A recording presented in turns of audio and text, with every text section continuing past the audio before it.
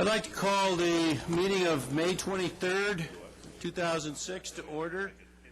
City Attorney, do we have a closed session report?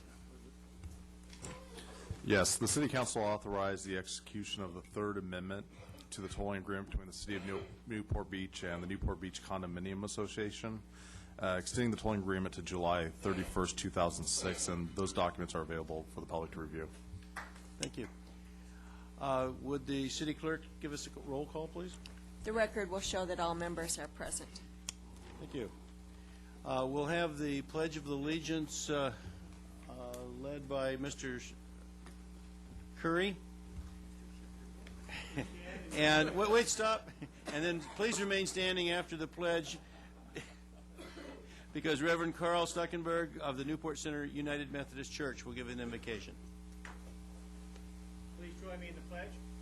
I pledge allegiance to the flag of the United States of America and to the republic for which it stands, one nation, under God, indivisible, with liberty and justice for all.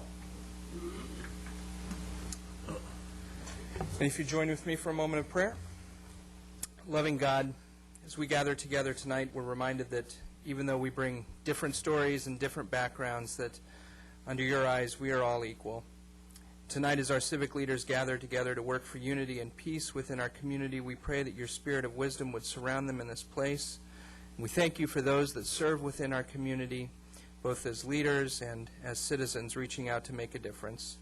And especially as we move towards the Memorial Day weekend, we ask for your blessing and to remember those who are mindful, who have given their lives in the struggle for freedom, both in years past and in recent days. We ask this in your name. Amen. Thank you, Reverend.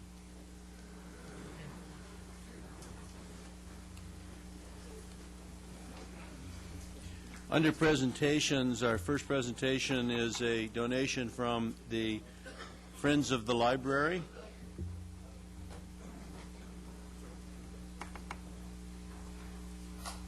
Our librarian, Linda Getzuelas, is here. Good evening, Mayor Webb and Honorable Council. I'd like tonight to represent the Board of Trustees of the library. They were unable to make it, so I'm here asking you to please accept the latest donation from the Friends of the Library. In your packet, you will see where it's going to be spent, but right now I would like to introduce Martin Flink, the President of the Friends of the Library. I'd like to present the check for roughly $14,000. Some odd cents, I guess. And this is in addition to the $400,000, over $400,000 we've already donated to the library and to the Mariners Fund. And this is going for the books for the children and also for the local history, Newport history. And where did you get this money from? This is from the Friends of the Library. Well, and where does the Friends get it? We get it from the wonderful donations. And I'd like to ask anyone in here, friends, just to bring them into the library. Okay, so that those books that you have on your shelf that you just got, you read, and nobody in the house wants to read again, they should bring to you? Yes, sir. And how do they do that? Well, they can either call and we'll arrange for pickup, or they can bring them in any way they can. We'll take them out of the car. And this is at the main library on Avocado, or Avocado. Will you accept donation at other library branches? Yes, we will. I'm just trying to get a little bit of information out to the public here so that... We will sell these books for 50 cents to $1. We run 2 shifts a day, and out of those 2 shifts, we're able to donate in excess of $400,000. It's all volunteers. So that's between 400,000 and 1 million books you go through a year? No. We have other means of doing it. We're exploring other ways of marketing books. But it's all based on the community support. And this is a great community. Okay. We get a lot of books. Mr. Mayor. Mr. Ridgway? Yeah, Martin, do you work in the bookstore? Yes. Okay, I thought I saw your face. It's another friendly face over there. And I just want to make a comment to all the citizens. If they have books and they're early morning risers, just leave them at the front door. I sometimes get to the library and there will be grocery bags of paperback books sitting there in front of the door. I guarantee you they'll get into their hands. That's right. Just slow down to 20 and fling them out like a Exactly. We're very happy to get anything. Okay, it's a great program, and we urge the citizens to take advantage of, both come in and buy the books, but also donate your used books. It's, we really appreciate that. Thank you very much, Mark.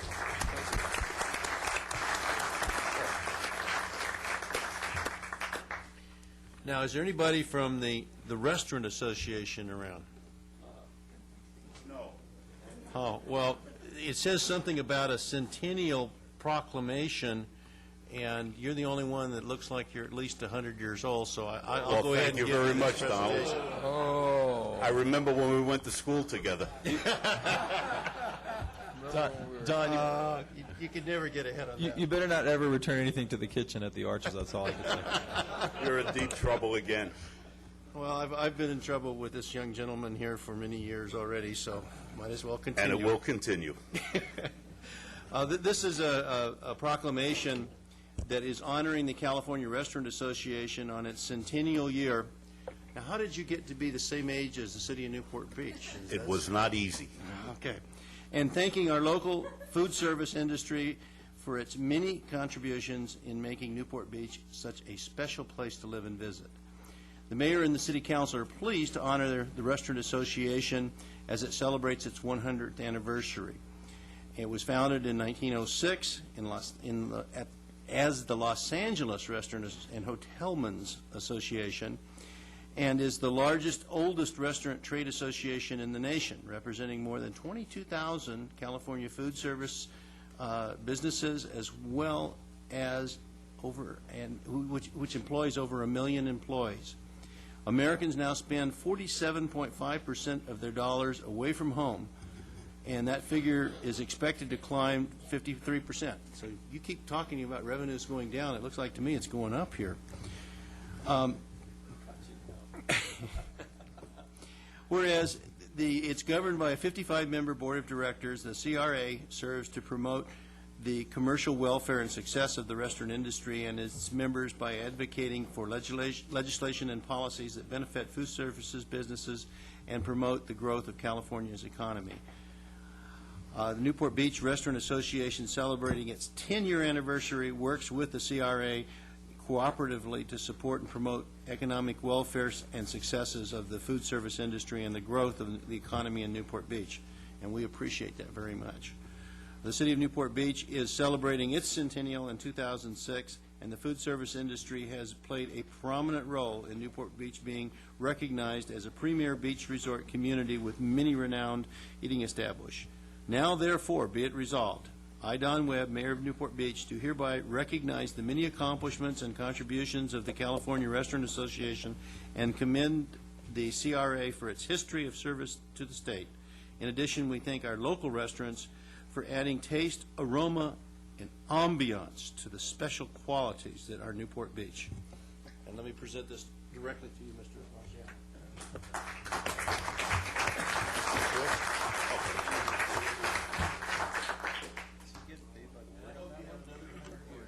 I most certainly will.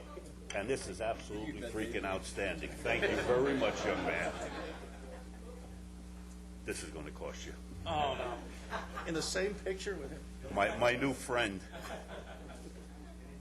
You look so happy. You can slit my throat with a butter knife.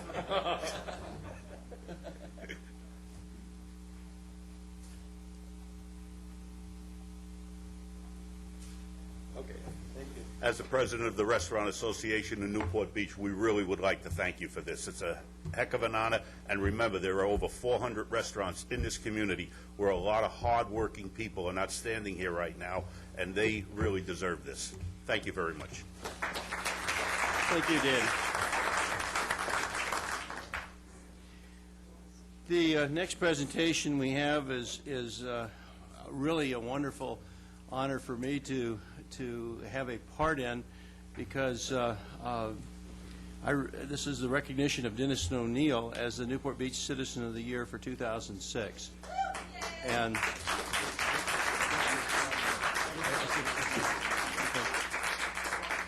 in a minute, let me just finish here, because I started work with the city in 1968, and if I remember correctly, Dennis O'Neill was around very shortly thereafter. So I've known him probably about as long as anybody that's not married to him that's here tonight. But and I've always really enjoyed working with him because he's an extremely fine individual. Now, Richard, did you have something that you wanted to say before I read the proclamation?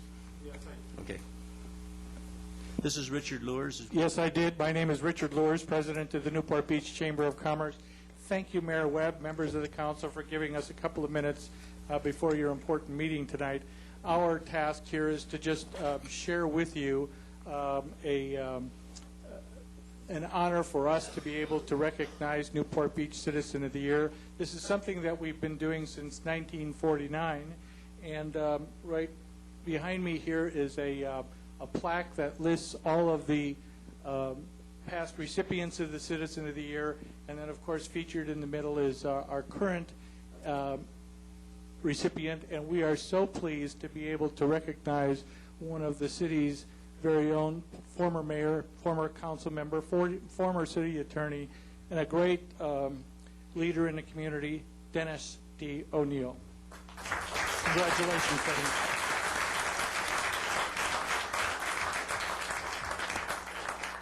And now, Mayor Webb, read away. All right. We have a proclamation for Dennis, and now is this the first one the city's given you? Or? Yes, indeed, it is. Well, it's my honor to honor a former mayor of Newport Beach. Whereas the Newport Beach Citizen of the Year Award is presented to that individual who best represents the qualities each of us admire and respect among our friends, neighbors, and associates. It's not given so much for achievement as it's given for helping others achieve. It's not given for outstanding single effort as much as for long-term continuing commitment to the community. It's given for position, public or private, as it is for being there with its service called for. It's for the one who says, Newport Beach is my home and my life, and its future and mine are the same, and whatever I can do to make that better, I will do. Over the past 40 years, Dennis has specialized in municipal land use and environmental law as a partner in the law firm of Hewitt and O'Neill. Whereas Dennis has served as a special counsel for the Board of Directors at Hoag Hospital Presbyterian since 1981. Dennis served as assistant city attorney and then city attorney for the city of Newport Beach from 1969 through 1979. During his 35 years of residing in Newport Beach, Dennis has served as chair of the Board of Newport Beach Chamber of Commerce, chair of the Board of the Boys and Girls Club of the Harbor area, board member of the American Heart Association, Orange County Chapter, member of the Orange County Sheriff's Advisory Council, and a member of the Hoag Hospital 552 Club. Dennis was elected to a seat on the Newport Beach City Council in 1994 and re-elected in 1998. He served as the mayor of Newport Beach in 1999, with his term on the Newport Beach City Council ending December of 2002. Now, therefore, I, Don Webb, Mayor of the City of Newport Beach, on behalf of the entire Newport Beach City Council, declare Friday, June 2nd, 2006, as a day in which the City of Newport Beach and the Newport Beach Chamber of Commerce honor Dennis O'Neill as the Newport Beach Citizen of the Year. And would you like to say something about June 2nd? Thank you, Mayor. As you're coming down to present Denny with his proclamation, I would like to announce to our audience that June 2nd, Friday evening, we will recognize Denny and Thais O'Neill at an event to be held at the Island Hotel here in Newport Beach, starting at 6 p.m. The public is strongly encouraged to come out and show their support for Denny for all the effort he's bestowed upon our community for the last 40 years. So June 2nd, Island Hotel. Love to have you there. Good, fine. Congratulations, Denny. Thank you. Got a pose for the picture?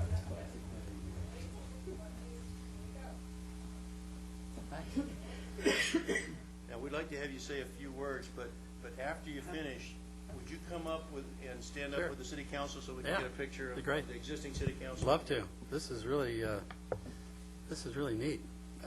You know, you all know that I've spent many hours here in this chambers as a former city attorney and former member of the council, and presented proclamations as the mayor in 1999 on a number of occasions, never really suspecting that I would receive this type of a tribute. I am extremely respectful of this body, city council, and the staff, and so this award is extremely special to me. I am deeply honored, humbled, and I do thank you very much for this proclamation. Thank you. Dennis, why don't you walk over so we'll just all get around the seal. Everybody just please, we don't get an opportunity like this very often.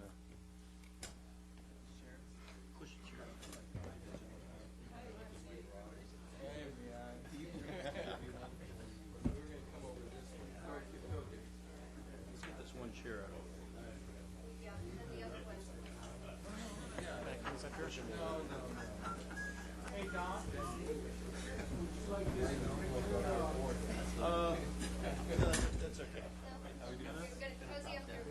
Squeeze together. Kind of like angle here.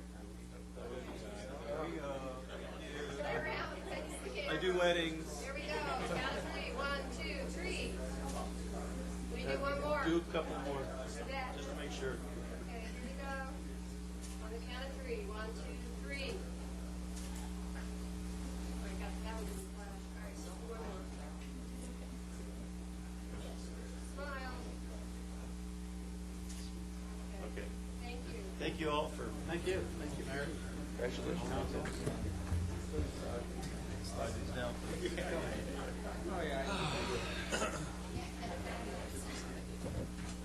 No, not yet. That's Dick's.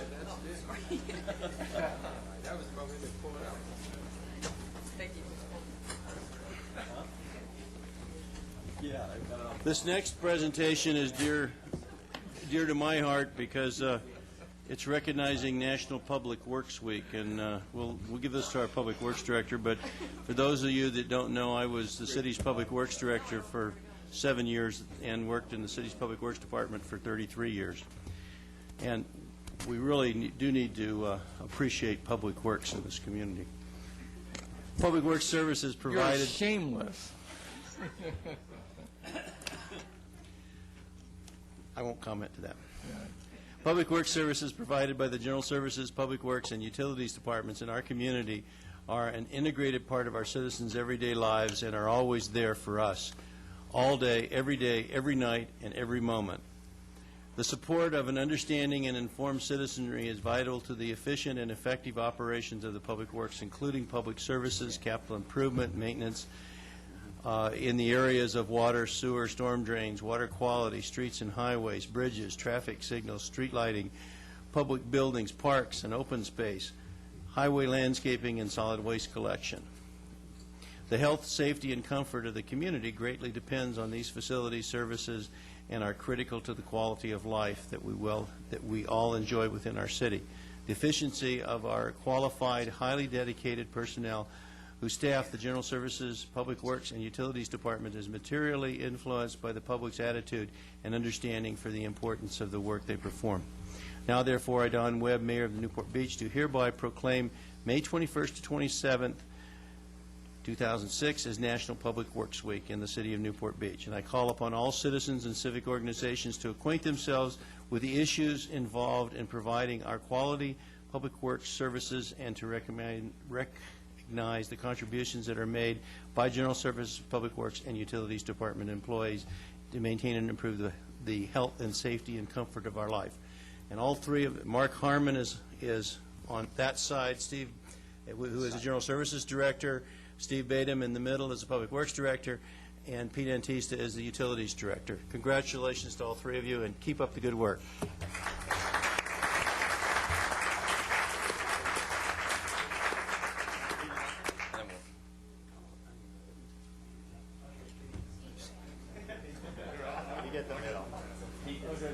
Doesn't have to worry about my tickets for Saturday night.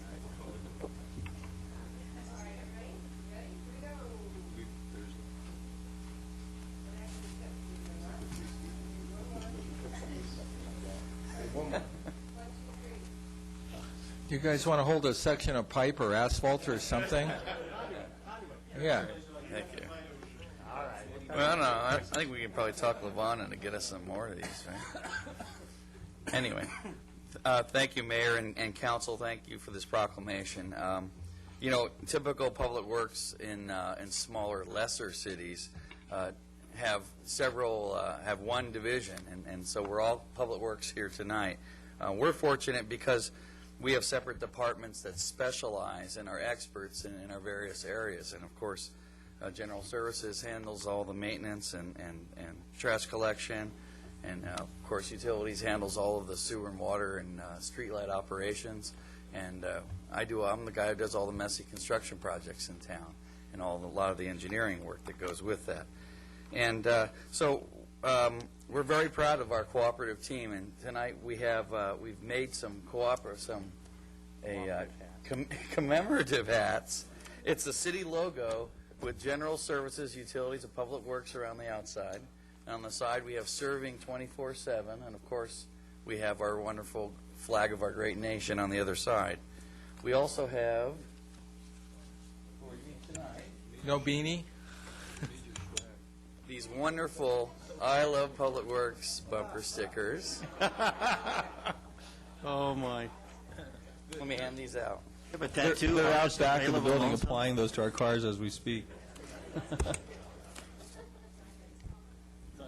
And if we see any of the stickers on stop signs or at the beach, we'll know who put them there.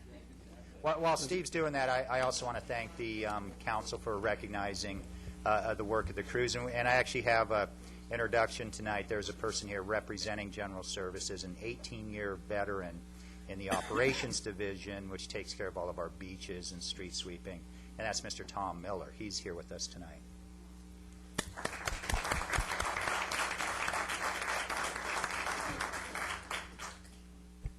Oh, and we forgot, or Steve didn't get to it yet, we are having a barbecue next Thursday this Thursday at 12:30.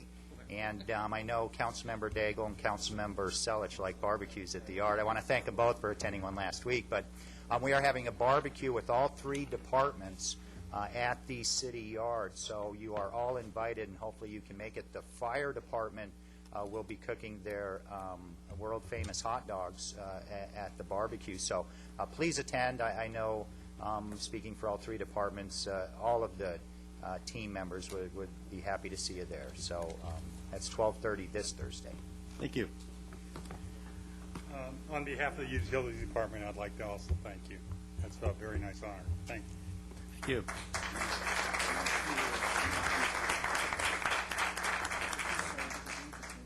We have one more presentation tonight, and Mark, are you? It says Tree City USA. Are you going to be participating in that also?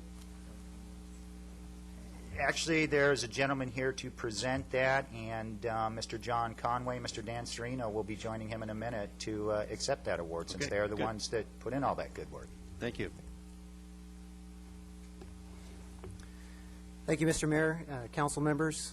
It's a privilege to be here tonight to honor the city of Newport Beach for their commitment to having trees in the city. And I'll speak to that here in a moment, but there are two awards to present tonight. One is the Tree City Award, and the other is the Growth Award. The Tree City Award represents a couple things. There are 4 standards that qualify the city to receive the award. The first is that they have a tree department or a board, which you have. You have a tree ordinance in the city, which you also have. You have a community forestry program that dedicates at least $2 or more per capita into that program. You also qualify there. And you have an Arbor Day observation or proclamation, and we have participated with the city in that as well. The Growth Award really represents a sustained commitment of the city to those 4 standards that I just mentioned. And there's some other programs that qualify for that. But really it shows that there's a sustained commitment to that program. All of that said, what it really boils down to is this, that you as a city, the city council members have determined that having trees in your city is an important thing. And there are a lot of reasons. I can talk about water quality and shade and energy that it saves energy, that there's greater real estate value with trees on it, all of those things. But it really speaks to that the city has a commitment to quality of life here in the city. And so I applaud that to the city council member, encourage the city council to continue that commitment. And so it's my privilege today, on behalf of the National Arbor Day Foundation, if I can have Dan Serino and John Conway come on up. These are the folks that make this council's commitment hit the ground every day. And so it's my privilege on behalf of the National Arbor Day Foundation, the National Association of State Foresters, California Department of Forestry and Fire Protection, I'd like to present the city with the Tree City Award, which is the flag here.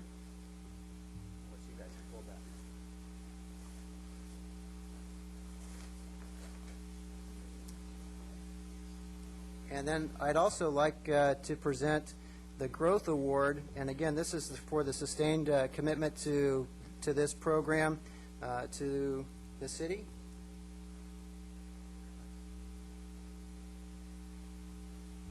So again, it's our privilege to be here and to provide this to the city.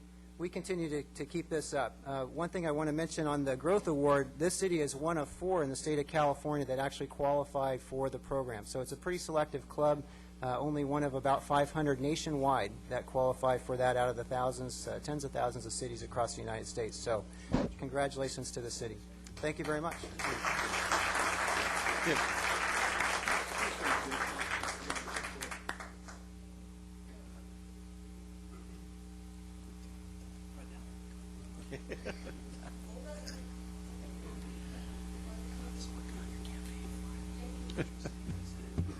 Thank you very much.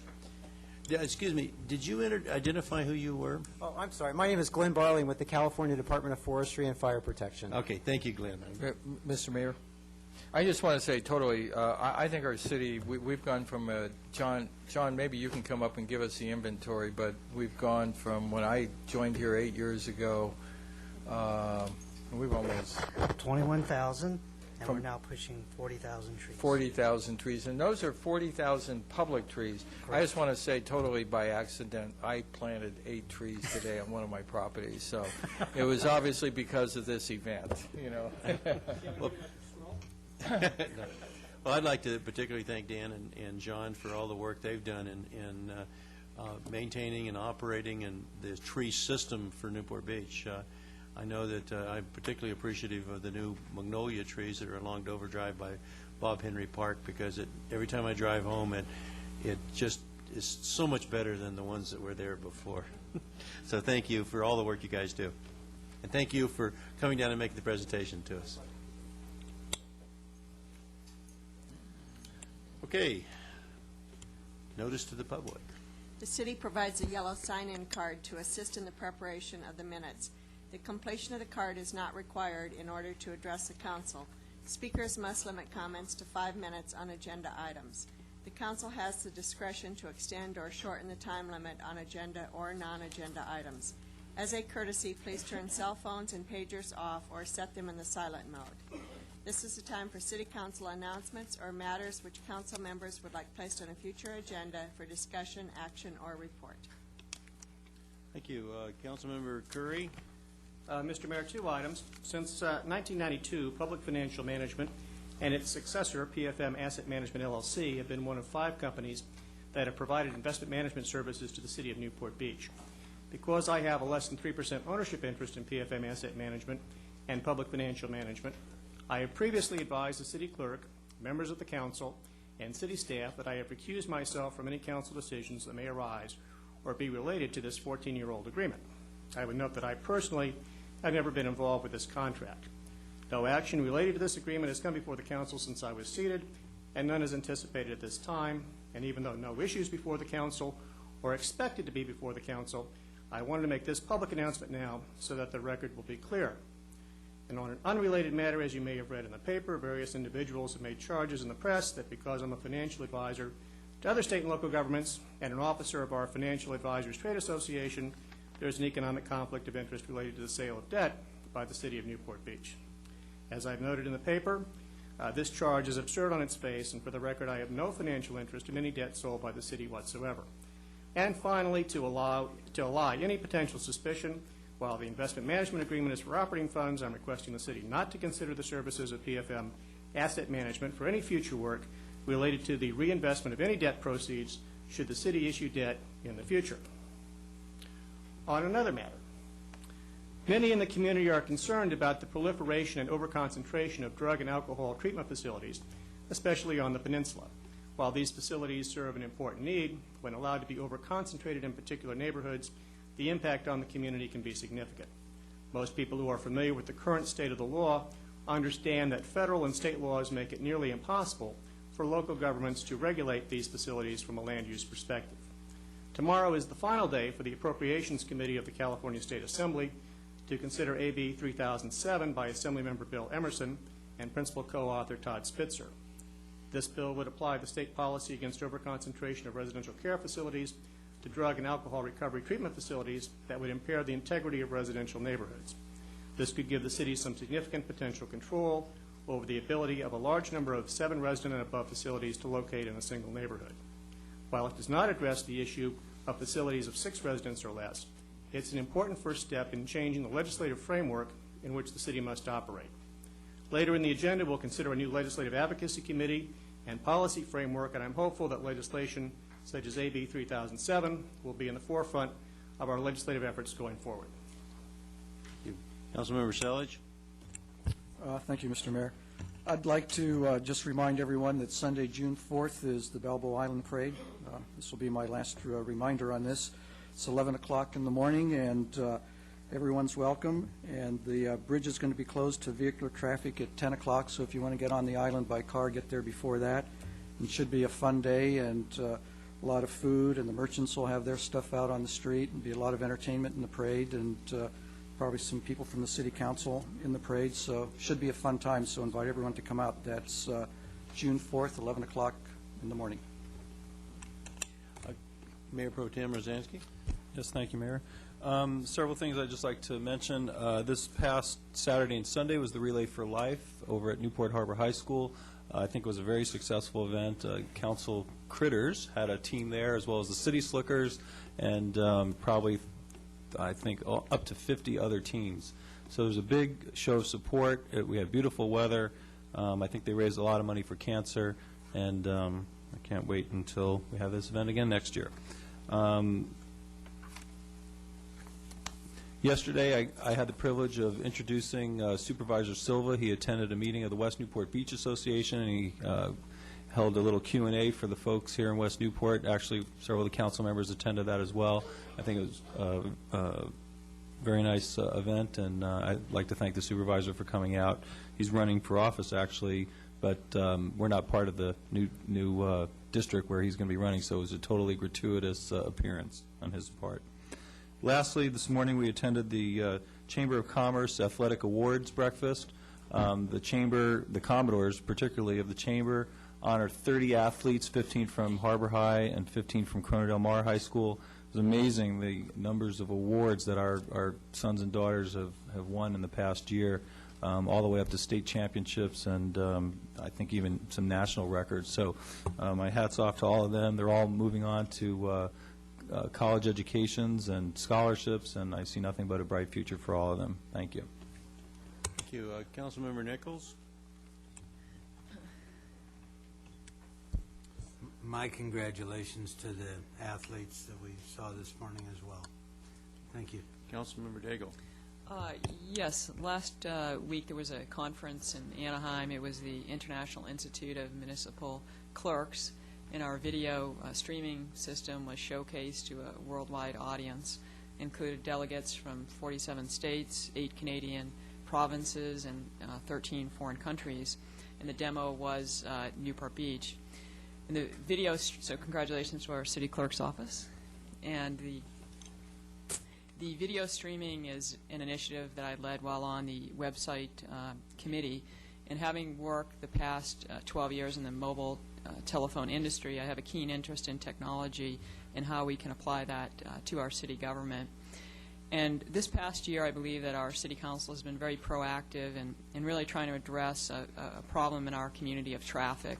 And we know about it from the visioning and our general plan. and also various poles. And in the past year, recognizing this, the city, I believe, is going to be moving forward with a general plan that actually reduces traffic in our community. And then also, according to the current general plan, we're also actively trying to address really the culprit in a lot of the traffic, and that is what's happening in the city of Irvine and the enormous growth and the many residential units. I also believe that we need to have better technology to manage traffic in our community. And what I've learned in conversations with our Public Works Director is that some of our technology is older technology.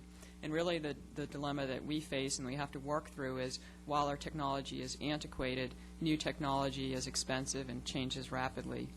And through discussions with OCTA and our Public Works Director, what I've discovered is one of the more stable technologies is a traffic management center. And both Anaheim and Irvine have this technology, and this allows information to come to a centralized area and for adjustments to be made to signals. And you may ask, what does traffic management have to do with a media communications committee? Well, what I would like the media communications committee to look at is the use of Wi-Fi, and not only as an internet connection, but also in terms of traffic management. And it's progressed to the level where Wi-Fi is now an eligible funding activity within Measure M. So we could obtain funds for these systems. And so with this Wi-Fi, what we would have is receptors on light poles and other vertical elements in the city feeding back information to the city. One way for our committee to receive the information is to have a forum. We did this on the aquatics, and we invited experts. And I thought that was a very good way to receive information. So I think OCTA could be helpful in lining up experts. And so with media communications with Mayor Pro Tem Rosansky and Councilman Curry, I believe that we can work together to refine a concept that we can bring to the City Council and really try to bring now better technology into managing and addressing our traffic. Thank you. Councilman Ridgway. Thank you. I'll try to make mine short. This is specific to the peninsula area. We have two construction sites that, my apologies, it seems like it's been going on forever. The Orange County Sanitation District is building a pump station at A Street, and they're building a second pump station at 15th Street. It is only accidental that they both started construction at the same time. A Street will, at this point in time, they should be demobilizing off of the street within the next 5 days. So they will still be working there on the interior of the building, but the blockage and the signs that have been at A Street and Balboa Boulevard will be removed. 15th Street, not as fortunate, but I want to let everybody know at 15th Street, the contract calls for that, the street work to be done by the 8th of June, and they will demobilize and have the street actually all the equipment pulled off and paving replaced by the 15th of June. So we're close, guys. That's all I can tell you is we're close. So by the 15th of June, and let me say, there will still be construction at both of those sites, but it'll be interior to the building. It should not disrupt our flow of traffic, especially the people on the peninsula that go through two construction sites every day. Thank you. Thank you very much. Many of you may have received a postcard like this. It's a coffee cup, and what it says is, Oasis wants to hear from you. Be a part of the planning process for future senior services in the city of Newport Beach. The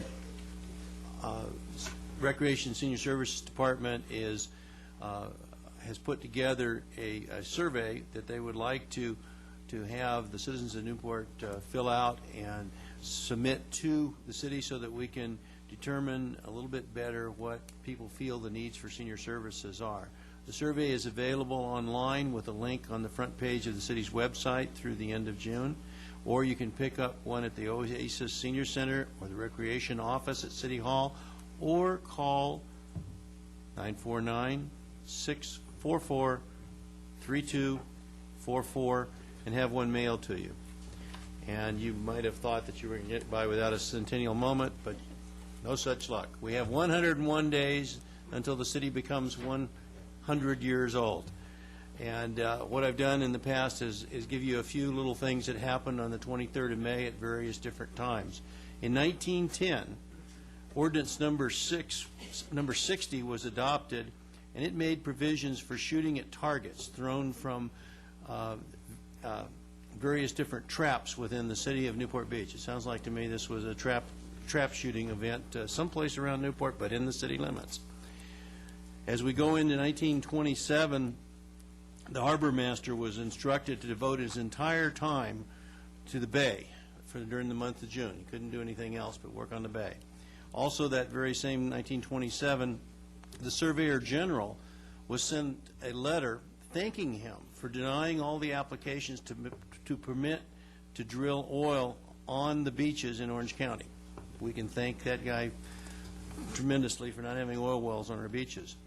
In 1932, a gentleman named Mr. Horton applied to have amphibian aircraft take off from Newport Bay, and our council wisely denied that permit.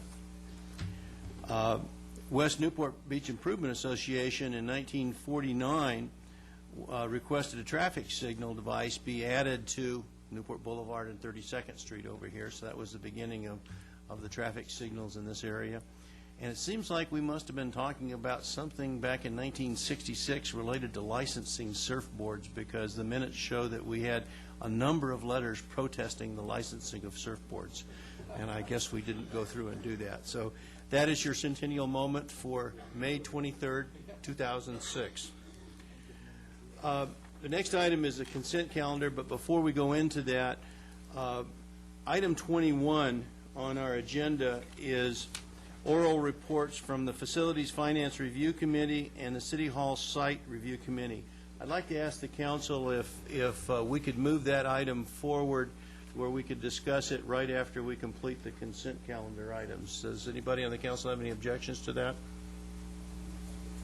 Good. Is Mr. Tucker here? Did you convey that to him? Okay, so I think that we will cover that after consent calendar. City Clerk, you want to do this at consent calendar? All matters listed under consent calendar, items 1 through 16, are considered by the council to be routine and will all be enacted by one motion in the form listed below. The City Council members have received detailed staff reports on each of the items recommending an action. There will be no separate discussion of these items prior to the time the council votes on the motion unless members of the council, staff, or the public request specific items to be discussed and or removed from the consent calendar for separate action. Members of the public who wish to discuss a consent calendar item should come forward to the lectern. Upon invitation by the mayor, state their name and item number. If the optional sign-in card has been completed, it should be placed in the box provided at the podium. Thank you. Does the City Council wish to have anything removed, starting with Mr. Curry? No. Selig? No. Mr. Rosansky? None, thank you. Mr. Nichols? None, thank you. Councilmember Daigle? None. Mr. None, thank you. And I have none. Would anybody, does the staff have any that they wish to have removed? We do not. Does anybody from the general public wish to have any items removed? Good evening, Mr. Mayor, council members, and appointed council members. My name is Dolores Otting. I would like to have item number 7 and item number 9 removed for further discussion. And just a point of clarification, when you go to change the order of something, 7 and 9, do you have to vote on that, or can you just nod your head and it's okay? Thanks. Good evening. Ben Anderson, 416 38th Street, President of the Newport Island Board of Directors. I'd like item I-16 set aside, please. That's item 16. Okay, anybody else? Seeing none, is there a motion? Oh, excuse me. Hi, my name is Bill Fry regarding item 10. I apologize. I'm first time at the meeting here, and I just received notice over the weekend that my item was going to be discussed. And if you want it pulled, if I could reschedule for later, that would be great, please. What we'll do is once the consent calendar has been voted on, those items that have been removed, we will discuss individually afterwards in the order they're listed. I thought maybe he was asking to be continued until another meeting. That's what he, Excuse me, you wanted to have it continued? If I could go to another meeting, that would give me more chance to prepare properly and also not interrupt the meeting without being fully prepared. Does staff have any comments? Okay. All right. Well, I have no problem continuing it, but there's a photo of stair steps right in the middle of a sidewalk. I don't know what preparation you need. And quite candidly, I think they should be removed. Okay, fair But question. I'm willing, and I can discuss now if you'd like, but I'd prefer to. I would urge the council that we continue that item. That's fine, I'll second that. Thank you very much. Well, why don't we just conclude that as a continued item and vote for everything? Okay. All right. Mr. Mayor, I move adoption of the consent calendar except for items number 7, 9, and 16, and also continuing item number 10. Second. Please vote. Thank you. Motion carries. Item 7 is the first item to be discussed, and that has to do with the authorization to hire TELE-WORKS Incorporated to upgrade the city's voice response and notification systems and budget amendment. Ms. Otting? Thank you, Mr. Mayor. I just had some questions on it because I'm a little bit confused. When I looked at it online, I thought that it looked like a city's voice response and notification system. So I was hoping that it was a mass calling system like the city of Seal Beach has, and even they use something like this in the city of Laguna Beach, which would inform the residents of emergencies that could occur within the city. Upon further looking at the item earlier this afternoon at the study session, it looks like that it's something that the city uses to communicate within itself. Is that accurate? Is that? I'll have the city manager answer that. Mr. Mayor, there is a $3,000 upgrade to this system that is going to be a part of it that would allow us to put in all of the telephone numbers of the residents that we have to turn it into an emergency response system, which we intend to do. So I guess my question is, why aren't we doing it now? And I think that's a really, like a very legitimate question. I used to write a column for the Daily Pilot called The Watchdog that was every other Sunday, and one of the items that I kept trying to hit on to try to pound something into somebody's brains here is emergency preparedness and emergency warning. Considering we have a budget of over $200 million, approximately $210 million, I don't understand why you don't get the $3,000 right now, tonight, considering it's only 23 days until June 14th, the anniversary of the tsunami warning that we had here at City Hall a year ago. And I would have hoped that within a year you would have done something. We were supposed to get the person online. You appropriated money in January, and you were supposed to get somebody in April in the fire department to be taking care of that. That person might come on board in July. And the $3,000 option that we still aren't getting, which is basically pocket change here. People carry around $3,000 in their pocket in the city of Newport Beach. I'm sure some people in the audience have $3,000 in their pocket tonight. Maybe not on the council, okay? Because you're too busy campaigning, that's why. But anyway, bottom line here is, $3,000, and I think you need to do it. And I would also like to know how many phone calls you're going to be able to make for $3,000, because maybe we need the $10,000 system instead, which again is still pocket change to people here. I'm very, very, very disappointed. Very disappointed. Mr. Manager, it's my understanding that this $67,500 figure covers the $3,000 that would... It doesn't, but we have $3,000 that is going to be put towards this package, and it will be installed at the same time. And let me just address one issue why it hasn't been done before. I mean, we could have gone out and bought a separate package just for disaster notification, but what we were looking for was the best overall package that would do a good job with disaster notification, but also fit some of our other needs as far as automatic notifications. And we think we've come up with that system, and it's going to be installed very soon. Well, would this system be able to be accommodate, say, areas of the community Yes. rather than the entire community? Yes. Okay. And for specific disaster notices also that we could have programmed. Mr. Ridgway? Yeah, usually we don't respond to comments, but I feel compelled to make one minor comment. I would ask all the citizens who are watching this on TV tonight to watch the study session that we had today, and specifically, and you can video stream this, as Leslie said, you can go to your computer and focus in on the presentation made by Fire Chief Tim Riley, where we have been working for months, and Dolores was here today, on disaster preparedness. And we even had a tsunami exercise here a couple weeks ago. And you just don't take something off the shelf. So it is a very complex situation for disaster preparedness, and you have to define all the types of disasters. You have to train both citizens and staff, and you have to prepare specific responses. And I'm happy to say that we have been moving forward with this in bits and pieces, but we actually had a tsunami training here a couple weeks ago, and it was 2 weeks ago, and it was very successful. And I take issue with what was said, and I ask everybody to just tune in to that study session. Again, if you have video streaming, you can go right to it, and there's probably a 5-minute presentation about disaster preparedness, and I'm very happy to say the city has taken this very seriously. Mr. Ridgway, I'm going to have to disagree with you again. You said we've been working on disaster preparedness for months. We've been working on disaster preparedness for years. Yeah, that I know, but Emergency Services has gone through the programs, and we've been concentrating perhaps a little bit more on the tsunami issue and the other specific ones. But our fire department, I think, has an excellent.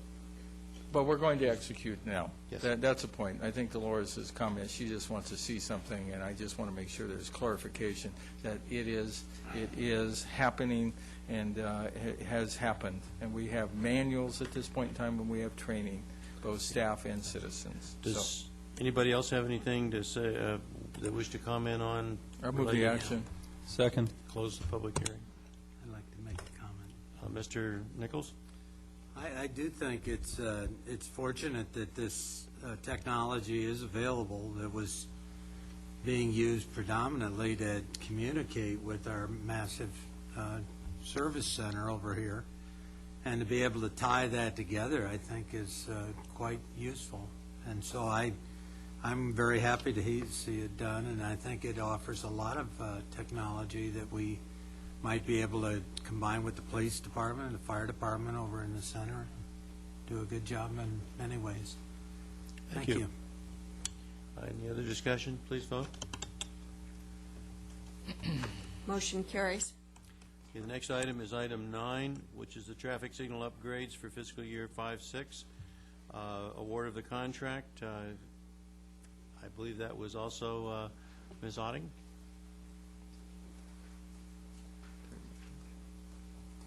Good evening, Mr. Mayor. My name is Dolores Otting. This is like a threefold sort of thing. I just think that people should know that these things are happening in our city. And, for example, we are going to renovate the existing traffic signals at Balboa Boulevard, 32nd Street, Balboa Boulevard, River Avenue, and Balboa Boulevard, 21st Street intersections. I'd like to kind of know what's wrong with the current traffic signals, considering I live at the end of Spyglass and San Miguel, and we have a traffic signal there that doesn't work properly. So I'm hoping that the traffic signals that you are going to be upgrading in item number 1 are going to work effectively, okay, and not the way that the one that we have down in District 7 works. Now, item number 2 is the, I know, Homer, I laugh about it, Homer, okay? Installation of, thank you, Mr. Bluedower, installation of emergency vehicle preemption EVP systems at Coast Highway Marguerite and Coast Highway Goldenrod Avenue.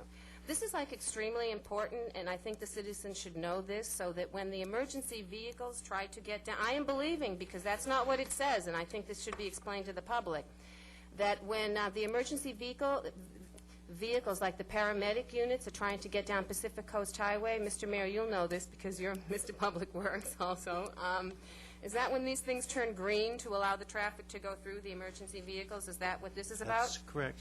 Wow, what a good guess, huh? Okay, and last but not least is the installation of battery backup systems, 17 existing traffic signals. So I'm just really happy that we're doing this. One of the problems, though, lately, and I have to say that I have been hearing more and more and more and more and more emergency response. Where I live on San Miguel, every night there's at least 5 or 6, it seems, and every single time I go down Pacific Coast Highway, there's always an ambulance going one way or going another way. And it's nice that these things turn green, but again, we have so many vehicles on the street that there's no place for them to go sometimes. So I applaud you for this item, okay, and I think it should have been explained to the public that we can be seeing more of these things. Thank you very much. Thank you. Move the action. Anybody else wish to comment? Second. Hold on, folks. Close the public hearing. Mr. Mayor, just one comment to clear the record. The intersection at San Miguel and Spyglass is in fact scheduled to have a left turn only arrow is put into the signal. We discussed that, as you'll recall, 2 weeks ago, and I hasten to think that it will likely be done before these signals are improved. So that, for the benefit of viewers at home, is in process and will be done shortly. Thank you. Now, do we have a motion and a second? There's a motion, second. Any discussion? Please vote. Motion carries. Mr. Anderson called up item number 16, which is a mitigated negative declaration related to a water quality improvement project. I've pronounced it Oloid. I know that's not the proper pronunciation, but this is around the Newport Island Channel. These are our little propeller-driven systems that are in the water that are supposed to add some motion to the water. Mr. Anderson. Mayor Webb, members of the City Council and City staff, thank you for addressing our item tonight. I'm Ben Anderson, 41638. I'm here tonight wearing multiple hats. The first hat is as president of the Newport Island Board of Directors. The second hat as a 10-plus year resident living on the water in the area directly affected. And third is as a parent of a 6-year-old and 10-year-old who enjoy this area daily. As you're aware, we were noticed of the Oloid unit demonstration project in early April. We appreciate that notice. That demonstration took place approximately April 17th to May 8th. Our Board of Directors actually had convened a meeting and set a meeting for May 9th where we discussed this issue in detail. Most of the board members were able to go see the units. There was a discussion on these units, and unanimously that Board of Directors made a motion to oppose the Oloid units. There was very little merit that we could tell there. We understand the benefit of a huge grant that is available, but we see it as a very Band-Aid approach to our water quality issues in this area. That letter was drafted and dated May 11th and delivered to the City Council by my wife sometime the week of the 15th. She couldn't give me the exact day. Hopefully you've seen it. I have additional copies if you haven't. Lastly, to our surprise, I was called today about noon from a resident of Newport Island noticing me about tonight's consent agenda item. I was very surprised to see it there. There is nobody on Newport Island or the Finley tract that I'm aware of that actually was noticed or aware of tonight's meeting. We're not sure why this action is here tonight, just 14 days after we pulled the Oloid demonstration out of 3501 Finley Avenue. So we find it very unusual that we're racing to this position, and we're very caught off guard. You know, we have read the preliminary, very small amount of information available in the staff report. It talks about a couple people in favor of this item. It talks about a handful or half a dozen not in favor of this item. Quite frankly, if we need to get additional communication on this, that is available. But all the other communication that's been provided to us didn't really say we need it by this date or by then. It just said, hey, go take a look at the Oloid unit and let us know. Tonight, we appreciate your busy agenda, but we really believe that this item should be brought back in a public hearing format. We know it's just a negative deck, mitigated neg deck, to go forward with a grant writing proposal, but with all the things going on in the city, I really don't see a lot of benefit to all the energy and resources that staff would have to put into this when the community doesn't want it. And we would just ask that it be brought back in a public format. Mr. Mayor, I have a question for Mr. Kipp. Mr. Anderson, I appreciate your comments, and Mr. Kipp, if you could come forward.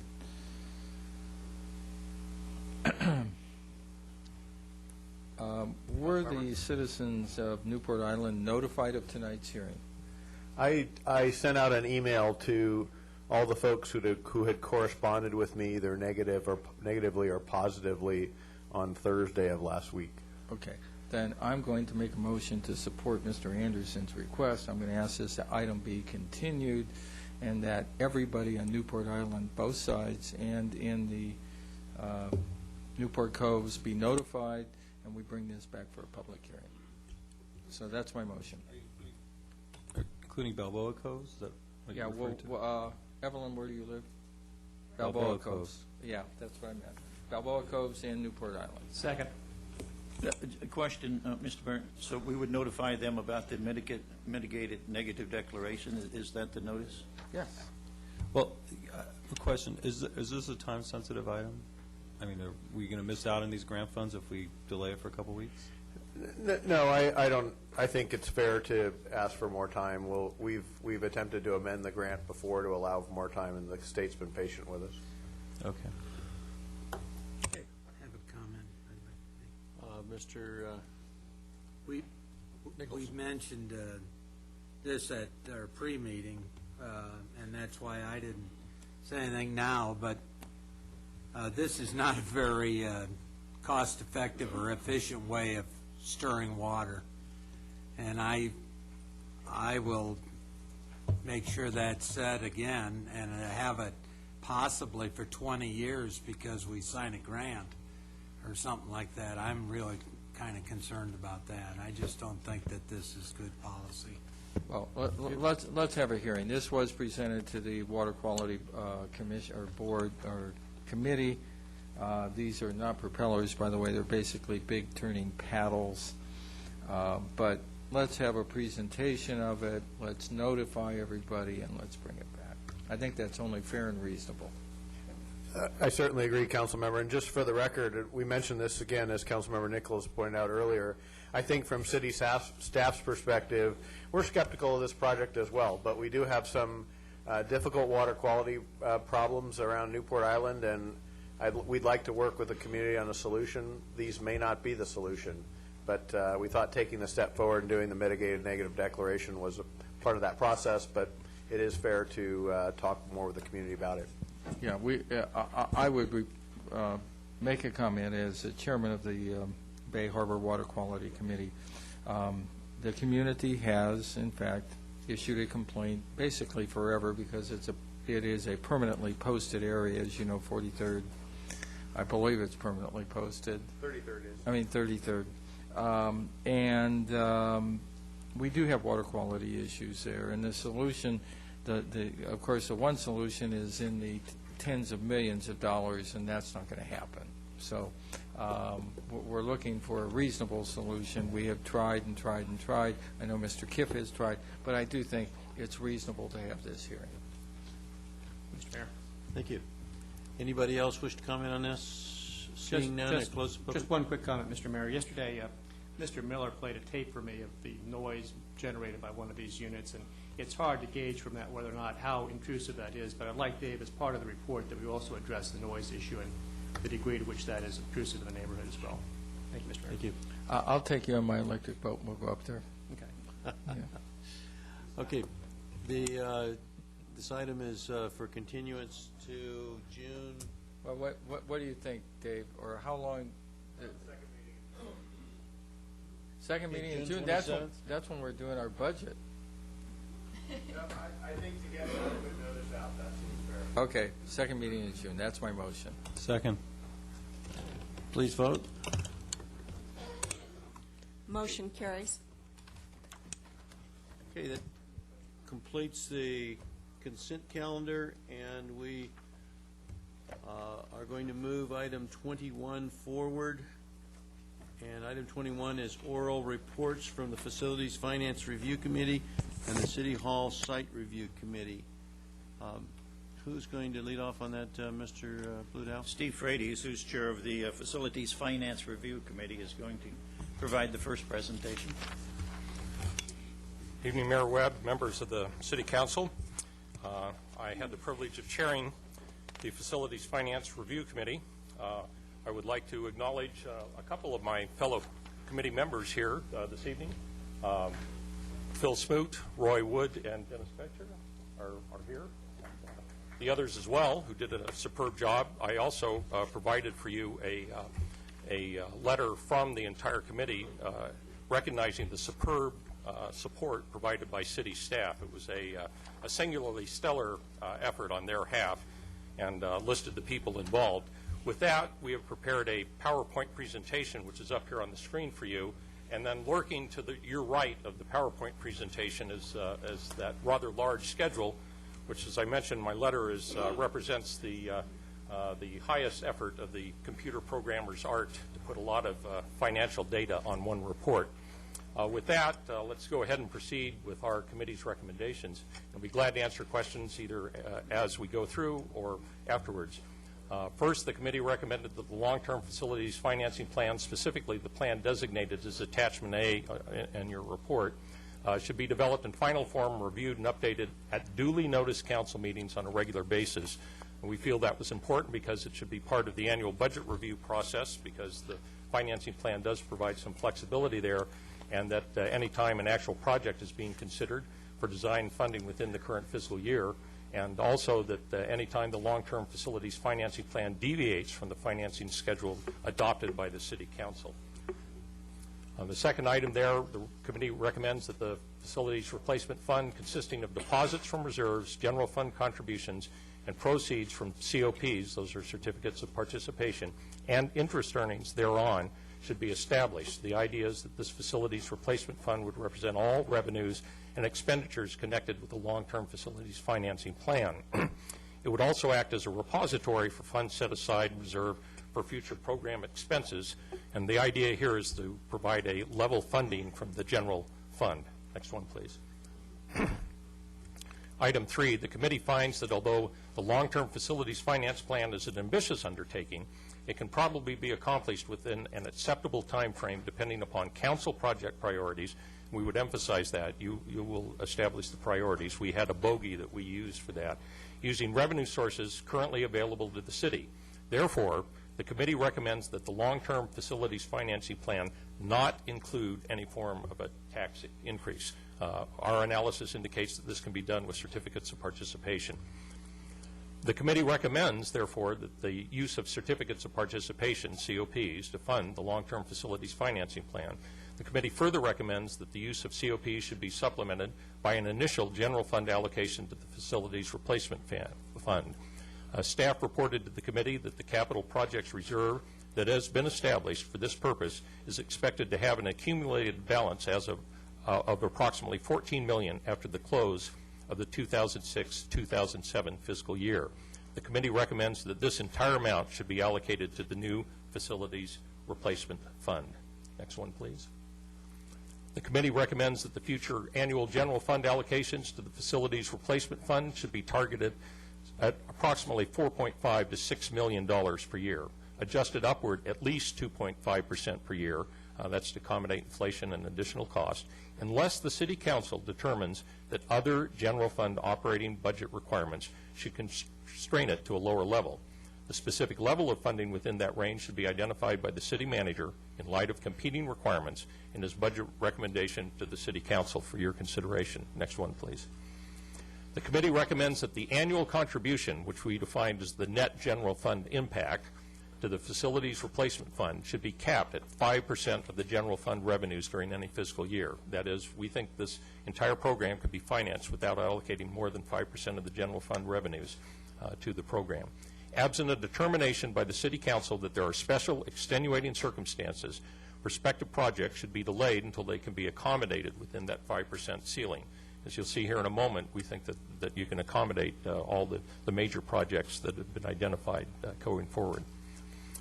Point 7, the committee recommends that while the support of the long-term facilities finance plan is an important and appropriate use of physical resources available to the city, the existing service levels for operations supported by the general fund should be maintained. We don't think that anything should be decreased. The existing capital improvement program support should be maintained. In other words, to maintain your current capital plan.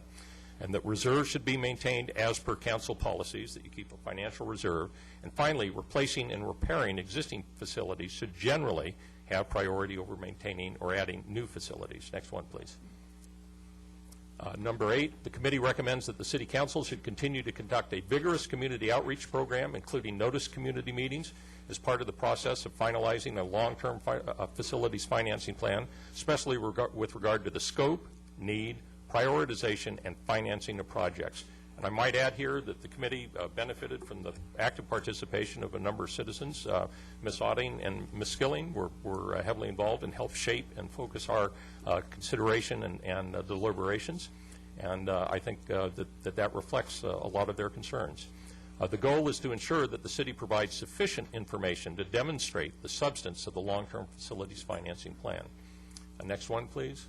The committee recommends that an independent needs assessment should be conducted as each facility is being considered for design and approval, unless the City Council determines that such an outside assessment is not needed and would constitute an unnecessary expenditure. Going back to that last one, if I could, for just a moment, what we meant by that is that obviously you would have to have a good assessment of replacing any facility or adding a new facility. But in certain instances, for example, if you had a fire station plan that was applicable and could be utilized throughout the city, that one needs assessment of that particular plan would be appropriate. Then the question would be size, footprint, and implementation. Please continue. Number 10, the committee recommends that the schedule for replacement of individual facilities should depend upon, first, need, second, the actual and projected balances in the facilities financing replacement fund, third, the cost of COP financing, fourth, the availability of other funding on a case-by-case basis, council and community priorities. And by the way, going back to the availability of other funding, if there is grant money, other funding from other agencies, or contributions from the community, which we'll mention in a moment, council and community priorities, and of course the status of the useful life of the asset to be replaced, and the ability of the current facility to meet service and particularly regulatory requirements. Next one, please. The committee recommends that the City Council and City staff should make all reasonable efforts to secure additional outside funding for specific projects within the long-term facilities financing plan. Particular attention should be given to encouraging volunteer fundraising and also naming opportunities where appropriate. The Crane Mariners Library is an excellent example to emulate wherever possible. Newport Beach is a city that has a high degree of community involvement, and that's a tremendous asset that the City Council should consider utilizing. Many people contributed to that particular library, and I'm sure other people would like to contribute to other facilities. Finally, the committee estimates that the proposed initiative to require, and we were asked to look at a proposed initiative, to require public vote for the city to enter into COP financing agreements would impact the long-term facilities financing plan several ways. You would ask specifically that we looked at that, and here were the 4 elements that we came up with. There would be a direct cost of holding a special election if the vote were not held in concurrence with a regularly scheduled election. To the extent that the requirement for a vote delayed a particular project, the cost of that project would increase at an estimated rate of approximately 3% per year, based on the city engineer's estimate of the increase in those types of costs. The requirement for a vote would affect the promptness with which financing could be obtained, which could result in additional but undetermined financial costs. And finally, a last point here, the public vote would establish whether the public wants its funds spent on a project and the level of public support. It would be a barometer of that. This last point might be moot by the fact that apparently there won't be an election on that. But at the time, we took that as part of our charge. In the next slides, I think we'll take a look. This is a small part of this magnificent schedule provided over here. And I'll stay away from your eyes, don't worry.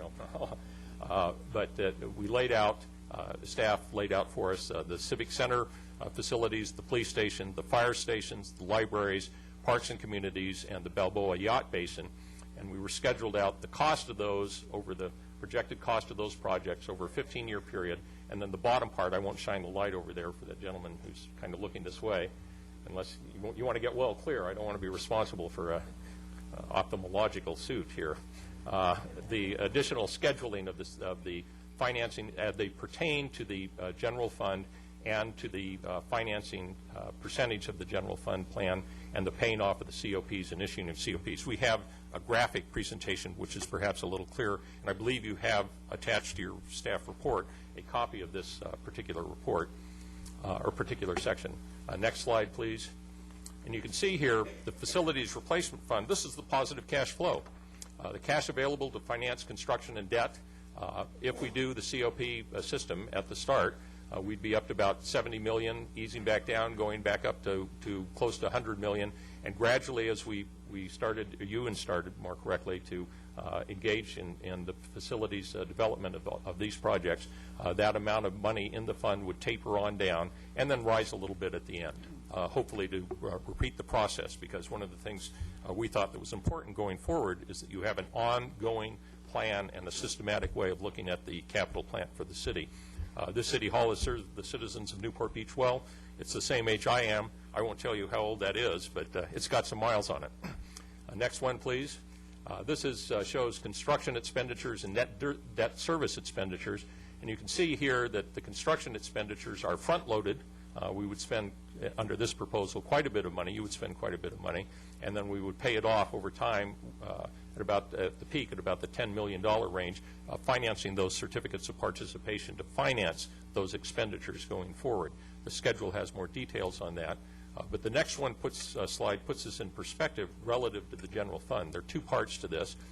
The first is, of course, this is your projected general fund going in the out years from adaptation to the plan, out 35 years. The blue bars over here are the increasing in the general fund from about, here in this case, 150 million in year one, up to about 400 million with the projected growth.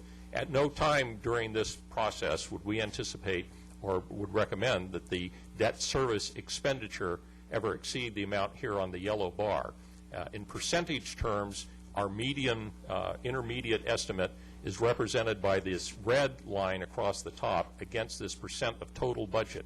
So in the early years, out years 1, 3, 5, and 7, out in that early period, it would be the general fund appropriations to this certificate of participation financing, general facilities financing plan, would be around 4.5%, and then would taper down as a percentage of the general fund until year 35 out here when the projects were completed and fully financed. Once again, in percentage terms, over here on the left side, as represented by this red bar, in total numbers and dollars down in here, which was reflected in the previous two slides, and this gives you graphically some sense of the relative scale of the financing plan here as it pertains to the overall general fund. And that completes our presentation. I will be glad to answer any questions you may have. Yes, sir. Mr. Mayor. Steve, just a quick question. Certainly for the foreseeable future, you're suggesting that we have a reserve account to establish a capital facilities fund, but once we borrow on a COP and we're paying upwards of $10 million a year toward that debt, are you still suggesting that we still do a general fund allocation for a capital facilities fund and pay off the debt of the COP? Well, if I understand your question, yes, sir.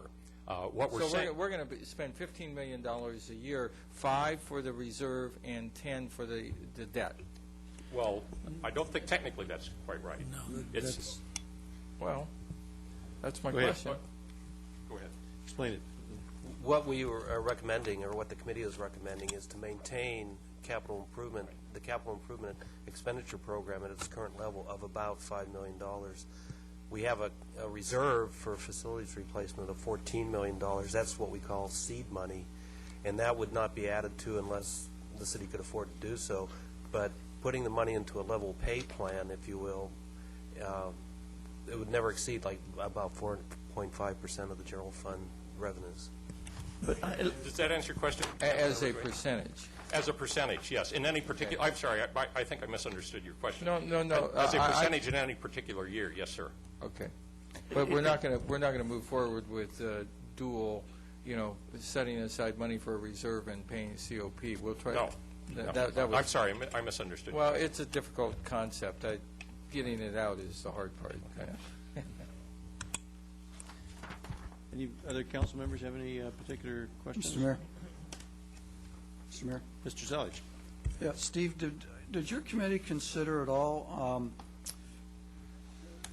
recommending any type of facilities improvement fee that's charged to new development? I know that a lot of the cities that I deal with, that if they have an ambitious program like this, they have a facilities fee that they charge for new development.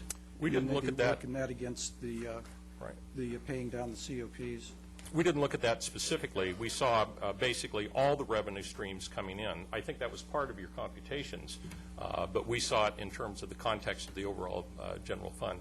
Certainly for some things, for example, particularly parks is the classic example when a residential area is developed, that you have a park impact fee or something like that.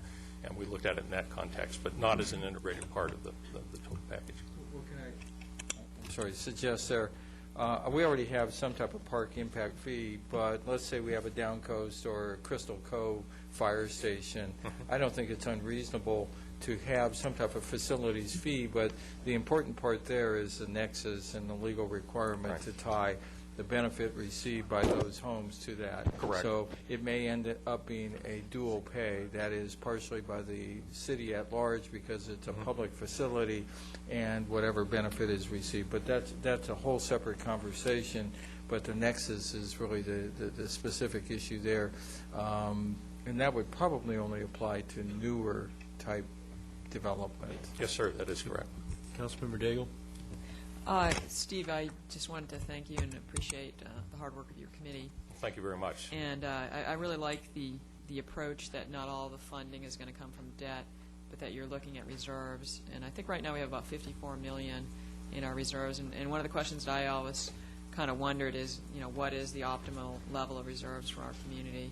And I think sometimes having too much can be an issue as well. Well, I'll let Mr. Danner answer that in detail, but I think there were two things we looked at. One is, of course, the City Council has established a policy for general fund reserves, and then the other factor in that number that you mentioned is that some of that is for your non-general fund activities. That's for your enterprise funds like your water system and your sewer system. And, of course, we didn't look at those at all because they were separate legal entities and separate and independent of this particular general fund-related analysis.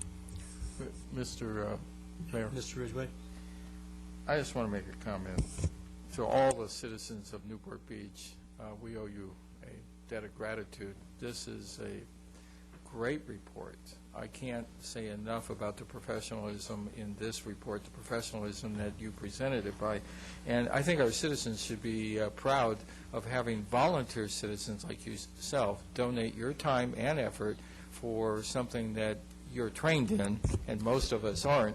But I think, I just have to say, it's a tremendous report, tremendous effort, and job well done. Well, thank you very much, Councilman Ridgway. I think I should say, in all fairness, credit has to go to the entire committee, the gentleman I mentioned here, but also Faye Bossler, John Batoff, Tim Brown, and Jack Wu, I believe, are the members who aren't here, as well as the other three. Oh, the guy Tim showed up, and Jack Wu. I'm sorry, I didn't see them. They snuck in on me after I was sitting down. Yeah. So I think credit goes to those, all those committee members who did an excellent job. And as I emphasized, it was strongly the sense of the committee that there was an outstanding performance on the part of the city staff. Any question we had, any data we wanted, any information we needed was instantly provided. First-class professional work. As you know, I do a lot of this kind of stuff professionally. I see many cities.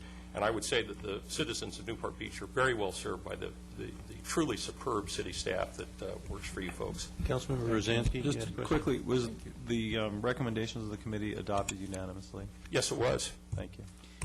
Okay. Thank you very much. I'm going to open this up to the public. Excuse me, Councilmember Curry. I think I should also emphasize that we were ably directed by three council people on our committee as well, the mayor and Mr. Nichols and Mr. Curry. We weren't directing you. We were assisting. That's a better term of art. Yes, sir. Steve, first of all, my congratulations to you and the members of the committee. This is an excellent report. Thank you. I was very, very proud, frankly, to be part of the efforts that brought this together. And I'd like to just emphasize some of the conclusions and some of the implications of what this committee has presented. What we have here is a 15-year strategy that will replace all of the needed city facilities, fire stations, the police station, the Oasis Senior Center, the City Hall, all the parks, all of our important city infrastructure, and do it for 60 years. We will address the needs of our major facility infrastructure for 3 generations based on this plan. The strategy of using the reserves and using the debt ratios that have been proposed are amongst the most conservative in America in terms of the level of debt, the ratio of the debt to the budget. The utilization of the reserve fund to stabilize the general fund ensures that our net out-of-pocket general fund impact of doing this 15-year strategy will, in fact, on a net basis, be less than the cost of the COP debt service, because we're drawing down from that reserve to stabilize the impact on the general fund and preserve city services going forward. So it's an excellent strategy. It is a great legacy for the city. To be able to implement this strategy is going to be a tremendous accomplishment for future generations of Newport Beach residents, and I think every member of the committee should be very proud for that accomplishment. Thank you very much. Thank you. Now I'd like to now open this up to the public to see if there are any comments related to Mr. Nichols. Yes, sir. Just a question, Steve. On your last slide, as I understand, that would be, we would be taking the $14 million as start capital. Yes, sir. And by using that, we're reducing the amount of debt that we have on our COP constantly. And as we pay down the debt through the COPs, then we're instituting more projects as we go. Is that not right? Yes, sir. In essence, you can think of this fund as kind of a shock absorber. It's got a pool of money in it, and we're draining money out to pay for the COPs. But as that happens, we are also recharging that pool of money with less than 5% of the general fund. The idea was to give your council and future city councils a flexible financing mechanism. So if there was a crunch in any particular year or series of years, or if the economy turned sour or something like that, you could delay and push back projects a little bit or change the mix and the prioritization. One of the real attributes that we were trying to create here was a flexible financing plan where you were not committed to a lock-on expenditure over 35 to 50 years. Thank you. Thank you. That's what I read or understood, and I think that that $14 million seed money reduced very appreciably the amount of our COPs necessary to do. Yes, sir. It gives you much more flexibility. Thank you. And I'd like to open this up to the public one question. for comments. Councilmember Daigle. One other question, Steve. I know you're an expert in this area. Would you concur with Councilman Curry's assessment that this is absolutely among the most conservative plans in America, because we are among the most conservative? I put that financially and fiscally responsible is the term I like to use for that kind of thing.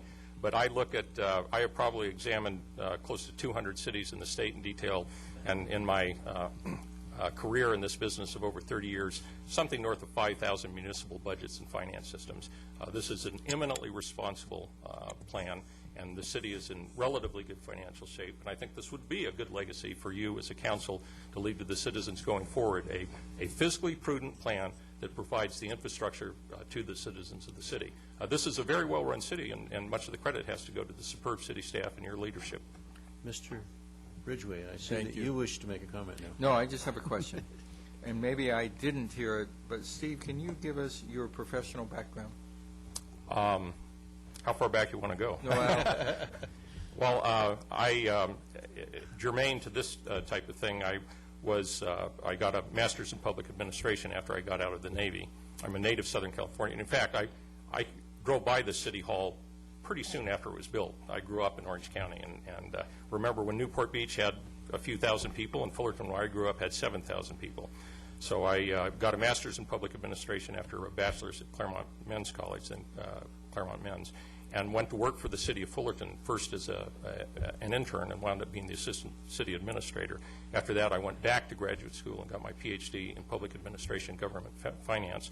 And since that time, I have either been a professor or an academic or somebody in public policy ever since. And I'm currently a senior fellow at the Rose Institute of State and Local Government. My area of expertise is government finance, And then I'm also president of the Center for Government Analysis, which does public policy analysis and financial analysis. Thank you for letting us know and our citizens know, and you're eminently qualified. Thank you very much. Mr. Mayor, could I ask one more question of Steve? Sure, before he sits go right down? ahead. Steve, I don't know if I want to answer questions from Homer. He was the one who set me up for this. So. I don't want to set you up, but just to put this in perspective for some people who might be watching, this committee was set up in order to answer the question when we were talking before earlier last year and earlier this year about could the city afford a new city hall or a new city hall complex, wherever that complex or city hall was. And what I see from the report and by attending the regular meetings, what I've seen is not only is the city in a position to be able to afford that, but also all of its recognized facility needs over the next 20 years. Oh, very much the case. If we could go back to that one slide, please, Mr. Danner, the one that emphasizes this section over here. I think it's maybe one more before that. This one here. If you look, these are the things we looked at. A new civic center, an entirely new civic center, the existing facilities are replacing the civic center, a new police station, which that police station was put into place while I was had just started working for the city of Fullerton. Police stations take a real beating. They're on call 24/7 all the time, and they just get pounded. And the backup, you mentioned the public safety issue, the emergency issue. You clearly need a new facility there. I don't think there's any question about the city hall. The fire stations, the ones that are listed, new libraries, and then, of course, the parks and community facilities in the Balboa Yacht Basin. And let me emphasize that, as I mentioned in the letter, that the city engineer and Mr. Badum and his staff did a superb job of providing us with a very detailed assessment of the condition of the physical plant and the ability of the physical plant, all these existing facilities and future needed facilities to meet the needs of the city. In addition, we looked at the projected general fund or general plan growth going forward and tried to accommodate the future needs over the period as well. That gets a little blue sky out there. But to answer your question, yes, sir. The city of Newport Beach, by adopting this type of financing plan, can prudently, and I think I can say that professionally, not just provide a new and very much needed civic center, but also the other capital plant facilities that are listed there. Thank you very much. Okay. Thank you. Is council finished? Now, let's try public comment.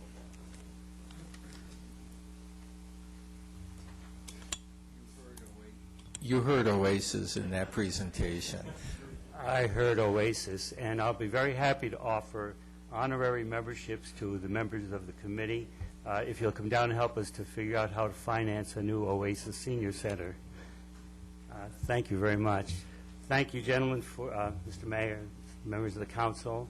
My name is Ed Romeo. I am the president of the Friends of Oasis, and I'm here tonight representing the Oasis Senior Center. I am also a resident of Newport Beach. I live at 1209 Outrigger Drive, Corona del Mar.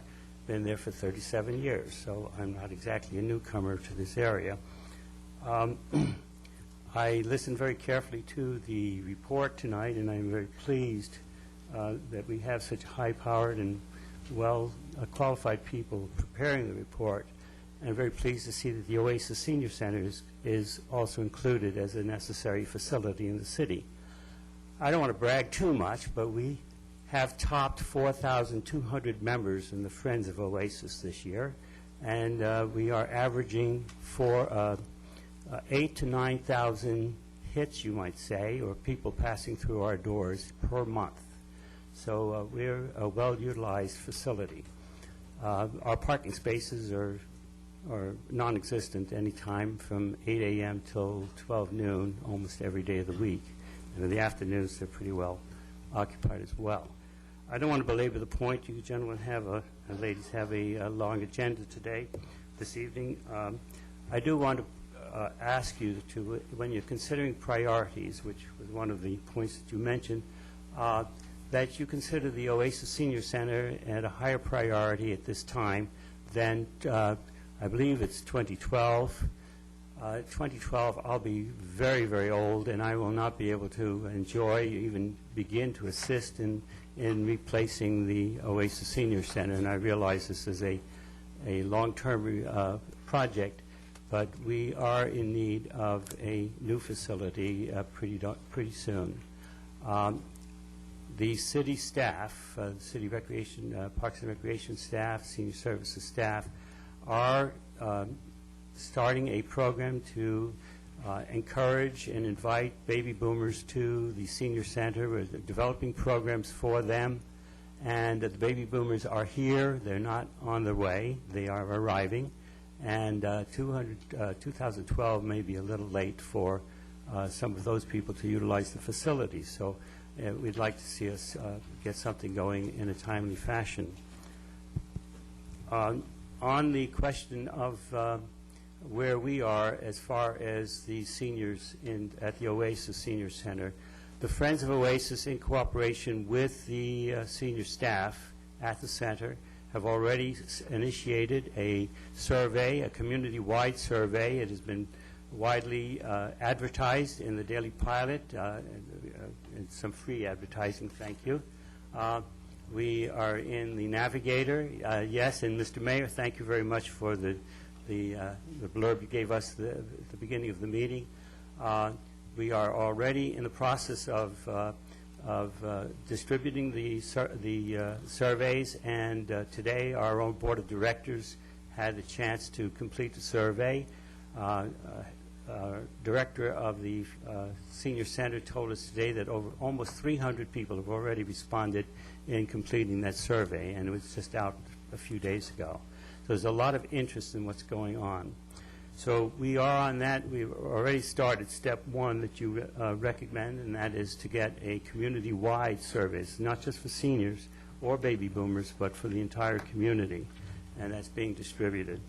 The second thing that we did today, which you will be presented in the next council meeting, is a resolution asking for a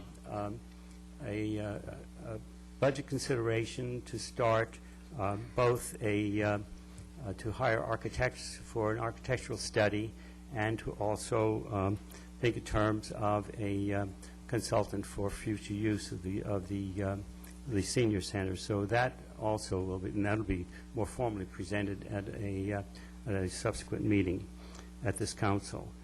A third thing I'd like to point out to you is that we have already, the Friends of Oasis, established a board of advocates who are, and we expect to expand that board so that we can begin a private donation capital fund campaign. As you know, we already have several foundations who are interested in assisting us in improving the Oasis Senior Center. Keep in mind that the Oasis Senior Center was not built as a senior center. It was built as it was a former school, and it has met the needs to date, and actually it's outdated now. But we do want to start putting facilities in there that meet more the needs of the, am I over time? I'm sorry. I'll stop. Thank you. Meet the needs of the seniors. So what I'm asking you as the City Council, when you take into consideration the priorities, please consider the Oasis Senior Center at a sooner date than the one that's planned in the report. Thank you very much. Thank you.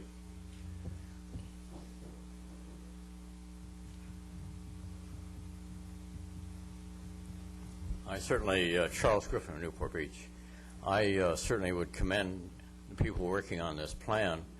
However, if it is such a good plan and fiscally responsible and done by astute people, that any argument not to put it to the people for a vote is without merit. A COP is an instrument of borrowing, or just like a bond, and therefore should follow the same rules.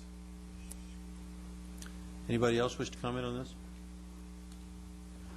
While Evelyn's coming up, I'm going to give Ed some advice, and that is in our second meeting in June when we have our budget matters. I think you should make a presentation for an architect at that point in time.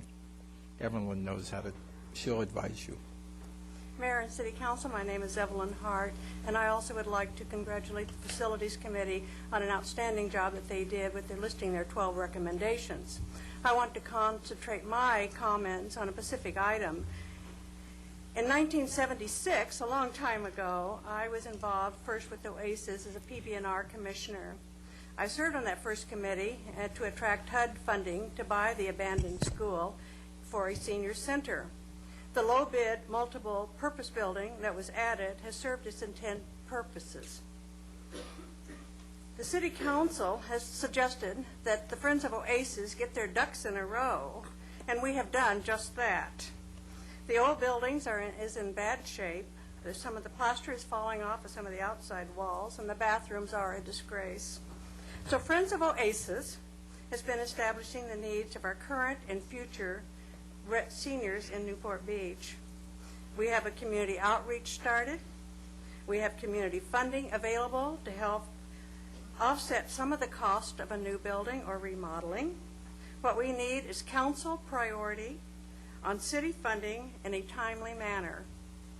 OASIS needs immediate attention, and our Board of Directors request that you council members make OASIS a top priority so we do not lose the momentum that we have started. The chart says that it would be in priority in the year 2018, and I've heard this evening that's been stepped up to 2012. We would ask that we find a champion on the City Council, and it's stepped up much sooner than that. Thank you. Mr. Mayor, if I could just make a... Look at the old guy in the middle. Wait a second. One of the things that we have in our chart was a recommended system of priorities. And this is one of the items that the council is going to discuss in greater detail under a separate item where we can actually make a decision related to the priorities. So that we will be discussing this further and voting on this, and looking at this tonight is something that this is what we looked at. This sets the framework for us. If we adjust one project forward a couple of years and we'll drop one back a couple of years, it's all a balancing process that we've established the framework of how to do that. And I'm sure that we will get probably almost every proponent of every one of those items feeling that there should be a number one priority. So the council does have a very tough job in trying to establish those priorities, and we will take further input on almost all of these before we make a final decision. Councilmember Curry. Thank you, Mr. Mayor. I was just going to echo your point that while there is a list in the report that is logical, it is in fact hypothetical. And the next step is for the city manager to sit down with the department heads, and particularly with OASIS, prioritize these and come to the council so we can take a whack at them. I know Evelyn was the first person to come visit me when I was first appointed to this committee, and I have always kept in my mind the need to get OASIS prioritized in this capital plan, and I'm pretty confident that it will be, and that we'll move forward with an excellent plan. Okay. Next person, please. Good evening, Mr. Mayor, council members, appointed council members, and I want to assure former Mayor Evelyn Hart that with 6 out of 7 people running for office, Evelyn, you're not going to have a problem with someone promoting the OASIS Senior Center to the top priority. I also want to, because I've been to a lot of different meetings, and I have been over many years in the state of California at all different levels. And I want to personally applaud Mr. Frades because he is the most gracious, eloquent, well-informed. There's not another guy like him in the world. We were so lucky to have him lead this committee. Myself and Nancy Skinner were 2 of the audience members, as well as a gentleman that's on EDC, and I can't remember his name. I met him at Long's drugstore at one time, too. But anyway, by accident before the committee. And he always made us feel welcome. He always wanted our comments. He is just phenomenal. And I don't want to take anything away from you, Mr. Tucker, because I did go to some of your meetings also, and I thought you did a great job. But I got to say there's nobody like Steve. He also worked with Barry Eaton when they were in the city of Fullerton. And I also want to congratulate Mr. Kurth, Mr. Badum, and Mr. Danner on everything that they did, because they did a phenomenal job. I might not agree with all of it, but the work that was prepared was extremely well done. Also Homer, of course, he was there. And also, well, you know, you were, and you did a good job, too. You got married during that time, too. Yeah. And also, The other guy that's in your department, his name is like Manischewitz wine or something. Please, I don't mean to be rude and forget Just him. say Dan M. Dan M. Okay, thank you. I'm a little bit confused by a couple of things, though. Of course, I'm one of those people that believes that if we're going to spend $160 million in the next, or allocate funds to be $160 million worth of COPs in the next 15 or 20 years, I also feel that it should go out to a vote. Even though you don't call it debt, it comes out of the general fund on a yearly basis. And if your wife was to charge that money out of the general fund and put it on a card that you pay later, I bet you would say that it was debt. Okay. So anyway, you know, if you look at it like a household expense. Well, anyway, I don't want my time to run out. So anyway, I'm a little bit confused because I was under the impression that we had this $14 million worth of seed money that we were going to start, but I was never under the impression, and please correct me, that we were going to be spending $54 million of reserves also to get this thing going. Okay, so that's kind of like what I heard tonight a little bit. So I'm not nuts. I was accurate in that. Okay, we're going to start with the $14 million. And this is one of the examples I brought up to the committee, and I'm going to bring it up again tonight because I feel very strongly about it, and because I also learned from former Mayor Hart that, you know, sometimes you need to pay as you go, all right? And when we need 2 fire stations that are only going to cost us between $6 and $7.5 to $8 million tops to build this year, okay? We have $14 million, and we could build them like that tomorrow. Why in God's name would you do COPs that would make those $14 million then turn into $28 million, which means you could really build 4 fire stations?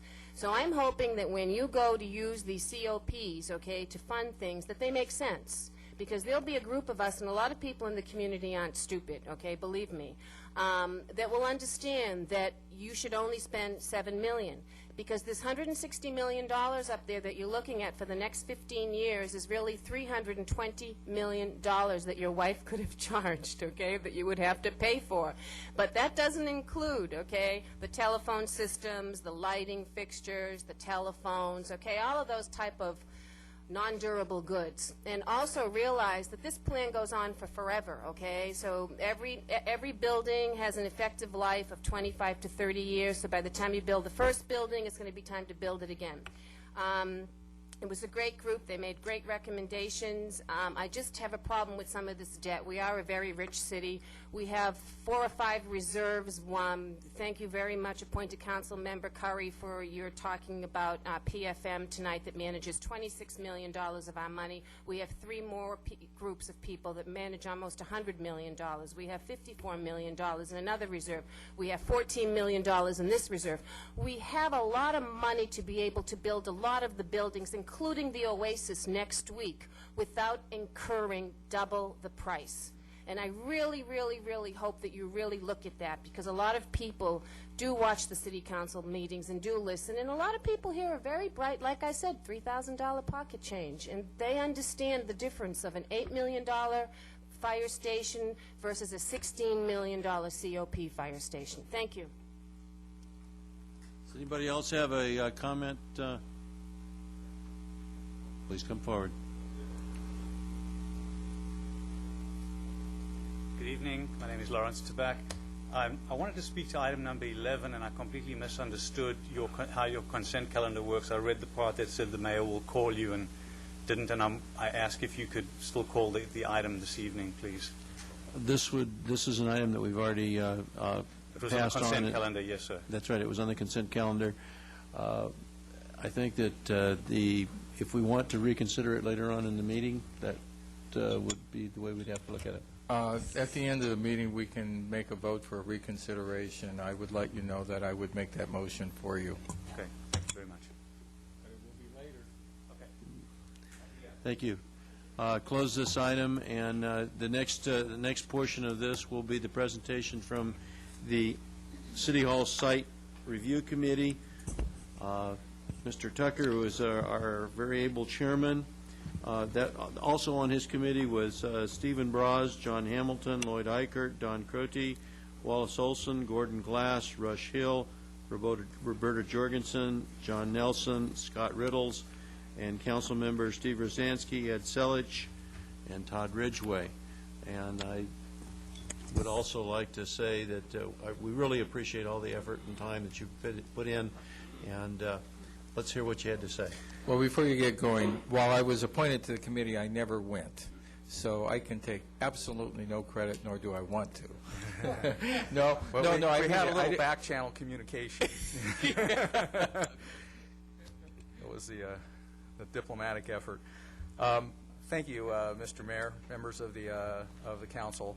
Our committee, in essence, was appointed to make sure that that a thorough effort was made to determine if there were any other sites other than the existing City Hall site that would be potentially feasible, and to bring those to the council's consideration.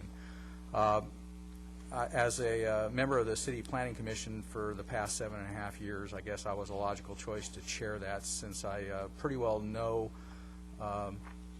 the lay of the land throughout the city, having spent a long time looking at projects in various locations. And part of what we had to do in fielding site locations was to consider the feasibility of those sites from a planning standpoint, as well as just whether or not the sites made any sense location-wise. Our committee was really the where committee, not the if committee.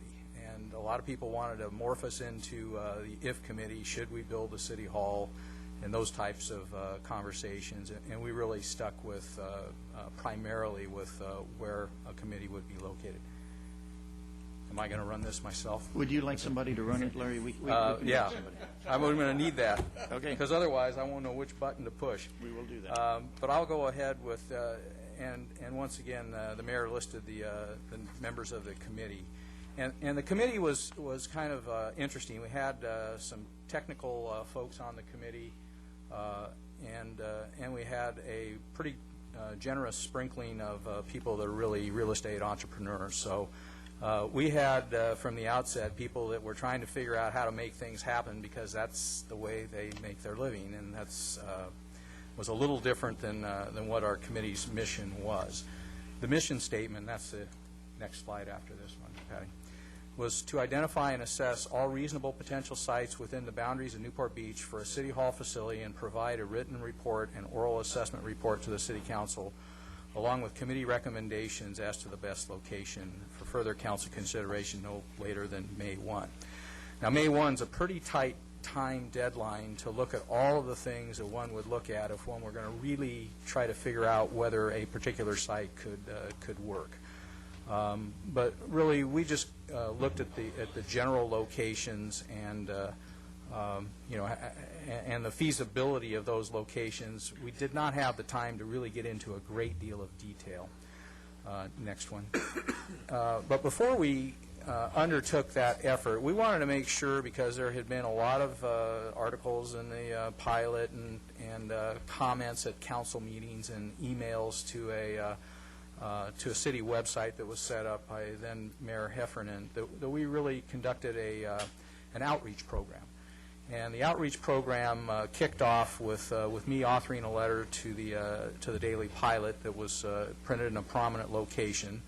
It was followed up by a front-page article in the Pilot. Members of all city committees and commissions were asked for suggestions. City council members made announcements about the fact that we were soliciting sites, suggestions, and we also asked for comments from anybody who had made any comment at a public meeting where we had their address, or in an email regarding any aspect of the City Hall project, including the financial aspects. Next slide. The upshot of it all was that we ended up with 76 different comments that suggested 22 sites, and the sites were really sprinkled all over the city and came from a wide variety of sources. In addition to the sites that were mentioned as 22 sites, we had the Newport Tech Center site, which Hoag Hospital had just completed the purchase of when our committee first convened, and they made it clear that they were planning on using that for medical office use purposes. So we did not consider that actually in our process. And then at the very end of the process, the impact mortgage building on Dove Street by the airport was also brought up. But as I will get to in a second, that too was, we didn't really spend any time analyzing it, but it fell in the same category as earlier sites. So the sites were a vacant site north of San Miguel between MacArthur and Avocado, and that's right next to the bus station. It's kind of a oddly shaped, skinny piece of property. And by the way, the staff presented us with these wonderful aerials of every site, and that included the general plan designation, the zonings, and zoning on each property.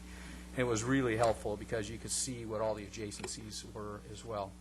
The Art Museum and the old library, which is basically the old library site in Newport Center, the Land Rover dealership, police, and fire station, which are all huddled together, vacant land, an existing building in Corporate Plaza West on PCH, Newport Beach Country Club parking lot, which is right next to that Corporate Plaza West, Banning Ranch land in West Newport, Newport Mesa Unified School District site, also next to the Banning Ranch in West Newport, the Edler building at Campus and Dove, which is out by the airport, directly across actually from the airport. Back Bay View Park at PCH and Jamboree, which was suggested by one of our planning commissioners, Barry Eaton. The Newport Dunes property. Go on. Camelback building that the Irvine Company owns. It's between the self-storage building and Temple Bat Yam out on Camelback Road near the post office. The inland portion of the Ardell property along Coast Highway and Mariner's Mile, the Birch Mesa corner property, which was out in the Santa Ana Heights area, the existing City Hall site, of course, Coyote Canyon landfill, city parking lot in Mariner's Mile, northwest corner of PCH and Bayside Drive, which is basically RV storage now. It's kind of across the way from, I'm blanking on the name of the restaurant there, but the Italian restaurant, Mama Gina's. I remember Rubens, but that was a while back. Rogers Gardens, Lower Castaways, Lawn Bowling Park off of San Joaquin Hills Drive across from Lincoln Elementary, medical buildings on Dover Drive between Cliff Drive and West 16th, and 2 buildings in San Joaquin Plaza that are presently occupied by Pacific Life. Go on to the next slide. We broke the sites down into 4 categories. Those that were geographically unsuitable, those that were technically or practically infeasible, those that were not presently or in the near term available because the owner or another party with a long-term position was not interested in selling or yielding its interest in the site within the foreseeable future without other consideration, and those that merited further consideration. The sites that were geographically unsuitable were on the perimeter of the city, the Banning Ranch land, the Newport Mesa Unified School District land, the Edler building, which is in the airport area, which is the same analysis we briefly did for the impact mortgage building, also in the airport area, the Birch Mesa corner, and the Coyote Canyon landfill. Next. The sites that were technically or practically infeasible, the site north of San Miguel between MacArthur and Avocado, there's just problems with that San Miguel Avocado stretch to begin with at MacArthur, and the site design constraints were just too much to deal with. It's just kind of a long, skinny piece. It would have really been a challenge. Back Bay View Park, costly site constraints. It's a park. I mean, we have plenty of parks in town, and a lot of them would make great city hall sites, but they also make great park sites. And so we have a city hall site, at least this one by default here, if there are no others, and the parks are kind of dear. So it would also have required a Measure S vote and Coastal Commission approval, which we didn't feel was likely to be forthcoming. The Newport Dunes was unavailable because it sits mostly on tidelands, and that's not a proper use for state tidelands. The Camelback building near the post office, without a traffic signal on Jamboree Road, which is infeasible, it really is kind of off the beaten path. It might be confusing for people to get to, certainly for the first time. The inland portion of the Ardell site, it's in a congested area, and there were some concerns about compatibility with the adjacent residential. City parking lot is on Mariner's Mile is I think an acre, slightly more in size.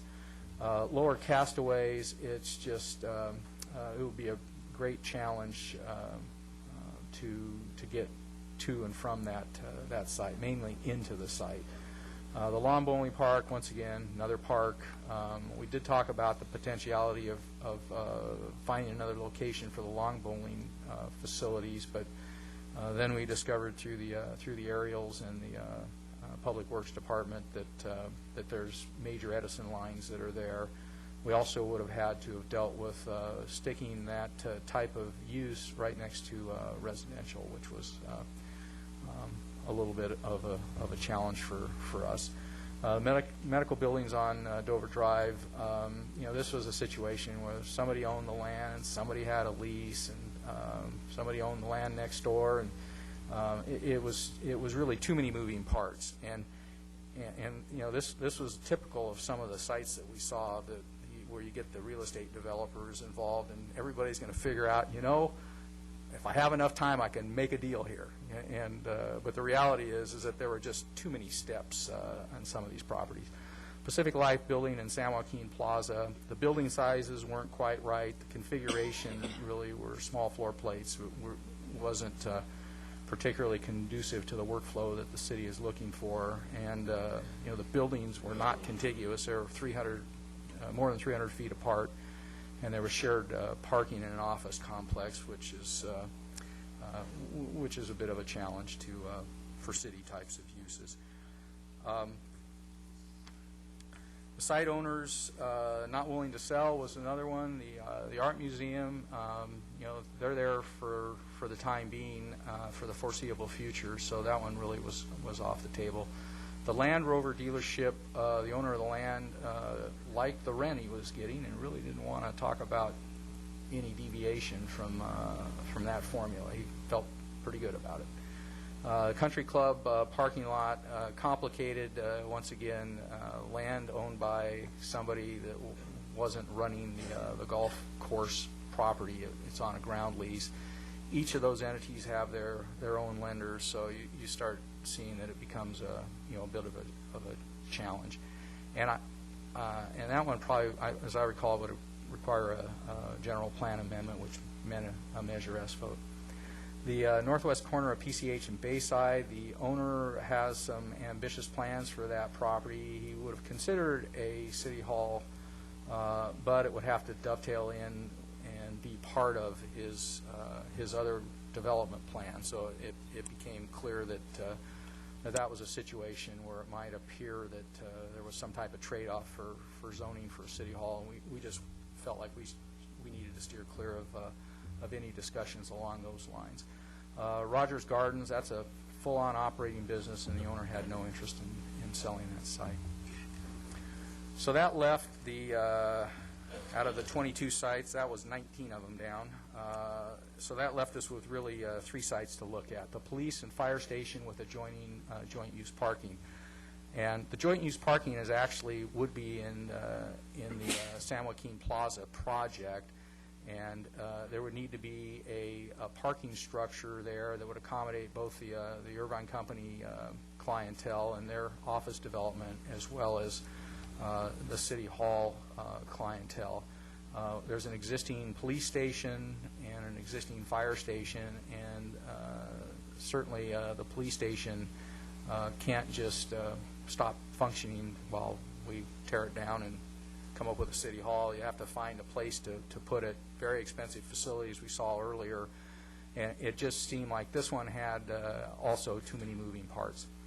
The Corporate Plaza West site was one that did have some attraction. It's got a 42,000 square foot existing office building and land that the city has granted approval for another 42,000 feet of office right next to it. And then, of course, the existing City Hall site. The council in our well, let me go ahead and I may have already jumped forward on some of these. The police and fire station with the adjoining parking structure, I think I covered. Corporate Plaza West, you would need to retrofit the existing building. The cost is unknown. There is adequate parking without structures, which is a benefit compared to the existing City Hall site.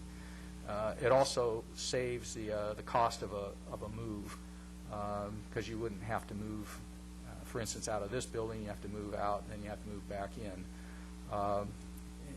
But there is a big unknown in this particular site, and that is the willingness of the owner of the property, the Irvine Company, to part with the property. The existing City Hall would need a parking structure, and it would have the issue of having to move, but it's a site that has been studied fairly heavily at this point. You have plans that are 20% complete, somewhere around there. So this site has been looked at in a lot of ways. So that is was a major benefit. Let's go on to the next one. Our conclusion on the Corporate Plaza West site was, as well as the existing City Hall site, is that if the council decides that it does want to look further at the Corporate Plaza West site and an arrangement, and really the threshold question is whether or not the property is even available. But it would probably at that point undertake the same level of analysis that it's done with respect to this site, so that it can put everything on an apples-to-apples basis and determine financially whether one site is better than the other, and then it needs to go, the council would go through the normal process of figuring out what that means to the peninsula, what it means out to Newport Center, whether that's a good idea or a bad idea, and come to a conclusion. And speaking of coming to conclusions, our committee unanimously recommends to the City Council that the Corporate Plaza West site and the existing City Hall site are the two sites for further consideration. Thank you very much. Council members, do you have any questions of Mr. Tucker? This is... Well, I'd just say that I was one of the council advisors on the committee. I'd just like to compliment Larry and all the people on the committee. They were highly professional, and within the constraints they were given, did a good job of analyzing all the sites and dealing with all of the constraints, and really appreciate all the hard work you guys put into it. It's a very good job. Thank you. Thank you.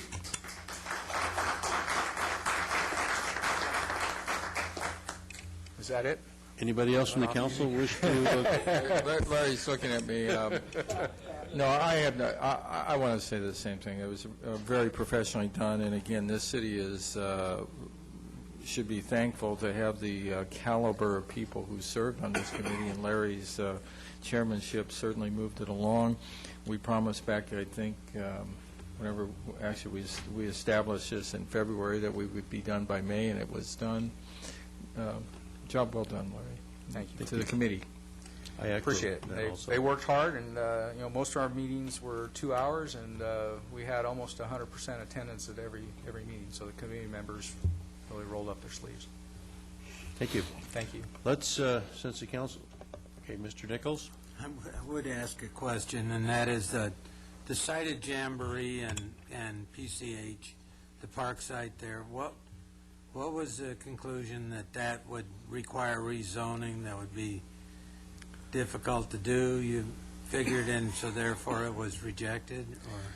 Or? Well, yes, it would require a general plan amendment and a zone change. You'd be putting 72,000 square feet on it, which would require a Measure S vote. The Coastal Commission has a stake in that particular site. It is in the coastal zone.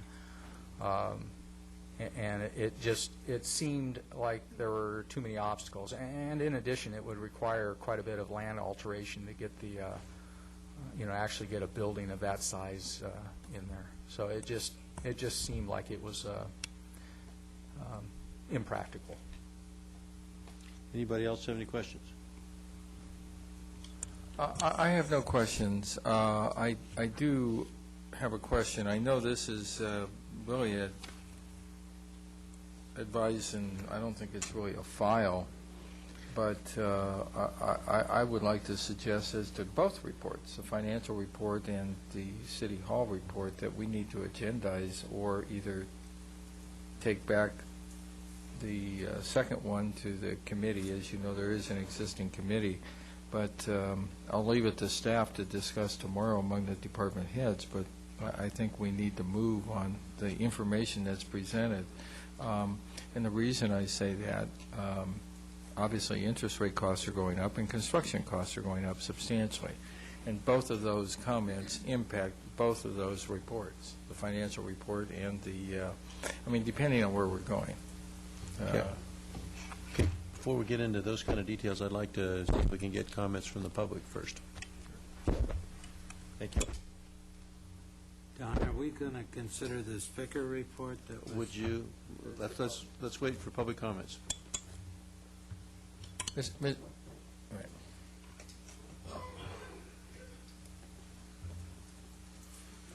Charles Griffin, Newport Beach, East Bluff area, and Balboa Island. I noticed the Edler building at the campus in Dove. I think there are other pieces of property in that area, and I noticed in the discussions, the general plan, that that area seems to be decaying. And you can understand being adjacent to the airport, the noise impacts and whatever. But it also is convenient. It's saying that it's not convenient to the city is like saying the airport's not convenient. It certainly is in the middle of the airport, middle of the city, as far as being easy accessed from both sides of the bay. And it also is utilizing property that is not near the beach and has that inherent high property value for other purposes.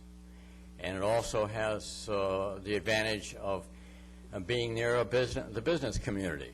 And also, definitely, it's near the 73 freeway, which gives access to everybody.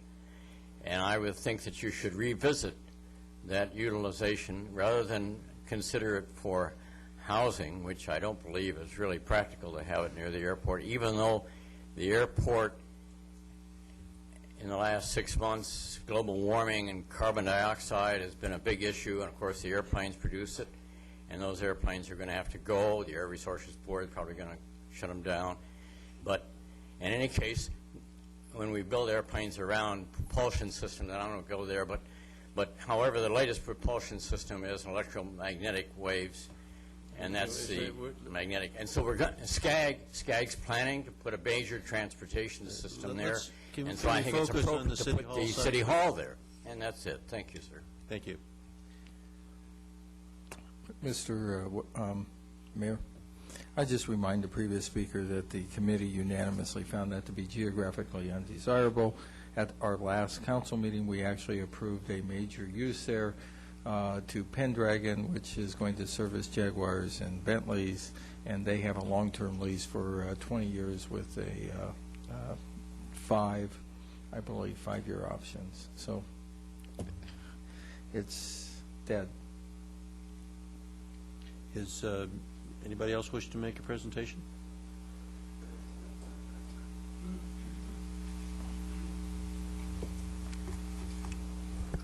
Thank you, Mr. Mayor and members of the City Council. My name is Bill Ficker, and I appreciate the opportunity of taking a few minutes to make advocacy plan, to put an advocacy plan before you. I know that all of you have letters from me addressing this site, and those letters of October 10th and the 27th of December, where I discussed the issues of location and functions of the City Hall, and then later Corporate Plaza West addressed and Avocado Avenue site. I'll just do this in a form of a submission rather than a presentation tonight, because I don't think we're ready, or you aren't ready, for a presentation by your committee or by me this evening. I'll read this report marked up because I was told that I would have a maximum of 5 minutes, and I appreciate that. So I'd like to tell you that I've done an adequate and detailed analysis to establish the credibility of this plan reflecting the physical opportunities as well as the financial, environmental, Bill. and functional opportunities. Excuse me. Since the audience doesn't have an idea of which site you're referring to, could you briefly just... I'm going to do that right now. Thank you. The city, I have some presentation material here that I can hold up, and perhaps when I'm all done with this, which I'll go through quickly, I could come up. But the site I'm referring to is the site adjacent to the library, to the Central Library, and that's bounded by Avocado Avenue, MacArthur Boulevard on the west and east side, the Central Library on the south, and Fairlawn Avenue bounding the north edge of the site. The open space and natural park remain from a Fairlawn Avenue to San Joaquin Hills Drive. So it's only using a portion of the site. And I realize that the committee was instructed not to consider this site, and I assume that was because it is a park site. And I'll just address briefly at the end of this report some opportunities. The City of Newport Beach reference grid graphically illustrates the convenience of this proposed location, and your committee has addressed that as well. Other endorsements for this location might be that thoughtful studies placed our main library, police headquarters in Newport Center, and the Chamber of Commerce building. This plan is intended to respect many strong feelings related to the natural environment of the existing site. I sincerely hope that people in the community of perhaps diverging opinions might have an opportunity to demonstrate a cooperation for mutual benefit. The proposed development might provide a hallmark opportunity to illustrate with natural landscaping what might be accomplished by cooperation. This has been pursued in areas like the reserve in Palm Springs, where landscaping within the development has been left in the natural desert context. The plan provides a better opportunity for more people to enjoy the natural environment and setting, and places a substantial number of people in the environment daily. There are certainly concerns for people in Harborview Hills with any development that takes place below MacArthur Boulevard, and this has been carefully respected. There is a view plane established over all of this property, and the entire project is below that view plane. The grading of the site retains the berm, which is approximately the view plane along MacArthur, and would not change any of the grading, planting, etc. as seen from MacArthur Boulevard or Harborview Hills. Grading for this project, as indicated, would require the removal of approximately 150,000 yards, including the yardage removed for the parking structure. The architecture and image, I believe that the City of Newport Beach does not need an image building. The Town Hall, which is in early history identified the city, is no longer necessary, and certainly a city like Newport Beach with its world-class recreational harbor and natural assets need not be identified by its city hall. Perhaps we might take a page from the Irvine headquarters development and expand on it. Bill Pereira, who is the planner for the Irvine Company and an internationally recognized architect, conceived the buildings illustrated in my report as being very simple and reasonably cost. He dramatically enhanced them with Tom Van Sant intaglios on the natural concrete walls. Tom Van Sant intaglios can, better than almost any other fashion, memorialize the history of Newport Beach.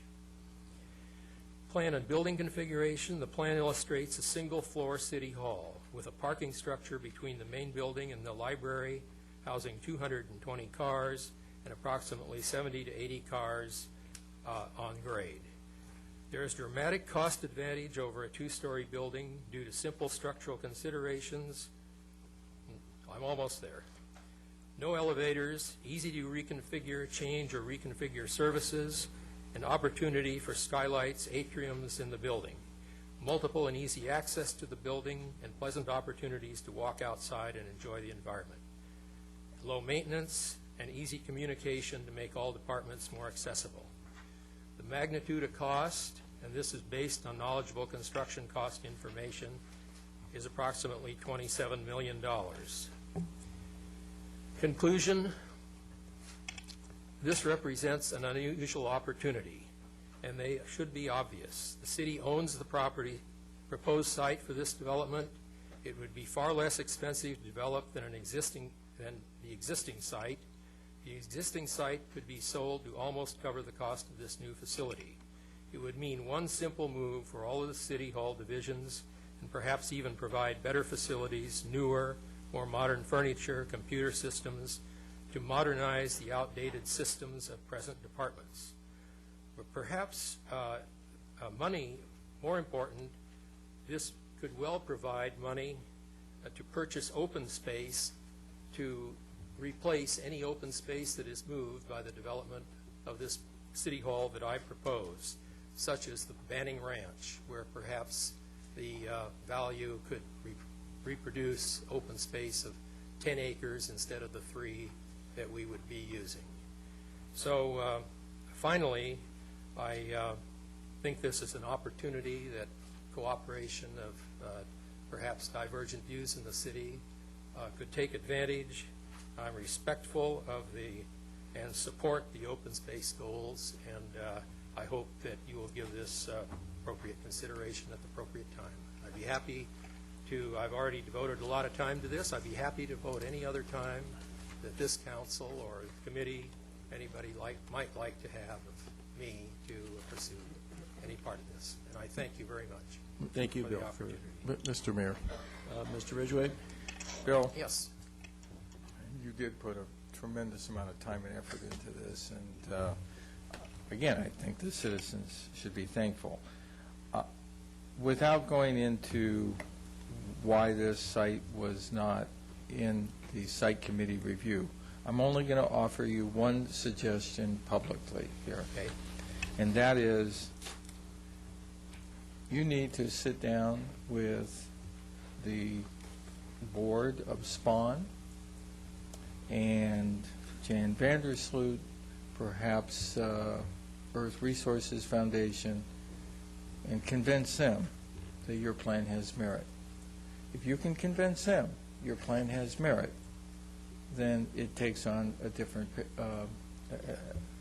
picture. But at this point in time, it's just nothing more than we can do, and thank you for your time and effort. May I respond? Yeah. Sure. I appreciate your comment, and I'm in agreement 100%. I've already talked to a couple of those people, and I'm going to talk to others, and as I said in my report, I respect their vision, and I like the open space at the corner of Jamboree Road and Coast Highway. And I wouldn't build anything there, and when I drove to my office the other morning and I saw that field, it looked like it had been spray painted yellow. It took me back to my youth. So I like the open space. I respect it. Maybe there's an opportunity where we could use some of the money that we'd save on the City Hall, as I said, to buy other open space. But I think maybe this is an opportunity where we can have cooperation between groups that offer some new opportunities. Well, I'm trying to open the door for you. You still have to overcome my no vote. But that's a, but that's a separate issue, because I will be fair and reasonable as I've always been to you. Remember, this would take a Measure S vote, and as long as there's opposition and/or those same folks continue to espouse their view, it won't happen. I appreciate those comments, and I would certainly not go ahead without thoroughly analyzing and seeing if those people agree that maybe there's some opportunities. Does anybody else from the council have a question of Mr. Figger? Yes. Mr. Nichols? I very much appreciate your work, and I think it has the ultimate in merit. The site has been rezoned before, so I do not see the problem. It is not in the coastal zone. You're below the site plane, so you're meeting all the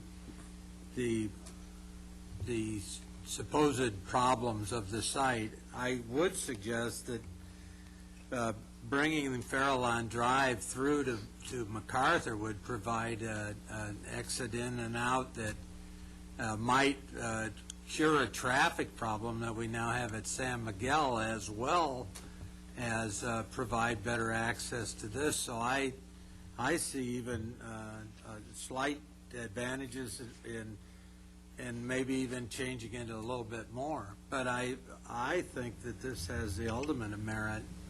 Our people were pretty well set up to get this site rejected, and I think that people should be well aware of that several of the council members were almost compromised to on their honor that this be rejected, and it does not seem to me to be a good reason to take the best site that we have and say that ultimately we can't use it. This does not make sense. So I would like to see this the presentation made to the council, and this be put on an equal basis and see how it goes. It has more merit than anything that I've seen by a long shot. Thank you, Mr. Nichols.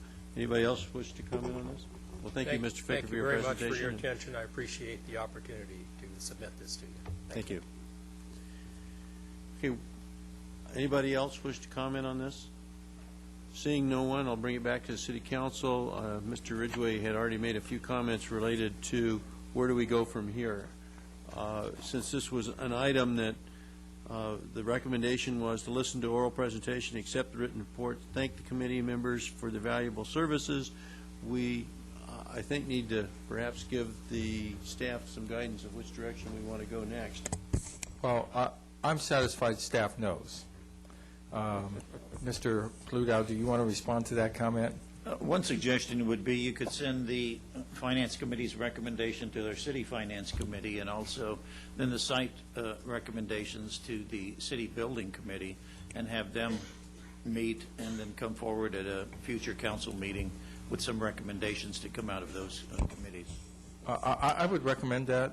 I would also state that I think time is of the essence, so those committee meetings need to be convened as soon as possible, and I really suggest that this needs to be brought back for the City Council discussion. I think there are some timing issues. You're going to miss at least one meeting in July. And Councilman Keith is one meeting in June.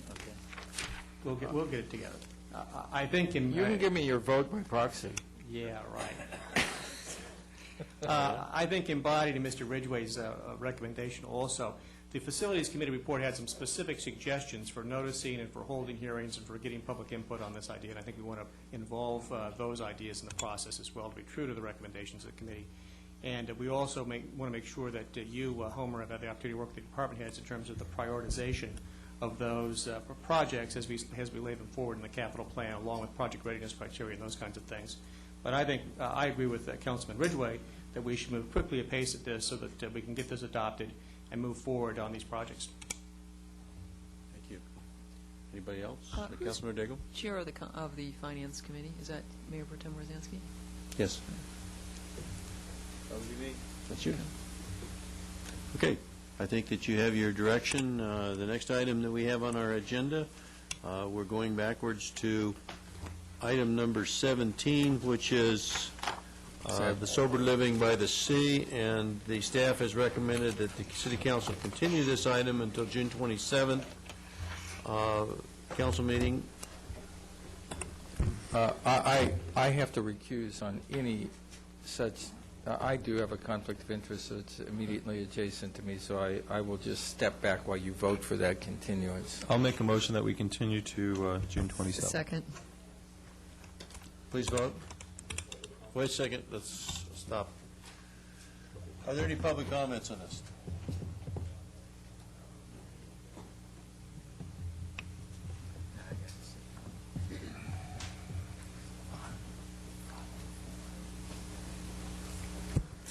Good evening, Mayor and City Council members.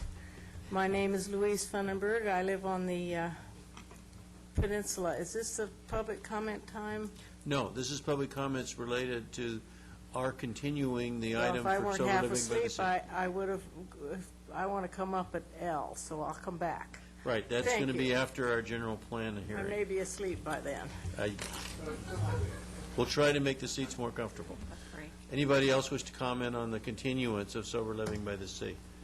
Please bring it, close the hearing, please vote. Motion carries. Okay, the next item that we have is a general plan update, land use and circulation elements, implementation program, and draft environmental impact report. Assistant City Manager Wood, are you ready?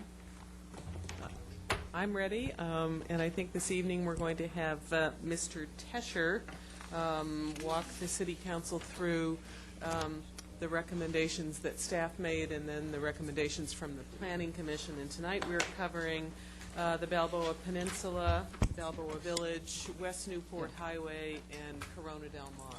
And Sharon, also, could we create an opportunity to go back to some of the issues in the airport area? Certainly. Okay. Want to do that at the end? Sure. That'd be okay. Or you want to do it first? What first, Todd has to leave. Yeah, I think, why don't you do it first? I don't have a staff report. It was in the supplemental. Well, I have that, but Right here. I still don't have it. It was not in that I pack. got mine. Okay. Well, I'm going to go back and get one.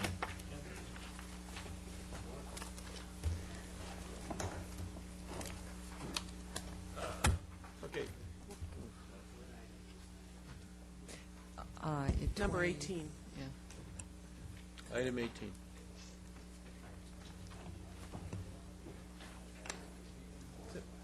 Mr. Mayor, does the council prefer to go back to the airport area or start with the peninsula and the other areas and then return to the airport? Why don't we get, I don't think the airport area will be a very lengthy discussion. Why don't we go back and hear the airport area items first? And I think it's mainly just an addition to what we had talked about, and please proceed.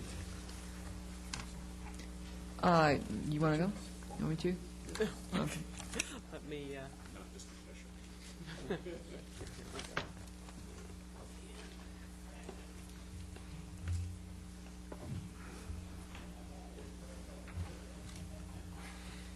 Since the last city council meeting, well, let me refresh people's memories.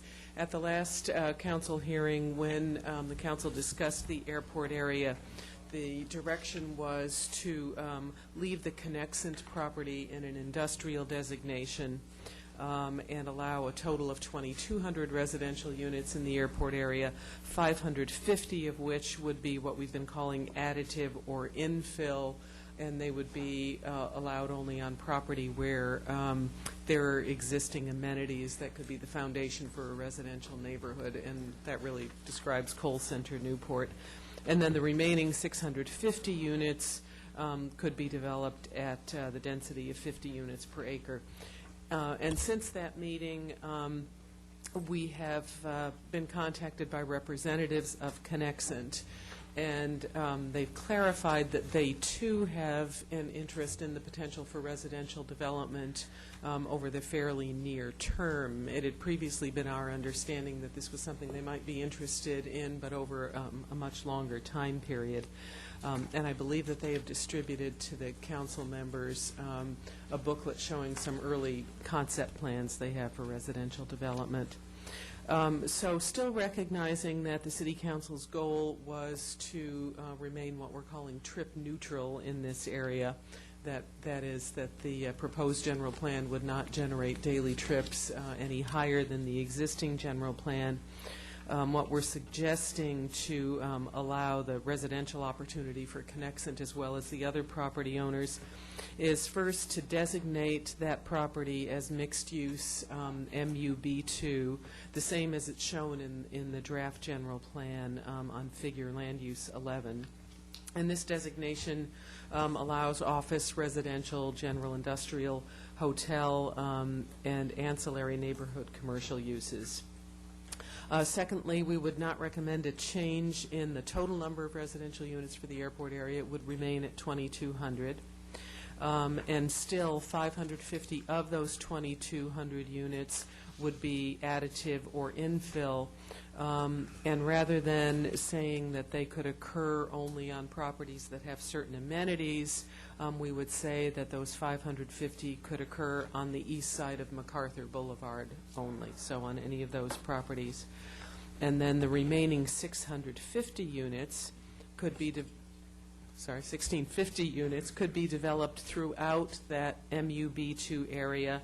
And we're proposing an additional policy that would keep us in the trip neutral category. And that policy would read, allow the development of residential units that replace existing office, industrial, or retail development on the west side of MacArthur Boulevard at a density of 50 units per acre.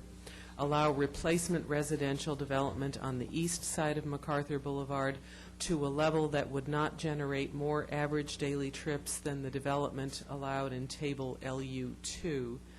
And Table LU2 is at the back of the general plan document. It's what we're calling the anomaly table, and that gives us the specific development allocations for all the properties in the city that don't lend themselves to a floor area ratio control. There's a set square footage. Okay, good. Thank you. Does the council have any discussion related to this, Mr. Nichols? The point of discussion I would make is that the area that you're keeping at 50 DUs per acre, which is the west side of MacArthur, is my understanding, up to Birch. Is that not right? Sure. It might go all the way to campus. Well, I think you've rezoned the area between Birch and Campus all the way up as commercial. Is this area? From the last time, did we not? Well, it's everything that is not in the 65 CNEL, which is the dotted line on the left-hand side of that map. But did we not also make a motion last time that the area between Birch and Campus, correct, all the way up, correct, was going to be that the commercial zoning? I mean, as far as MacArthur. As far as MacArthur? Yes. Yes, ma'am. I'm sorry, Sharon. Well, my question then, that the triangular area going over toward MacArthur, that's really the other side, on the west side instead of the east side. So Newport Place, essentially. Yes, all of Newport Place. That is a 60 dB zone to a high extent. It's not 65, but it is 60 dB, which is still high for residential. Why shall we say, I'm not looking to make that all 50 dwelling units per acre by any means, but my comment is why should that, the area between Jamboree and MacArthur have less zoning than that area when it would be more desirable to put your housing out of the 60 dB zone? And it would also put it closer to the other housing that we already have as across the street, and it's not right here, but just up a little bit. The 1,650 units that would replace existing development are not limited to the west side of MacArthur with what we're proposing this evening. They could occur on either side. The limitation is on the 550 additive units. Those could occur only on the east side of MacArthur. Well, but I think you are implying that the ones on the west side could go up to 50 dwelling units per acre, and the other side would be less probably. Now, I think 50 is a pretty high number, but my point is that I think that it should have no lower unless there's some reason. Well, it's in our attempt to not generate additional trips from this area than would happen with build-out of the existing general plan. But we're not, I don't think we want to particularly promote high-density residential in a 60 dB zone if we could get it in a lower zone that's in the approximate same area with as good or better transportation and so forth and so on. And if Cole and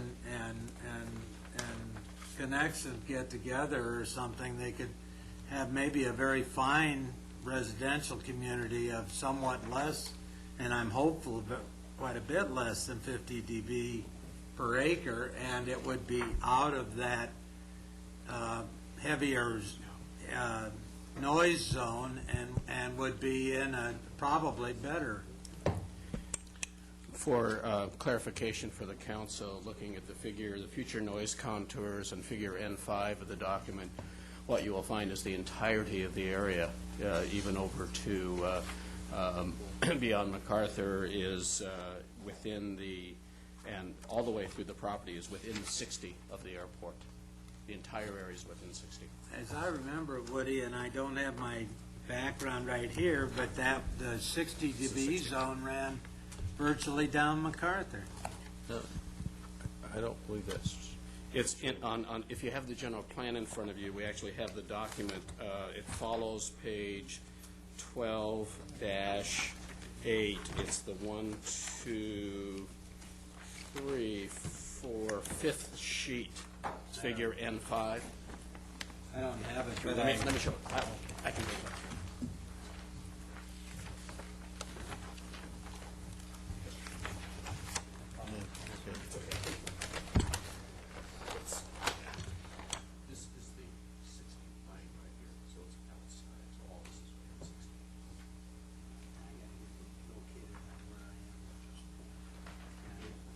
No, actually, it isn't. This is here, and here's the 60. Okay, so we're completely out of the 60 and everything. But this Okay. is certainly a high. Let's, okay, let's keep it going. Yes? Okay. I think is, do you have a specific suggestion that we can straw vote, Mr. Nichols? My suggestion is that the Connection site and the sites on the MacArthur properties, up to campus at least, have no lower zoning than the sites west of MacArthur. Well, I think we're hopeful that the Connection and Cole, that we can attract some very good projects. They're large parcels. One of them, I think, has a water feature already.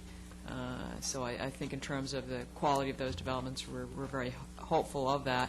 However, I think part of the lower densities there is really trying to address trip neutrality. So I appreciate staff's effort to really try to pull together a proposal that keeps us at traffic neutral, and that's, I think, very helpful. Okay, And I also had another one, too. If we could add some additional policy language, I know there's these 4 here, but one of the things when Councilman Selich and I met with Connection yesterday is we would like to see is the development agreements added. It wouldn't simply be the possibility of a development agreement. It certainly wouldn't be limited to the airport business area, but other areas where there'd be additive units. And maybe Councilman Selich, do you have any comments on that? Well, I think that's a recommendation that came out of the Planning Commission to do it both out here and in Newport Center, if I'm not mistaken. That's right. That's right. And I think Chairman Tucker had crafted some language on that issue.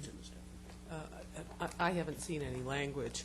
That came up actually in the context of the Planning Commission's discussion of the implementation plan, where there's a general discussion of the use of development agreements. And I felt that if that's something that the City Council wants to pursue for those 2 areas, that I think it would have more force if it were written as a policy earlier in the document than at the implementation program in the back. Okay, thank you. Does anybody in the council, okay, what's the mood of the council as far as? Well, Mr. Mayor, I support what the staff presented with the development agreement. Before we go forward, can we get public comment on this, on the airport area?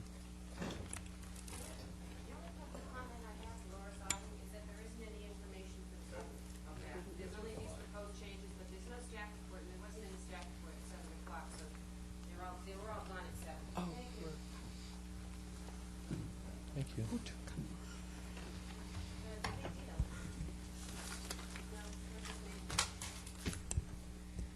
patience. Charles Griffin, Newport Beach. This area is overflown by general aviation aircraft continually, and has been and will be for the foreseeable future.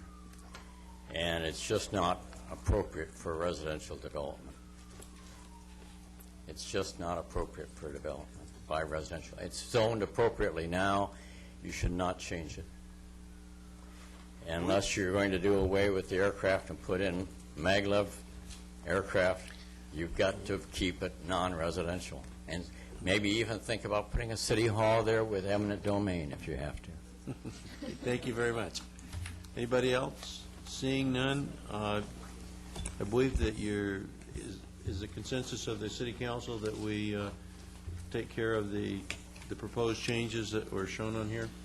Mr. Mayor, I would support those proposed changes. I think Connexon has one of the largest parcels in the area. Probably makes the most sense for residential development there to achieve the goals that we're looking for in a mixed-use development of ultimately reducing trips from this type of development. So I support that proposal. Thank you. Okay, do you need any other guidance from us on that? Is that the wording of your Yes. proposal? Yes. Oh, no, I mean what Mr. Rosansky said is not what we have in front of us. Well, Yes, it is. Yes. And We're not really voting on anything here anyway. no, we're giving guidance to the okay, now next item then. Can I have one other input there on that airport business area?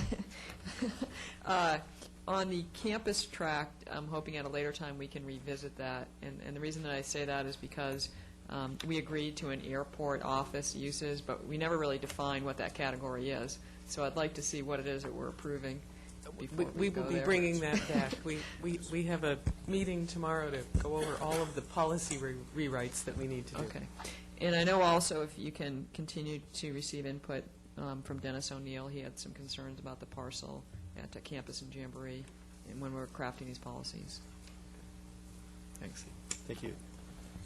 Are we in West Newport? Is that our next item? Or Balboa Peninsula. Balboa Peninsula, okay.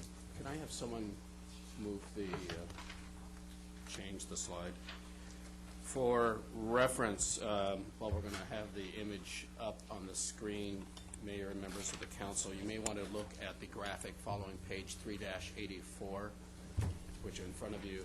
This is a pretty complex... Councilman Ridgway can rejoin us.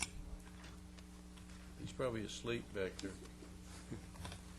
This is a reasonably complex area divided into another... divided into a number of sub-areas. So looking at the diagram to the left, which we'll be referring to and is first discussed in your staff report, again, the recommendations that you have in front of you were drafted in the basic, to achieve the basic goal that we have talked about previously, to try to achieve a reduction of trips from the existing general plan, as well as obviously the existing EIR. So we have a number of recommendations for you. The commission reviewed these, took action upon these, and what I'll summarize for you are both the staff's original recommendations as well as the planning commission actions upon these as well. Let's start with Lido Village, is referred to in the text as the northerly portion of this diagram, and it's divided into a series of sub-areas. What I'm going to talk about first are sub-areas A and B, A being the area around Lido Marina Village, and then along the harbor front. I'll first talk about A. The recommendation is to think about changing some of the land use designations. Currently, the general plan, or the draft general plan, designates this as a mixed land use classification. The first recommendation recognizes that the southerly portion of this arm in this area is currently developed with residential uses. There has been a trend towards residential development within the area. So the recommendation from the staff was to change the designation from a mixed use, recognizing that those are going to be long-term uses on that area are very unlikely to change in the next period of time.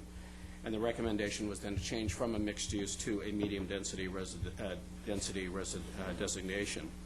The staff in that designation recommended something that would be close to, I believe it was about 12 units per acre. The commission recommended a slightly higher density of 20 units per acre. Actually, staff recommended 18, of 20 units per acre, in account that that's the average of existing development within the area today. So it's basically a recognition of what's on the ground. The southerly tip right here, the very lowest small parcel, less than an acre before you come to the ridge, while it had also been designated as mixed use, is an area that is a commercial, it's a marina use. It's a visitor-serving commercial use. It's a yacht club, and its bottom line is the recommendation was to approximate, again, existing development in the area and to redesignate that from a mixed use to the commercial visitor category as well. Recreation and Marine Commercial, CMA, on the list as well. The staff recommendation then was, and the Planning Commission concurred with that recommendation. The balance of the area, so sort of north from this area here, the intersection here, and then north, and the balance of the area in the plan, again, was recommended for mixed-use designation in the plan. The commission and staff recommended continuing that designation, however, to reduce the overall density from the 2.0 FAR to a 1.5 FAR. Again, each of these changes either were intended to do two things. One is to reflect uses on the ground and the densities that are there, or secondarily to also to reduce trips within the area. Jumping to Area B, and then we'll come back to conversation about the implications of these changes. Area B in the plan had also been designated as a mixed-use area.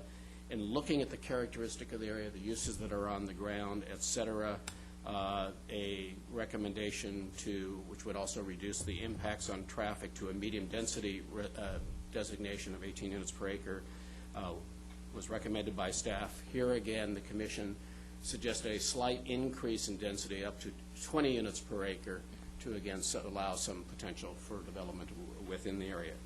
The net impacts of this, of at least the staff recommendations, and Carlton can chime in with the differences from the Planning Commission recommendations, was to reduce overall trips from the EIR from about 5,000, less trips in the EIR, and about 3,200 less trips than in your current general plan by making those recommended changes.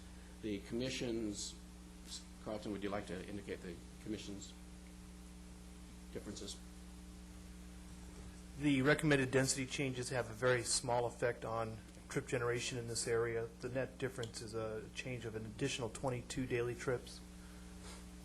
So bottom line is we're about 3,200 trips still less than the existing general plan with the commission recommendations. Mr. Mayor. Mr. Ridgeway. I need to understand Area A, when you reduced from a 2.0 FAR to a 1.5 FAR, that is for the intensity of commercial only. That does not include the density for residential. Is that correct? No. That includes, it's a cumulative building area. So for the purposes of analysis in the standard, there is a portion of that 1.5 that is allocated to the commercial portion of the site, and the balance being allocated to the housing. And for that category, the commercial portion of a mixed-use building would be, actually it's mixed-use A1. Is it C1? The mixed-use portion, the commercial portion is 0.35 up to a 0.7 maximum, and the difference, the remaining difference is for housing. Then, under that circumstance, I'm going to recommend that we go back to a 2.0 you're actually, and I don't know what impact that has, and maybe Carlton can give us an estimate, but I believe this property closed escrow today, and I do know that the New York buyer is not represented here today, but I also do know that that would be a significant impact to a piece of property that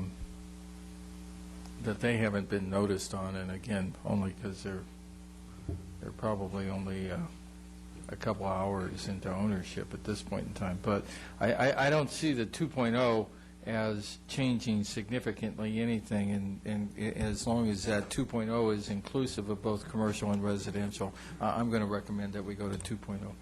What's the current FAR on that property now? It's 2.0, isn't it?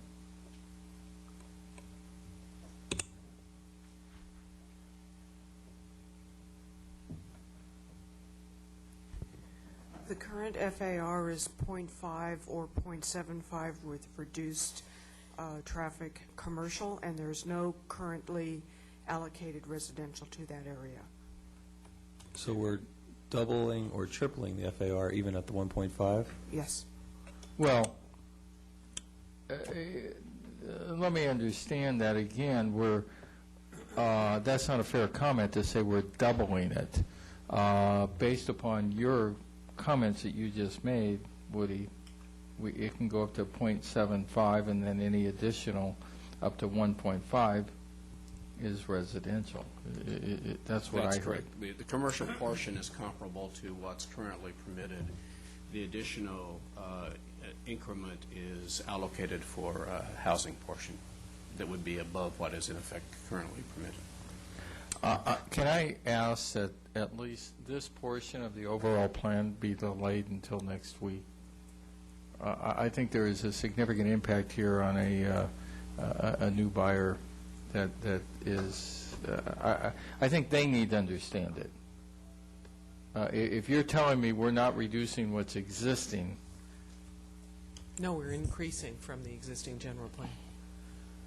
Okay, well, then let's stay with that, but can I reserve the right to change our collective mind next meeting? I just need to talk to these. These are just straw votes. You can try. Well, I understand that. I understand, but you understand the impact that this has on. Would seem like to me it's got a very positive impact on them, because right now, if they bought it based on what's on the ground, they've gotten a significant increase in what they can do there, and I don't see where we have impacted them at all, both the 1.5. Yeah, I agree. Now that I understand it, I mean, I don't disagree. I just, if in fact we're increasing, then I have no objection to moving forward. Now, that floor area ratio, that doesn't include the parking, right? Any parking structures, that's not included? It doesn't include. Okay. I just would say that there's properties in escrow and being sold all over town over the last few months that are probably affected by a lot of the decisions that we've made one way or another. So I don't know how you could just single out one property for special treatment. I would just say magnitude. We're talking in the tens of millions. We're not talking just one parcel. And this is multiple parcels. Okay. All right, what's the direction of the council? As I understand it, we're going to leave the staff and planning commission recommendation in there of 1.5? Yeah, with the option that we can discuss it further at a later date. Yeah, that's fine. And again, for the record, the trip reduction impact of this is how much? From the existing general plan, roughly 3,200 trips, and that includes the revisions made by the planning commission. I'm a little confused on how we can get a reduction of 3,300 trips when we have increased the commercial land use and added residential units. Can you just comment on that? Well, all the residential houses are currently zoned commercial, so you're taking out a tremendous amount of traffic right there. And they are on-the-ground, single-family residences. They're not even apartments. Okay. As well as Area B going from commercial to a residential designation. Okay. And by the way, for Area B, is the council's direction to use the density of 20 units per acre as recommended by the Planning Commission? Yes. Yeah, that's fine with me. Would that rezone that large apartment building that's, not apartment, office building that's on the westerly end of this track? One between Central and Newport Boulevard. It's a six-story. Right along the bay is what I'm saying, that it's right across the street from the parcel that... That's Mr. in the Ridgway- mixed-use designation. Excuse me? That's That in the is- mixed-use designation. But that has a pretty, if that were put into residential, that would have a very high zoning on it, would it not? How are we treating this? Are we changing the zoning dramatically on all these properties right now? Well, some of that existing development, I believe, is non-conforming pursuant to the existing general plan and zoning. Correct. It's Am the I old right? Tiffany building next to Igor Linikov's. Okay. And that, and let me make a comment. I know they're master planning that for residential, that tower. I know that. But if that tower right now is zoned commercial, and they master planned it for residential and just bought it with the thought that they could do that, they would lose a dramatic amount of money. Well, no, because we're going to gain a tremendous amount of traffic back, because you're going to take a building, change it from a commercial use to a residential use, and all of a sudden, even though the FAR will be increased on that one parcel, I think that on balance, the return of the to the congestion of the area is clearly a benefit, and I'm confident of what I'm saying. But this would not be a FAR 2. No, it'd be far substantial, but we would be taking it out of a commercial zone to a residential zone ultimately. But that is not part of what we're doing. Not tonight. We're talking about a rezoning of the property to R2, essentially, right? No, Or a max of R2, or commercial at .5 FAR, and the remainder at up to 1.5 R2. I mean 1.5. which is called mixed use. It could be, but it still has a pretty low density on it. Okay. All right. If the existing building is beyond the floor area ratio that's allowed in this new designation, it may not be able to convert to the residential use Okay. using the standing building. Good. Okay. What's the next item? The next area is the Cannery Village area, and for discussion divided into two sub-areas. The interior parcels, which are designated with the letter C, and then the highway fronting parcels on Newport Boulevard designated G. First, let me talk about sub-area. Well, before you do that, Yes. the area designated as measure a F, I think that's an F, just like an eye chart. It's like the big E. I can't read it, but Over down here? yeah. We're coming back to that. Well, no, bear with me. Okay. Is there going to be any change in there? I own a property in there. So, Aaron, do I need to declare a conflict on the remainder of the Cannery Village? He's got a property right about there, and we're talking about. But something is right there, are there there. any changes in F? Yes. Then I need to declare a conflict. Dolores, I'm coming out there. I'm sitting right next to you, doll. Don't you two conspire?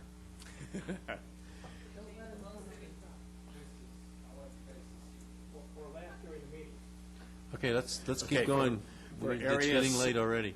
For Area C, the plan designates it as mixed use with a slightly different configuration of mixed use by requiring mixed use on the corners and the possible use of intervening interior parcels that are not on the corners for residential exclusively.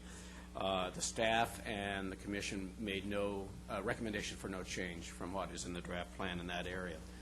Area G, though, the highway frontage, was evaluated in, it is designated as mixed use in the draft plan, but the traffic model only looked at it for commercial.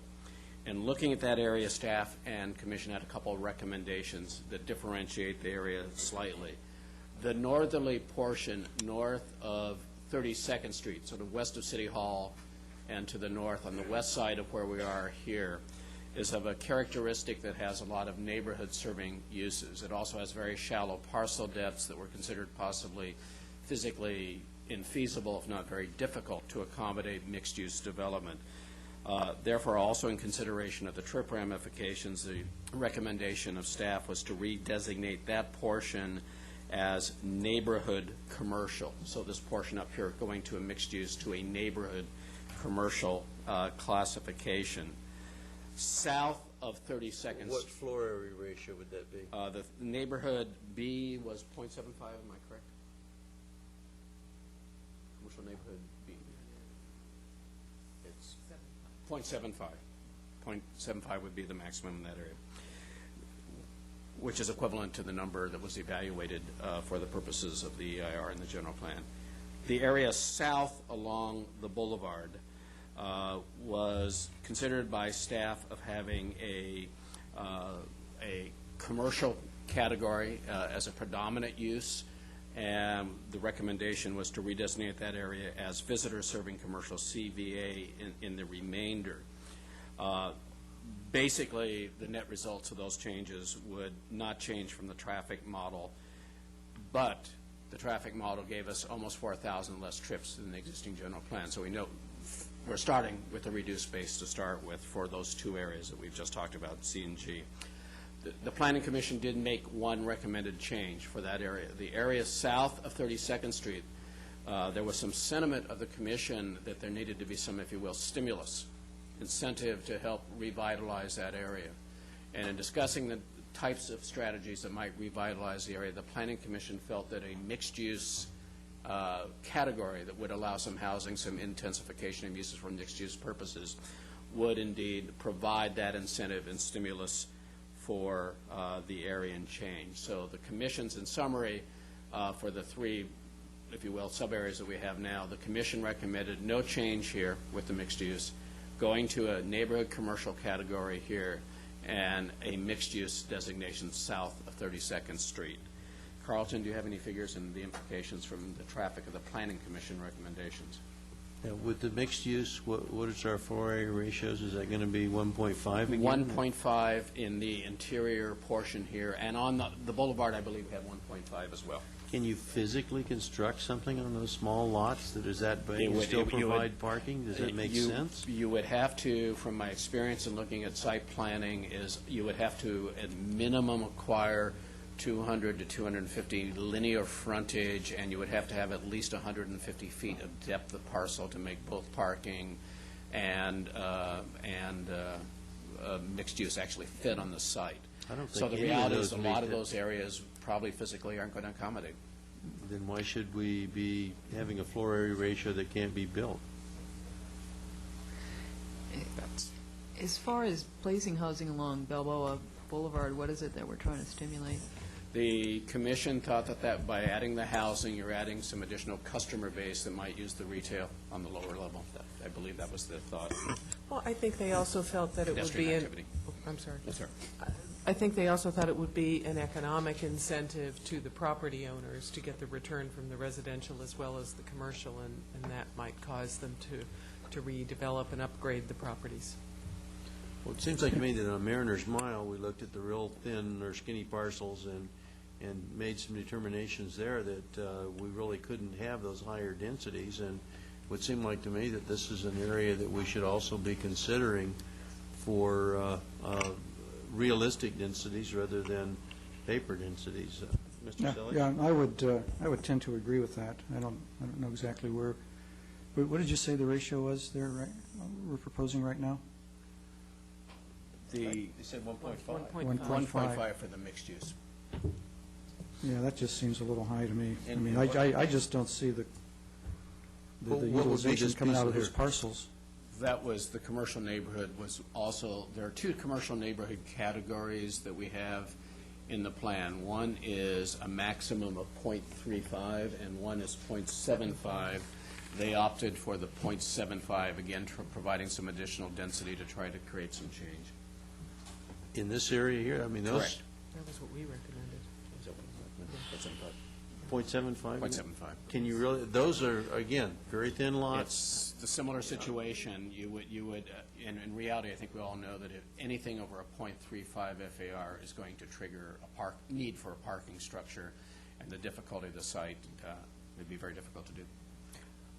Mr. Mayor, members of the council, I think staff ended up recommending the .75 in that particular area, not so much because of the potential for new development, but just in the basic recognition that virtually every property there is probably closer to 1.0 already, and it just reflected a little more of reality. So that's what your recommendation was, is .75? Yes. Now, that would also excuse parking in that neighborhood group, or? I think what it is just acknowledging that, yes, we have more I FAR, understand, and yes, we Patty, have but that's basically what you're saying, Yeah, too, we isn't have it? non-conforming parking there, and we're basically saying it's unlikely to change.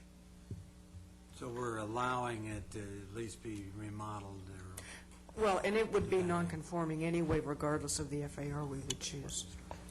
Well, regarding that strip from 32nd Street North, why would we treat that any different than we did in Corona Del Mar? I think in Corona Del Mar, we have it at a .5, but they can rebuild to what's on the ground. Why would we treat it any different here? I suppose that's an approach we could use. We had the specific policies related to Corona Del Mar. We didn't have any of those carve-out policies for any other commercial areas in Newport Beach. Sharon, do you recollect that also as a Corona Del Mar specific policy? Yes. But this has the same bases, that you got a fast road right in front of it. You have something that's already on site. You really can't put parking in a building on there unless you stack them side by side, unless you go multiple story. You can't put parking up on top, so that you can't, we don't want parking down below. Aren't we in sort of the same boat? Well, we would start down the road of looking at all of the areas where there's a dominance of nonconformity and coming up with specialized policies related to each. One difference between this area and the policy that was set for Corona Del Mar is that the basic FAR for Corona Del Mar is .5 rather than .75, and then there was the provision for existing nonconformities to be rebuilt. I think the real policy question is whether the council wants the general plan to recognize the development that exists today and allow some flexibility for people to remodel it or rebuild what they have, or to look more towards the long-term complete redevelopment of these properties and limiting the amount of redevelopment to something that's more realistic for the size of the parcels. I guess, just thinking one of the differences between this and Corona Del Mar is that we've got a lot of parcels down there that aren't built to a 1.0. They're built to a 0.5 or less floor area ratio, where here, from what you're saying, everything is at least a 1.0 floor area ratio. Okay. Any other guidance on this area? Or Patty, do you have any guidance on this area? Because haven't we recognized that there's a dichotomy here, in your opinion, and do you have any? Well, the only thing I can say is I believe, and Sharon and Woody and Greg can correct me if I'm wrong, I think I was the one that, in our group, recommended this direction. Going to 1.0, you mean? Going to the .75. I guess I see putting houses there, it's the same arguments that were used in Mariner's Mile, which I didn't buy. One of them was that you're going to build this customer base. I don't see that in that small amount of residential. And then the other one is it revitalizes property. And essentially, we're enhancing entitlements and rewarding people for, creating properties that don't look very good. So I don't support the residential in that area. Ed, how do you feel? You're talking about you don't support residential right here? Are you? That's really Newport Boulevard down to, down to right there. Well, I guess my biggest concern, are we putting a category down there that has unrealistic chances of being achieved? And if we've got, I'm just looking at the parcel layout here, and there are all just so many small parcels. I mean, how much consolidation are we really going to get there? Doesn't seem like we're going to get that much. Well, for that area, staff's recommendation had been visitor serving commercial at the lower floor area ratio. Of what? Of .75? I'll find it in a minute. CBA. That is .5 to .75. It was consistent density. So that was your recommendation, but the Planning Commission changed it? Yes. I think I'd probably be more agreeable to the staff recommendation on that one. As would I. 1, 2, 3, 4. Okay. I don't know where Mr. Rosansky is, but okay. So I would say we go with the staff recommendation, which was the visitor serving commercial. South of 32nd Street. So in summary, then, north of 32nd Street, we're at the commercial neighborhood B, or the .75, and then the retention of the mixed use in C. Is that correct? Yes. Okay, thank you. Now, you haven't discussed F yet. No, we'll come now to F. But in C area, don't you have parking lots and so forth like that in that area? Isn't that down there by Woody's and some of those areas? No, we haven't gotten down to Woody's yet. Under C, right in this area here, like, for instance, this is a cannery. No, I meant G, I guess. We haven't gotten to G yet. Okay. G, yes. right here. That's Excuse me, I take it the back. visitor commercial. This is visitor commercial, no mixed use. That would be more or less like you thought. Yes, up here. Yes. Yeah. Okay. Okay, the remaining two areas on the left map here, F and G, or F and E, excuse me, got into the G category here. First, there is a technical correction in the analysis. The map here in the plan shows a mixed-use category. Again, the traffic model in the original runs only looked at commercial within that area.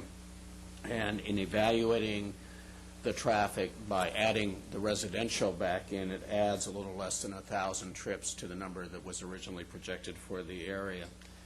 Keep that in the back of your minds as we talk about the balance of the areas.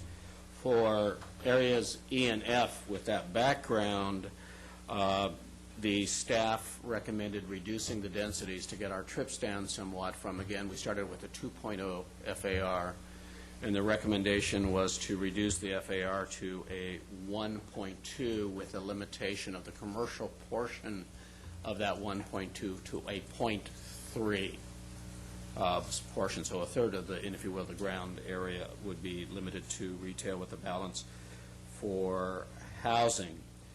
That effort would give us a reduction of almost 5,000 trips from the EIR.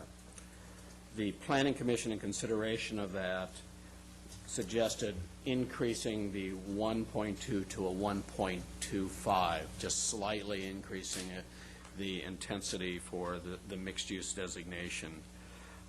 The net result under that scenario, without the Planning Commission, is we ended up with about 500 more trips in the existing general plan. The commissions would increase it ever. How many additional trips, Carlton? The Commission's recommendation to increase the FAR to 1.25 would result in an increase of approximately 70 daily trips. So we would have around 619 more trips than the existing general plan, or 3,879 less trips than were shown in the EIR. Bottom line is the addition, while we would have some addition in the trips above the existing general plan, we're still resulting in about a net reduction when you take the entirety of the area we've just been talking about under those recommendations to about 6,500 less trips than the existing general plan. And we're It's a big number. restricting commercial to .3? Of the mix, of the portion that would be commercial, yes, .3, or if you... Well, all of that would be a mixed use, though. and Yes. So only .3 would be commercial. With the commission, it would be .35. But don't we have pretty much commercial in most of the area near near Newport Boulevard? I mean, so it's not what we have on the ground at all, is what... Well, we have mixed use today right here. Yeah, This large in the parcel, back. 28th Street Marina, which is commercial and residential, and you have residential, several locations along here. This is commercial right here, but there's a proposal for mixed use right in that location. So I don't think you can quite say that it's all commercial. And there's a fair amount of small-scale mixed use over here by the pier as well. Okay, so what's the pleasure of the council, 1.35 or 1.3? But you're saying 1.3 1.25 or overall, 1. with only Excuse me. .3 commercial, right? Yeah, 1.25. It would, if we take the planning commission, which goes 1.3 versus 1.25, it would be .35 commercial, is that correct? What's the mood of the council? What is the major impact? It's just on trips? Yeah, about 70, you said 70 trips. 70? I guess I could support the planning commission. I don't know that either one is significant over the other. Kind of surprised they split the hair that fine on this one. They were trying to keep it the same as the existing general plan allows in the area. Which is .35? 1.25. I thought they were going to 1.3. No, they started, I'm sorry, I may have confused it. We started at 1.2 and they went to 1.25. Okay, all right. I'm sorry, I guess I misinterpreted that. Well, I can go with what the planning commission recommended. I'll go with that as well. All right.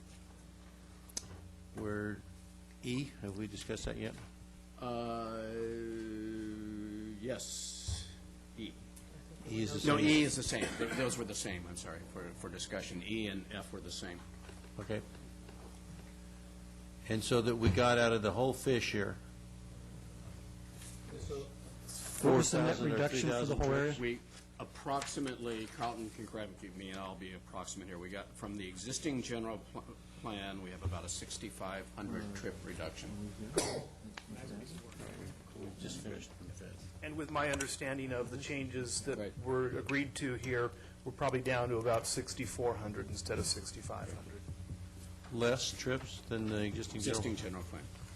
Less trips. Okay. Can I talk on this as a citizen? Just Not from up here. I'm not going to.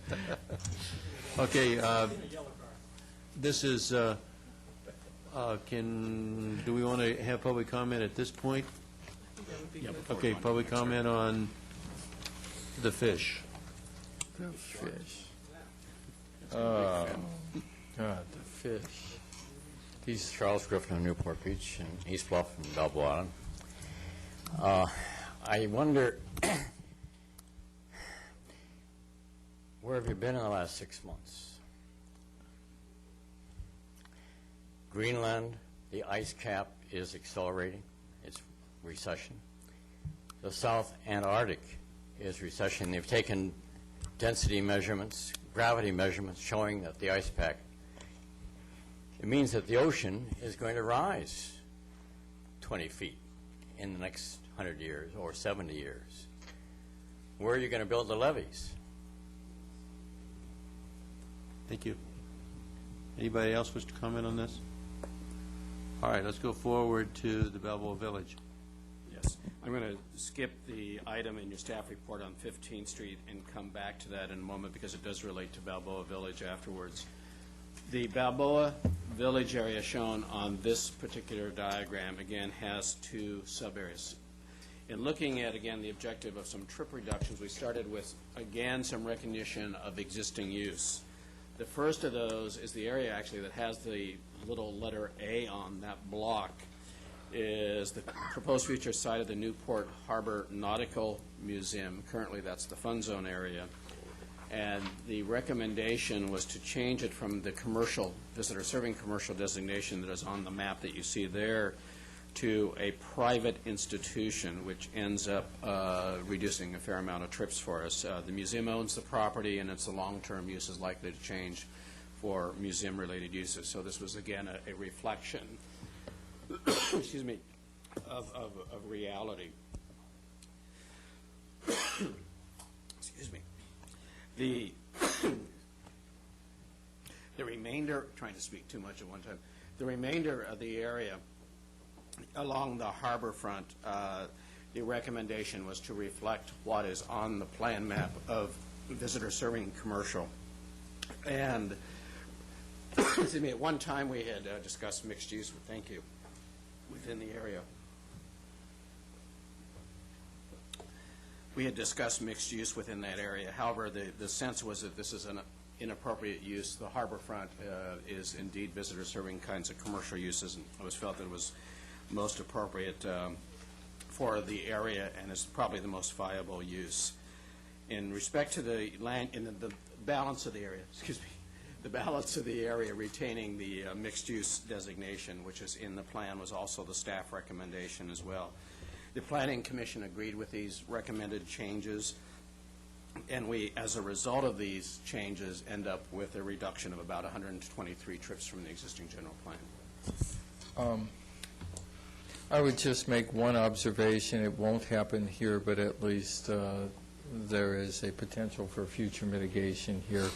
The city parking lot directly across from the Nautical Museum, adjacent to it is the Balboa Market, and then another commercially zoned piece.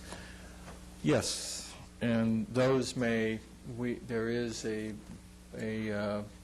planning process afoot where everything would be master planned into a parking structure on the entire site, including the city.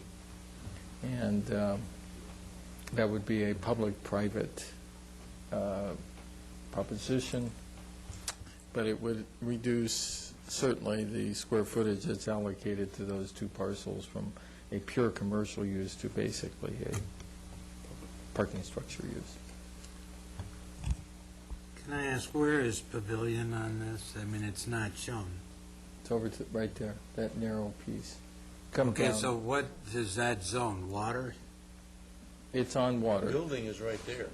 Okay, but I mean, it has no zoning on it, does it? Right. Yeah, water and what? Yeah. There's actually a strip of property that is approximately, it ranges between about 10 feet to 20 feet in depth where the pavilion is, but by far the lion's share of the building is actually in the tidelands in the bay. Well, I understand, but that's not going to have a zoning on it then? I mean, one that reflects it? Doesn't that make sense that it should? We have never general planned and zoned the water, just the land. Well, let me ask a different question then. Let's go the other side of the Balboa Ferry, where we have all commercial in that entire building. There's a parking lot in the back of it, but right there, that whole building, the front half is, you've got closed shops and a coffee shop or something right in the corner. You had a bar upstairs or something. You had, as you go further down, that's the restaurant. I eat there all the time, but I don't know the name of it. Newport Landing. Yeah, and Newport Landing is a fine commercial property with a bar up for the stairs, the new restaurant down, and that's zoned as mixed use. There's nothing in there that has any residential at all, is there? No, and all those uses could remain. Yeah. So if they were to have to rebuild because of a fire, though, they couldn't rebuild it? Yes. Because of a fire, they could. Oh, but anything else they couldn't. So we have our tsunami wipe it out, and then they can't rebuild it. Well, and I would remind mixed use in that area, the Coastal Commission would require ground floor commercial. But that's all visitors serving commercial. Why shouldn't it retain its zoning? Yeah, the policies. Just again, remind the council, the mixed-use designations for clarity don't require mixed use. It's permissive. It allows the underlying, the site to be 0.35, 100% commercial at the FAR limit that's stipulated for the commercial portion. What is the FAR here, then? A2. 1.5. For the mixed use. So you're, now before the 1.5 was for residential with a 0.35 commercial, and it was the overage from 0.35 to 1.5 that had to be residential. Now, are we changing that altogether for this area? It's the same thing. See, now that means that that what's there makes sense. And if we go behind that, across the street there, that's a restaurant. Let me be clear here. Mixed-use buildings, it indicates a 1.5 FAR with a 0.35 to 0.5 of that for non-residential purposes. For the balance for residential. Non-residential buildings, so no housing, floor area to land ratio of 0.25 to 0.75. So we could have 0.75, but those are all two-story buildings, the back half being a parking structure, the front half being two-story commercial, all the way along there. Well, and the parking is to a two-story building. It's a two-story building. Listen, I've been around for 14 years, and it's been empty almost that entire time, and the parking structure hasn't been used basically for 5 years. It's a non-viable use. You mean the parking structure behind there has not been viable? It hasn't been used effectively for 5 years, probably longer, and the vacancy at the old Emerald Forest has been there for 12 years. Because of problems it had with sound, but I'm not fighting No, that. it didn't. No, it's just not a viable use at that location. Okay, let's move forward on this. So what we're really saying is this is mixed use. And this is going to be the private club, private institution. Institutional. And refresh my memory on this one? Was the commercial, visitor serving commercial. Visitor serving commercial. What's the council's pleasure on this? That's fine. I just have a quick question. On the private, can they have a carousel? I know that sounds crazy. Definitely. Okay. That's all I need. I told them they have to keep it.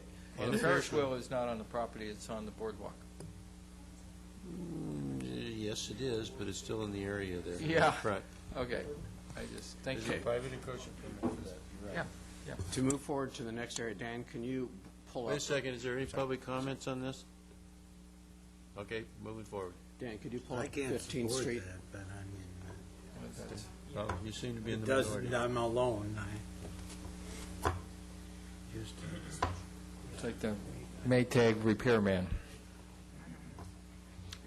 The next area that is being brought up in terms of the aerial is, to give you reference, Balboa Boulevard, this is 15th Street.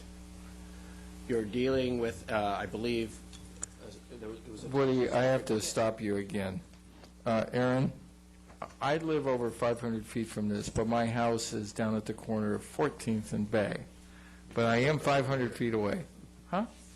Your house is about right over here. No, you're the wrong way. No. There's the American Legion. Oh, okay. Oh, no, yeah. You're about right there. Okay, never mind. I'm not, I have no. Okay.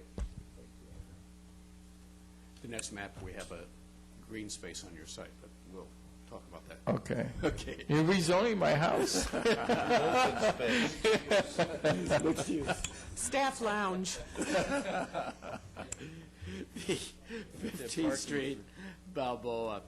You have attached to your staff report a request for the redesignation of these interior parcels for a residential designation. Currently, you have commercial along the Balboa frontage. It's actually, I believe, a mixed-use structure. You have commercial uses over here on the boardwalk, oceanfront, et cetera. You then have a mix of housing, and I believe there's an acupuncture. Was that one of the sites that was on here as well? The applicant requested redesignating those for a residential purpose for long-term use, questioning the real viability of these interior parcels for a commercial use on a long-term basis as well. In discussion, the Commission suggested for a recommendation for the Council's consideration, designating the entirety of this area mixed use, comparable to the designation we have for Cannery Village. And if you remember, that was a slightly different designation. Basically, the recommendation for Cannery Village was the corner parcels would have to be developed for a commercial or a mixed-use building. Actually, in Cannery Village, it was specifically a mixed-use building on the corner, allowing the interior parcels of the Cannery Village to be developed for residential purposes. And it was a mixed-use B4 classification. The Commission recommended one variation for that in this area, and would probably also apply to Cannery Village for the City Council's consideration, and that was to allow the corner parcels to be a 100% commercial use and not have to be a mixed-use building. So the recommendation based upon the Commission is mixed-use B4, which would allow the residential to meet the needs of the project applicant. Woody, just a question. I certainly concur. I mean, actually, that which is outlined in red should just be residential. I mean, you should just go there. But go to the upper, right, now go to the left. Right, nope, right, that little building right there. That is a residence, and then come down to the boardwalk. That is a residence. And I guess you're not including that in your discussion. Meet the horizontal mixed use, it would, actually. Well, those are both residences. The corner building for anybody who cares, is Fry's Market, which has been there probably for 45 years. If you applied the mixed use B4, I think that would cover that mix of uses. Well, they're both, one's Boardwalk and one is Balboa Boulevard. Right. And according the way you stated that, they would have to go to commercial, and they're existing residential. No, under the B4, in the B4 category, is that one lot legal? Yeah,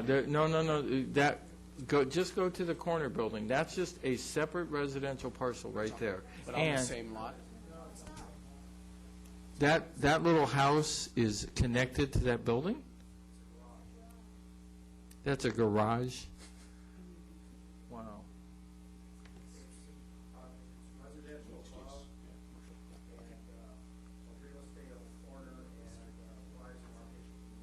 Yeah, but that little building, that's a garage. What's its current zoning, Patty? That area is not a separate parcel or a separate lot. It is part of what is actually the compilation of two lots. Okay. And I'm hearing that it's a garage with perhaps some residential above. We know that Fry's Market is commercial. There's a realtor or something, but then there's also residences above in that building as well. When looking towards the two parcels at the corner of Oceanfront and 15th, there is commercial as well as residential on those lots, so they both would qualify as mixed use.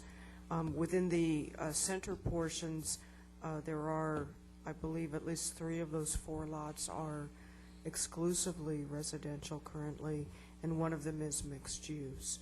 So I think when we received the letter, staff felt that the designation similar to Cannery Village with a little bit of a modest adjustment that would probably also be appropriate for Cannery would work for this block area very, very nicely, actually, without creating a new category. No, that's fine. I was just concerned that there was existing there that somehow may be forced into something they don't want to do. Okay, that's fine. Okay. Any other comments? comments from the council? Can we take this parcel here and rezone that park? It already is. It's government. It's GEIF. It's already, it's fine. Okay. It's That's G. the thing That's the Edison. Yeah. Edison. Transmission Yeah, facility. that's appropriate. Okay, good. Any other comments by the council on this? So we're taking the staff's recommendation? Now, Unless you that's wanna hear the public R2 on first. that 9-unit apartment building there. Okay, public comments? Is there a problem with that? You're talking about Patty? this piece right here. Yeah, 1505 or 1510. We're not whatever. recommending any changes for that one way or the other. That's that 9-unit apartment building that Spencer Recovery has. We're not, Yeah, we have no jurisdiction over it. Thank you for coming into my district and reminding me of It's that. R2. Yes, it is. okay, next item. There wasn't any public comments on this. Okay. Dan, can you pull, or Patty, can you pull up the West Newport Highway? Again, for the document, if you're looking inside your document, it's on page 3-111.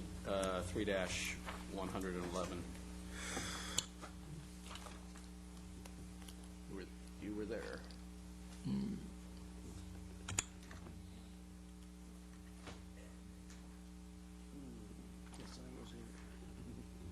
There you go. West Newport Highway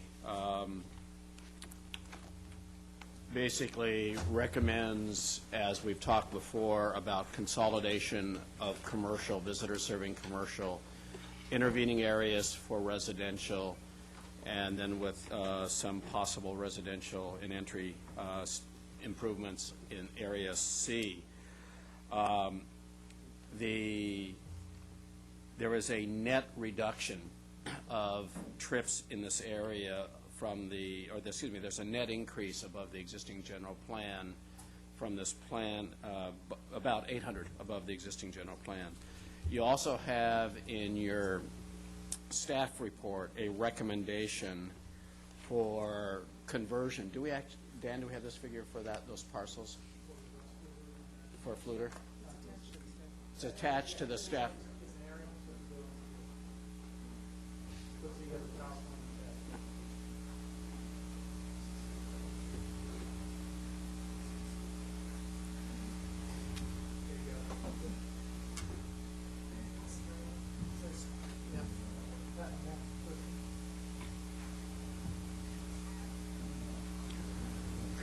This is an area, if you look back to the map. Before we move on with that, maybe the city attorney will apply. I have an office over there, actually, on that exact property. Do I have a conflict there? I rent?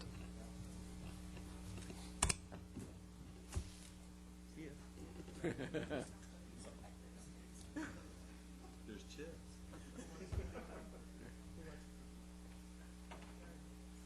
There are no cookies, Greg. Again, reminder, this is an area that on the plan map that you saw previously was to be designated as commercial along this corridor. This is part of the concentration of the commercial centers that on the map were at Prospect and Orange Streets near those locations. If you remember, the policy recommendation was to consolidate lots as feasible to create more viable commercial uses. There were concerns about the depth of the lot. The applicant that was before the city and in your attachment recommended taking the rear portion of this block, this area right here, and redesignating that area for a residential use with maintaining the commercial use along the frontage. You will note that currently there is a structure built that covers the entirety of a portion of the area that's a non-residential use within this area. This also is a non-residential use. Is that the Army surplus store? Yes, that's correct. Okay.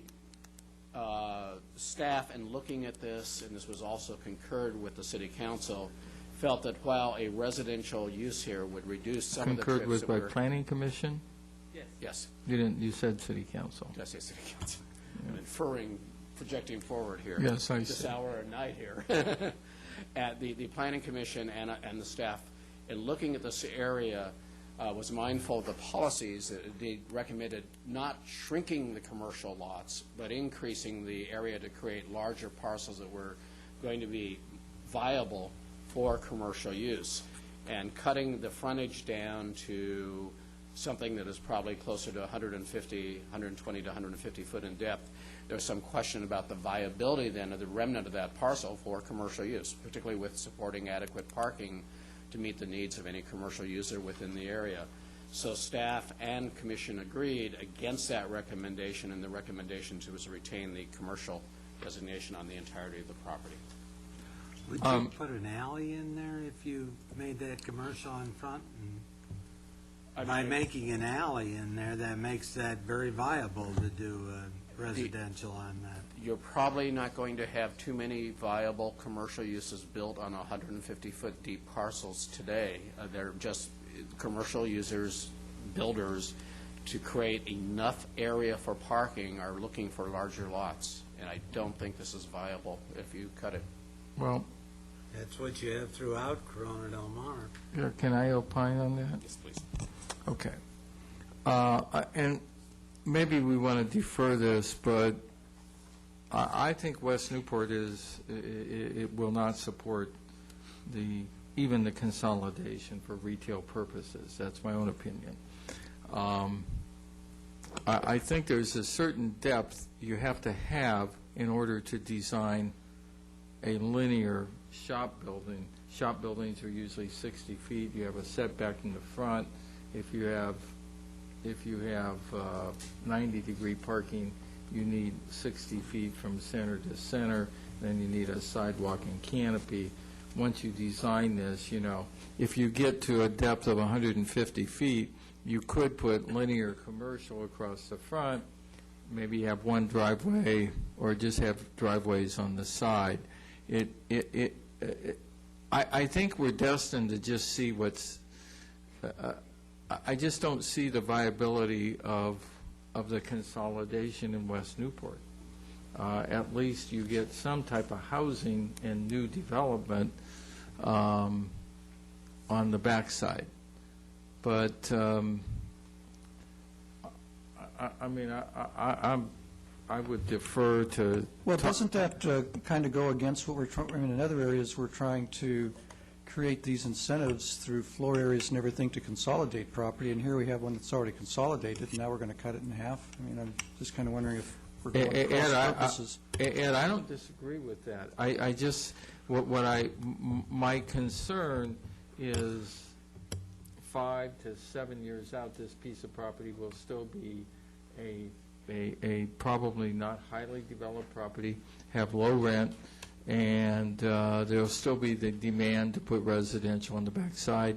You could do new strip commercial, but I don't disagree with what you're saying. But I just think West Newport is suspect from a demand point of view for commercial. Actually, there's too much commercial out there in the highway now, and as you know, it's very old, and it is not maintained highly, and it's really not very attractive.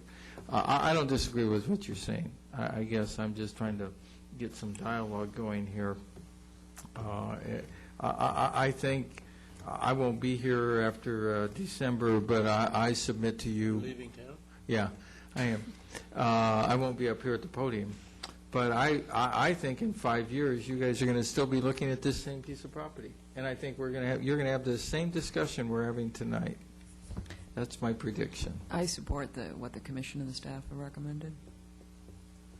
Okay, anybody else? Keep it going. I would just say, is Mr. Fluter here who made this request to speak on this matter? I did talk to him by phone. Okay. I support the staff's recommendation on this also, so that I think gives us 4. Yeah, I support the staff. Okay. Or the staff, planning commission. All right.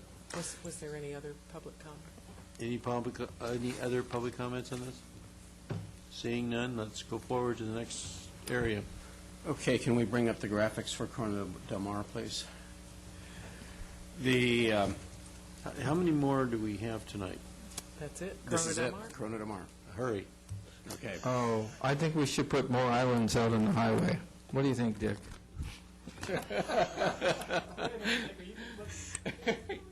Yeah, do you have a conflict? You're saying you're within 500 feet of the islands. Aren't you real close to the highway? Yes, he's Dan, don't we have these areas shown? Sherman Gardens. Your house? Your house? Okay, well, let me go through these, try to go through these quickly for reference. To make things simple, this is sort of an informational item for you for discussion, and there may be one of these that we had, and I'll mention where we had the discussion with the Planning Commission. Corona Del Mar, basically we've talked about previously. We've talked about the FARs. Staff and commission basically had no changes from those, but there are a number of what are called technical changes. The first of those is and these technical changes do result in a reduction of trips, which helps us as well here. Reduction of a little more than 2,000 trips in the area. The first of those areas is Sherman Gardens. The plan as shown here designates the area as a neighborhood commercial use, and again, the reflection is that Sherman Gardens is a private institutional use in terms of its characteristic. And so the recommendation was to change that designation from the commercial to a private institutional use. Again, this is a reflection of what's on the ground and anticipated to be there in the future. The second location is the Crown Cove Senior Care Community, again shown on this graphic as a neighborhood commercial use. Again, that's incorrect with the actual use on the ground today by being a senior care facility. And again, the recommendation was also to change that to a private institutional use. That saves us another almost 2,000 trips from the EIR. The third location is at the south end of the area, referred to Gallios, and the vacant lots on the east end of the highway. This is at a tip. We're going to bring up an aerial for a moment. And actually, that's the same with Patty. Yeah, there you go. So we're talking about the area at the very south end of the Corona Del Mar area. It is abutted, just to give you a frame of reference, we have residential uses further south.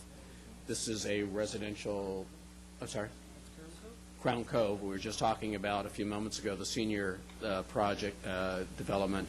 We then have the commercial uses beginning in this direction. The plan map, as you see it in front of you, designates it as neighborhood commercial. The recommendation was to change this to a medium-density residential, again, sort of, if you will, from a land use standpoint, filling this area and making it a consistent residential area rather than extending commercial into this area. It's also our understanding that these lots have been vacant for a fair number of years and commercial uses have not developed.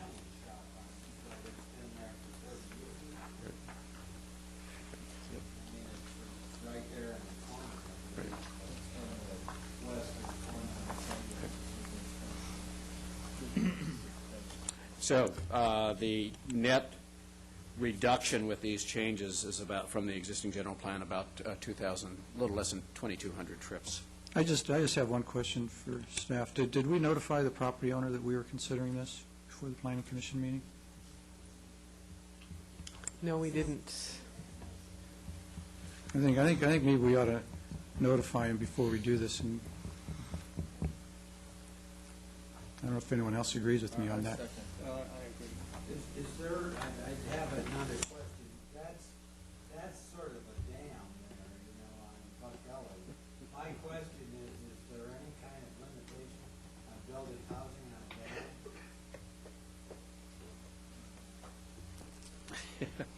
I don't know that it's necessarily considered a dam, but you're right, there is a drainage structure that goes. A massive drainage structure. Well, I wouldn't say it's necessarily massive. It's about a 6-foot diameter pipe down at the bottom, which is, but at any rate, you have a grade differential of about 25 or 30 feet between here and here. So it's a retarding basin. I would think that that would impact commercial development as well as residential. Yeah. But the chance of causing possible death due to something might be higher. I would doubt it.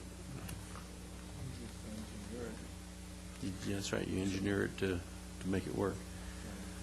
Well, I would be supportive of the recommendation here in the absence of objection from the property owner once we contact them. And so I understand this is a reduction of 2,100 trips plus 2,300 trips when you throw in Sherman Gardens for collectively 4,000 plus. Is that correct?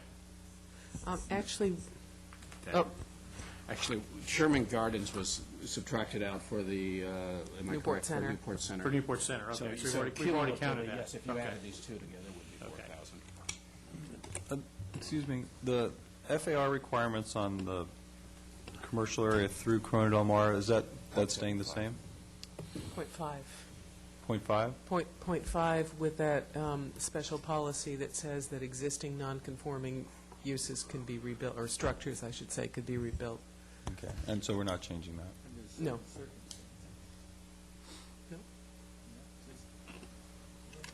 Okay.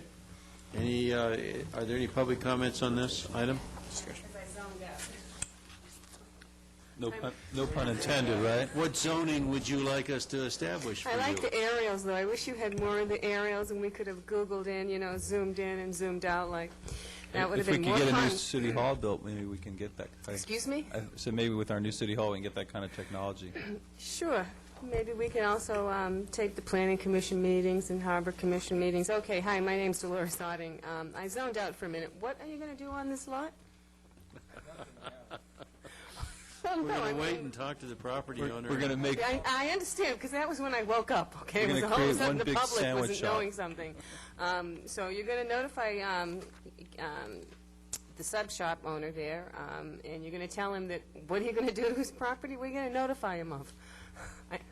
But what did the staff propose? Well, that we're considering redesignating it for residential. And what type of, how many dwelling units on this area?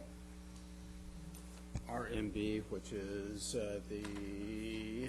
Up to 20 units Up to 20 per units acre. per acre. And so what size lot is this? How much of an acre is it? Or is it more than an acre, or what is it? Okay. Okay, and so now, and also like across the, like the street is called Crown Cove, which is now, instead of commercial, is going to be institutional. And how many trips do you give to a facility like that that's institutional? How many trips does it get? Please. Carlton. We didn't require them to park anything because all those people are driven there. Yeah, but they get visitors. This is what I'm trying to get at. When you want to downzone these things as far as trips are concerned? Well, and I don't mean downzoning, excuse me. That's the incorrect term, but like I said, I zoned out. Redesignation. Not even zoning. So how many trips? Oh, excuse me, I'm so sorry. It would be 6.66 per unit, and I think there's like 80. Oh, you're talking about Gallows? Yes. She would. 0.43 acres stretch. Yeah, I think Ms. Otting was asking about the elderly residential, which is 4.9 per unit, and I believe there's 86 units there, but we'd have to check. On the Gallows property? No, on Crown Cove. But on the Gallows property, that's 3 lots, so would that still be R2, or would that be R3? Actually, it would be a multifamily designation, 20 units per acre, and we estimate approximately 9 to 10 units on the total 3 lots. Okay, so there's 5 trips per unit over at Crown Cove, and there's like 90 units, and so there's 450 units a day versus the 2,000 units. Is that what you said? Okay. All right, never mind. I'm going to go sit down now. Thank you very much for your comments. Anybody else wish to comment? You should really go home and go to bed, Luehrs. Thank you. Let's, what's the council's mood on Corona Del Mar. Staff's recommendation? Yeah, I'd like to accept staff recommendations, but that we notify the property owner on Gallows and get his opinions on it. I would like to say, though, I do not believe it's fair that we allow them to rebuild the whatever's there, because they don't have, there's no parking at all on any of the commercial there, and we haven't given any privilege like that to any other part of town.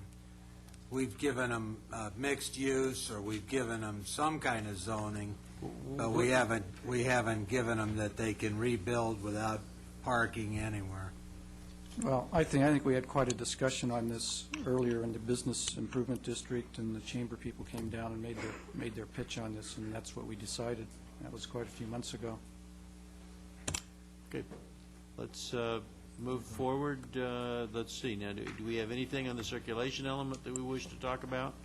No, but I think we should talk a little about the Planning Commission's recommendation with regard to development agreements being required for the additive residential, both in the airport area and Newport Center. And I think that earlier, at least some council members were expressing some support for that.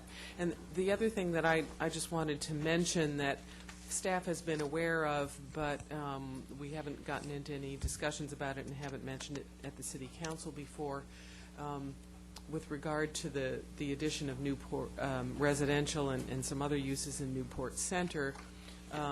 I believe that the council gave us the direction to do that in part because of some reductions in existing entitlement that the Irvine Company, the major property owner, was willing to make.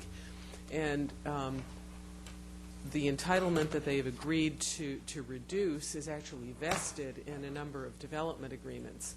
And so we will have to be amending those development agreements in order to effectuate that, and that would include CIOSA, the Bonita Canyon Development Agreement, and the one for Newport Coast. So I just want to make sure that the council's aware of that while we're talking about another development agreement for Newport Center. Any comments related to the City Council? Fine. Okay, is there anything that we need to talk about for the environmental document? No, but does the council want to direct us to add that policy regarding development agreement? Yeah. Yes. Absolutely. Yes. Mr. Mayor? Mr. Salich? When were you planning on talking? Is there another meeting on Balboa Island and Lido and all the rest of it? Is that going to be another meeting, or what?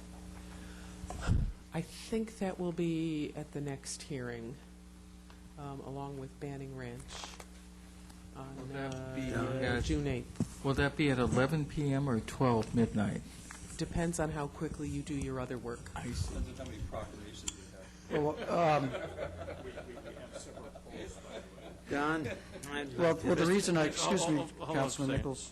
The reason I asked was I had a meeting on Balboa Island here last week. I'm just wondering if it's appropriate to report on that now, or should I wait? Oh, I think reporting would be good. Okay. I had a meeting on Balboa Island, and I think about somewhere between 100 and 150 people showed up at the Beach Center to discuss the redesignation from 2 units per lot to 1 unit per lot, and Patty Temple was kind enough to join me there. And it was overwhelmingly the opinion of the people in attendance that the land use designation on Balboa Island be left as it is. So I'm just reporting to that to the council for their consideration whenever this item comes up before us. Okay. That means that we're finally finished with item 18. And we have an individual that has been extremely patient, so I will allow her to be first under public comments.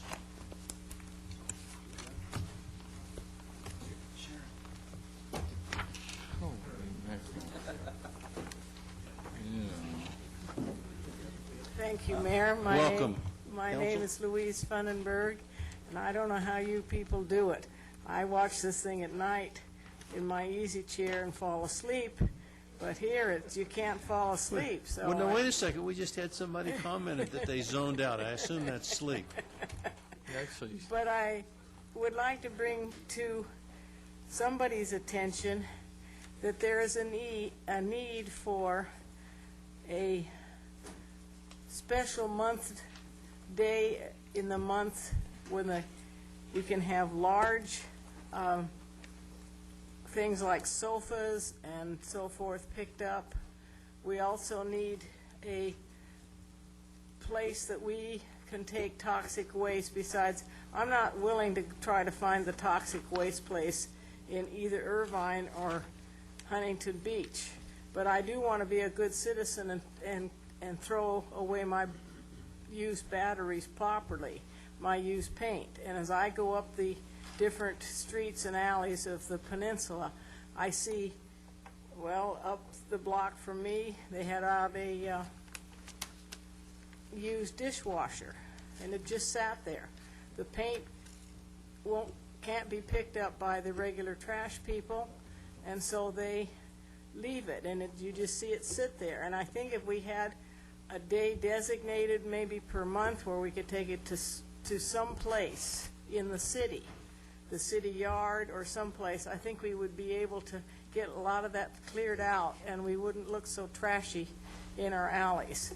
And so I'm asking that if that's possible, some department, Public Works or General Services or somebody, add something so that we can have, for little old ladies who won't go out of the city, a place to take their old paint. I got a can of paint that's been there since 1975, and I still haven't gotten rid of it. It's just sitting in my garage. It's probably hard as a brick, but I can't put it out, and I won't take it anywhere. So I need some help. You know, Louise, I think some time ago, and it's probably been a year, I made a request to the city manager to talk to the general services manager, and now we have a new one. And I'm going to make that request again tonight. I agree. When I first came to the city, we used to have special pickups for toxics and big waste. A lot of community, you know, there would be... A lot of cities have it. And, yeah. And if we could just get a report back. You know, we can do it. It's very expensive in terms of the type of equipment and clothing that people have to wear in order to deal with that kind of stuff, even if it's paint. But, I mean, we could do it, but it would be an additional program. And well, can we just have a report on it? And maybe if we take it to the yard, I mean, if the citizens are compelled, you know, if there's... I don't want to spend money needlessly, but I do know years ago when I first moved here and I lived in Irvine Terrace, they would have like once a year, and everybody... Rules have changed since you used to live in Irvine Terrace, I can tell you that. Yeah, I've actually talked to the General Services about that very issue, and apparently it is a lot bigger deal than you would think. But certainly the large item pickup, I agree. Because I do see large items in West Newport especially on the peninsula where people move out and they just dump it. Yeah. And it would be nice to, and even not when they move out, just to be able to have those large items removed without having to find a hauler or something to take them away. So, and I don't believe that would require special equipment or it's really just a truck that you can arrange to have a pickup maybe on a given day or something. Okay. Well, I've asked for a report. We'll get a report, Louise. I thank you very much. I'm going home to bed. I hope you don't have to stay up too late. Okay. Thank you. Hi, my name is Dolores Otting. I live in Newport Beach, and sometimes... welcome back. Yeah, welcome back. Okay, yeah. Since there's been so much campaigning going on, I wasn't going to do this tonight. But this is the sample ballot that just came on for the June 6th election. And if you go to the very first page of that, okay, it says vote both sides, official ballot for a Republican. I'm a Republican. And under Central Committee for the 70th District, my name is the second name, Dolores Otting. And also on that, further on down, is Richard Dick Nichols, Newport Beach Councilman. So Dick Nichols and myself are on this ballot. And so any one of you, although you didn't vote to appoint me, okay, you do have a choice in the privacy of your own home or at the ballot to vote for myself, Dick, or both of us. June 6th. And that also goes for all those people that voted for me before. They keep asking how many times they're going to have to vote for me. So they can vote for me for this. And I would appreciate your vote for Central Committee. To all of you out there still awake, but I don't think you're still watching anyway, and you won't be watching the rerun because they start at 7 o'clock. Okay. Video streaming. Video streaming. A lot of people don't spend their time doing video streaming either. Okay, secondly, I was here this afternoon for the meeting with the police, with the fire chief, and I concur with you that we had a tsunami warning. I also have to say that as far as the residents of this community being prepared, we are not. I have a very good friend of mine who went to a CERT class, and she loved it. And we need to put more money into the budget for more CERT classes because a lot of people want to help, and we can only accommodate so many. They fill up, and it's something that we need to do, and probably part of this new person that might come in July, you could establish some more money for that. And secondly, in regards to the traffic light, I've lived there for 17 years. The light is not safe, okay? And I understand, and the reason why I'm bringing this up is because I was at the City Hall the other day in the building department for another issue, and I saw somebody and I said, oh, how's the light coming along? And the light's going out for bids. So I was wondering why the traffic signal at San Miguel and Spyglass Hill is going out for bids if all we need is this one little left arrow thing. I'm kind of confused because it isn't a safe intersection at this point, and I know we're moving forward, but perhaps somebody could give us a little bit more information at the next meeting as to exactly what is going to happen and what the timing is. A lot of people go through that intersection, and lots of times at nighttime, that's what you hear is screeching of brakes, okay? So something needs to be done, and some information could be given out. And Councilmember Curry, that is your district, and so perhaps you could get more information from the staff and give us more of an update, okay? I think there's a lot of people that would appreciate that. Thank you. Luehrs, you could also call the city traffic engineer, Rich Edmonston. I already called the city manager, and he never called me back with anything, so thank you. And I did speak to Rich Edmondson on this. Thank you. Dolores, I never got a call from you, but I can answer. You have the best staff and help in the city, and they do a great job of taking my messages. Thank you. I never got a message from you, Dolores, but I can answer that question. And the signal. Don't take away Keith's job. The signal at San Miguel is not faulty, and it is functioning properly. The problem is it is unsafe when people turn in front of oncoming traffic. That is going to be an unsafe movement every time they do it when the light is green and people turn when there's oncoming traffic, if they turn right and there's traffic As coming would be towards them. done in an unsignalized intersection. But that signal is going to be changed out within 3 weeks. A bid has been led. I think it's about $10,000. So that means the signal heads have to be exchanged, and that is going to take place within 3 weeks. Right, and so for the people watching home, that's 3 weeks. Thank you, Mr. Curry. Wonderful report. Okay, item number 22, I skipped 19. How did I skip one? 19, it's my understanding under item 19 for the Planning Commission that the one item was continued and the others items we've already talked about under the land use and circulation elements. Anybody want to hear a report from the Planning Department? I move we waive it. Okay. No, we'll skip them. Did I skip the committee report? Okay, we're skipping committee reports also. Can we skip the whole agenda? No. Oh, I'm sorry. I'm getting ahead of myself here. Are you on number 20? We're on number 19, 20. 20. Yes, 20. Mr. Mayor. Mr. Ridgway. Shapiro. Yeah. It's got to be my night. I own a property immediately adjacent to this, and I have to recuse myself. Okay, it's been a pleasant meeting. I really appreciate that. It's the property where he planted the 8 trees. Oh, I see. Okay, the 8 trees he planted. All right. I hope that they were native trees and not non-native trees. The ones that I planted, they were on the other side of the building. Okay. This is the contract for the Big Canyon Restoration Project, Phase 2, engineering, design, permitting, and final construction. I felt the staff report was relatively clear, and I have no questions. Does the other council members need to have a report on this? I'd like to make a comment, is all, and that is that this is a very, very expensive project for rebuilding a creek bed. Is this being paid for by a grant or something, or is this coming out of our budget? I think it's $5 million to do the whole creek bed, is it not? We're not talking about doing the project, we're just talking about doing the plans in order to do the project, and it would be for council to decide if and when the project was done, and staff wouldn't envision that we would come to you unless it was supported by roughly 95% of grant funds to do the project.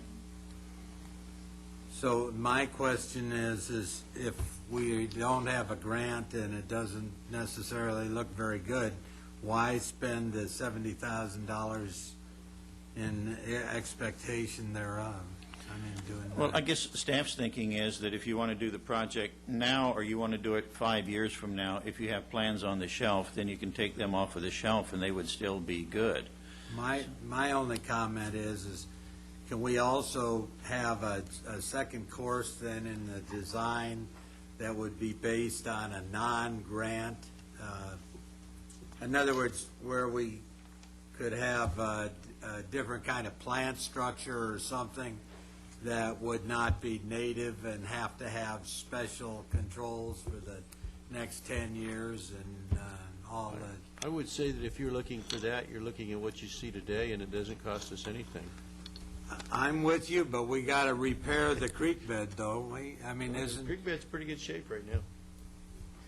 Yeah, council member, you don't have to do anything, but this is an opportunity to take a grant from the state that will look at things like hydrology and removing the exotic species there so that the bay itself is better protected.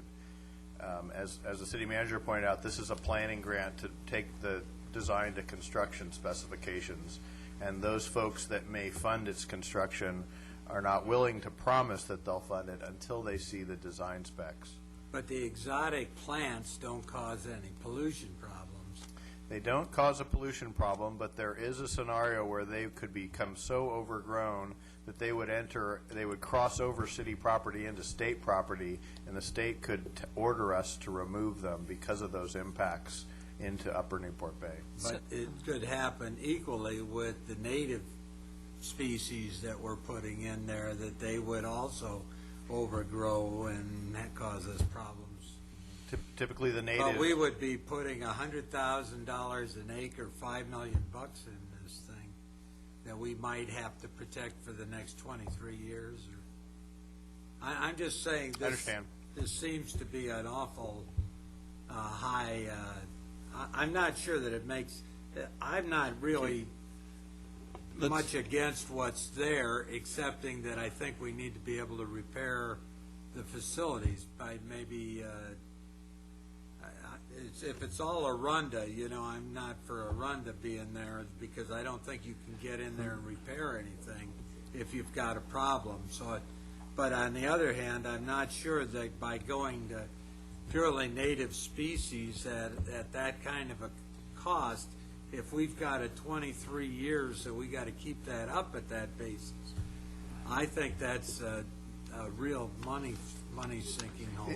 If you end up approving this project today, those kinds of comments would be welcome in this phase, because you can offer those comments about some other type of landscaping materials, and they'll consider that. Because that's really what this phase is about, fleshing out the design and then bringing it to construction specs.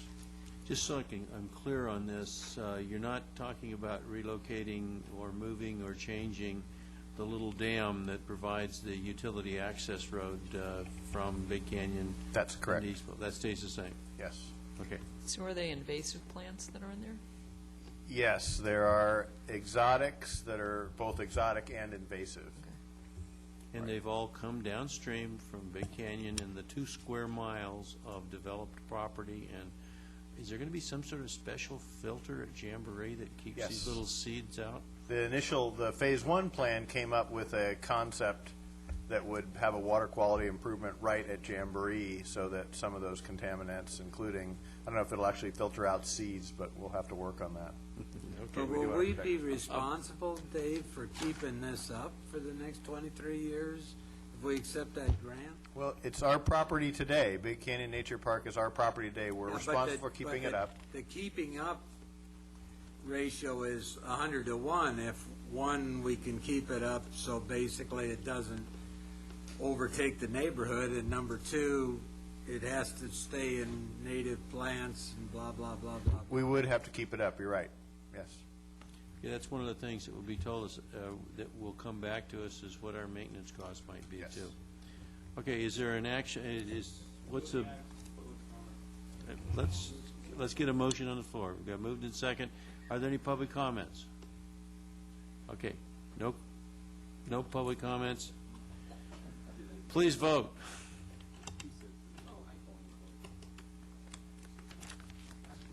Okay. With Councilmember Nichols abstaining, the motion carries. Okay, we've already done item 21. Item 22, it's resolution number 2000 blank relating to the formation of City Council Ad Hoc Committee on Legislative Advocacy. Anybody on the council wish to comment one way or the other on this? I think it's a good idea. And I move the action. Wait, stop.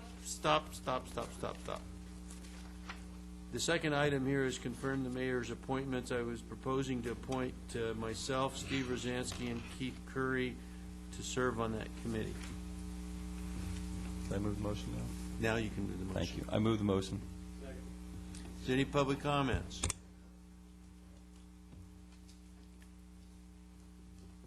Good evening, Mr. Mayor, council members, appointed council members. Is this going to be a meeting open to the public? It's an ad hoc meeting. Is it open to the public? An ad hoc committee is not subject to the Brown Act.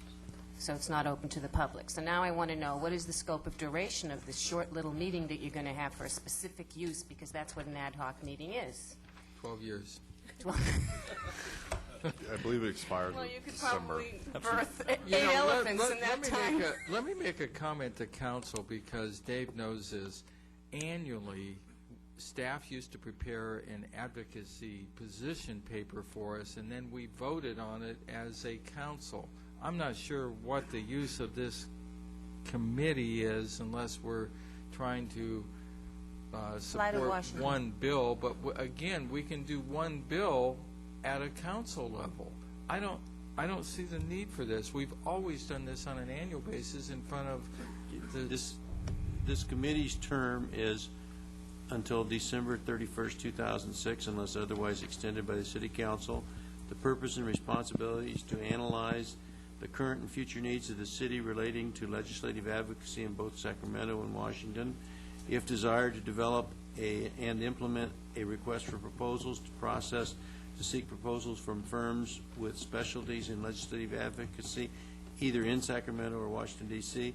C, to make recommendations to the full City Council regarding firms qualified to serve as the city's legislative advocates, and D, to review the city's legislative platform and to make recommendations to the City Council as to changes to the platform and final adoption of that platform. Those are the purposes and responsibilities of the committee. It's fine.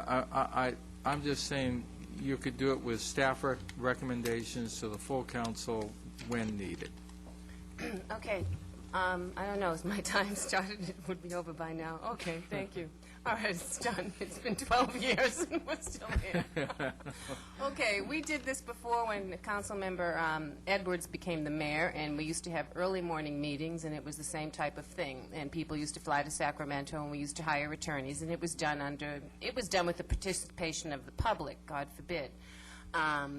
Also, we just finished paying Gary Hunt a whole bunch of money for years to fly to Washington for us and stuff. So now when you pick these people that are going to be flying to Washington and hiring them, what is your budget going to be? And I know it's supposed to expire December of 2006 unless you specify that it will act longer, which is the same thing with the Spheres Committee, okay? The Spheres Ad Hoc Committee. That also meets for a few years now. So I just, you know me, by now, I just believe that the public has the right to participate. And I think that it would behoove you to invite the public to participate in legislative types of things as opposed to just 3 people. I don't see what you get if you want. I don't see what the harm is in opening up that meeting to the public. I mean, maybe no one's even going to come. All right? It's a possibility. Just like, you know, I mean, you have to beg people to come to some of these meetings, or maybe you could schedule it for midnight and then nobody would show up anyway. I just don't see the point of it, and I'll take my whole 5 minutes at this time just to tell you again that the public has the right to participate in this government. 6 of the 7 of you are running for re-election. This could be a campaign issue, and I might be the one that's out there at every campaign telling people that you don't believe in the right of the public to participate in government. I got 5 minutes. 5 of the 7. Huh? 5 of the 7 are running. 6 of the 7 are up for election and re-election. The only person isn't is Council Member Rosansky. Todd is termed out, but his seat is still up, okay? So there's 6 people that are going to be running. So, you know, you I need to... am really happy I'm term limited. I know, you're term limited up.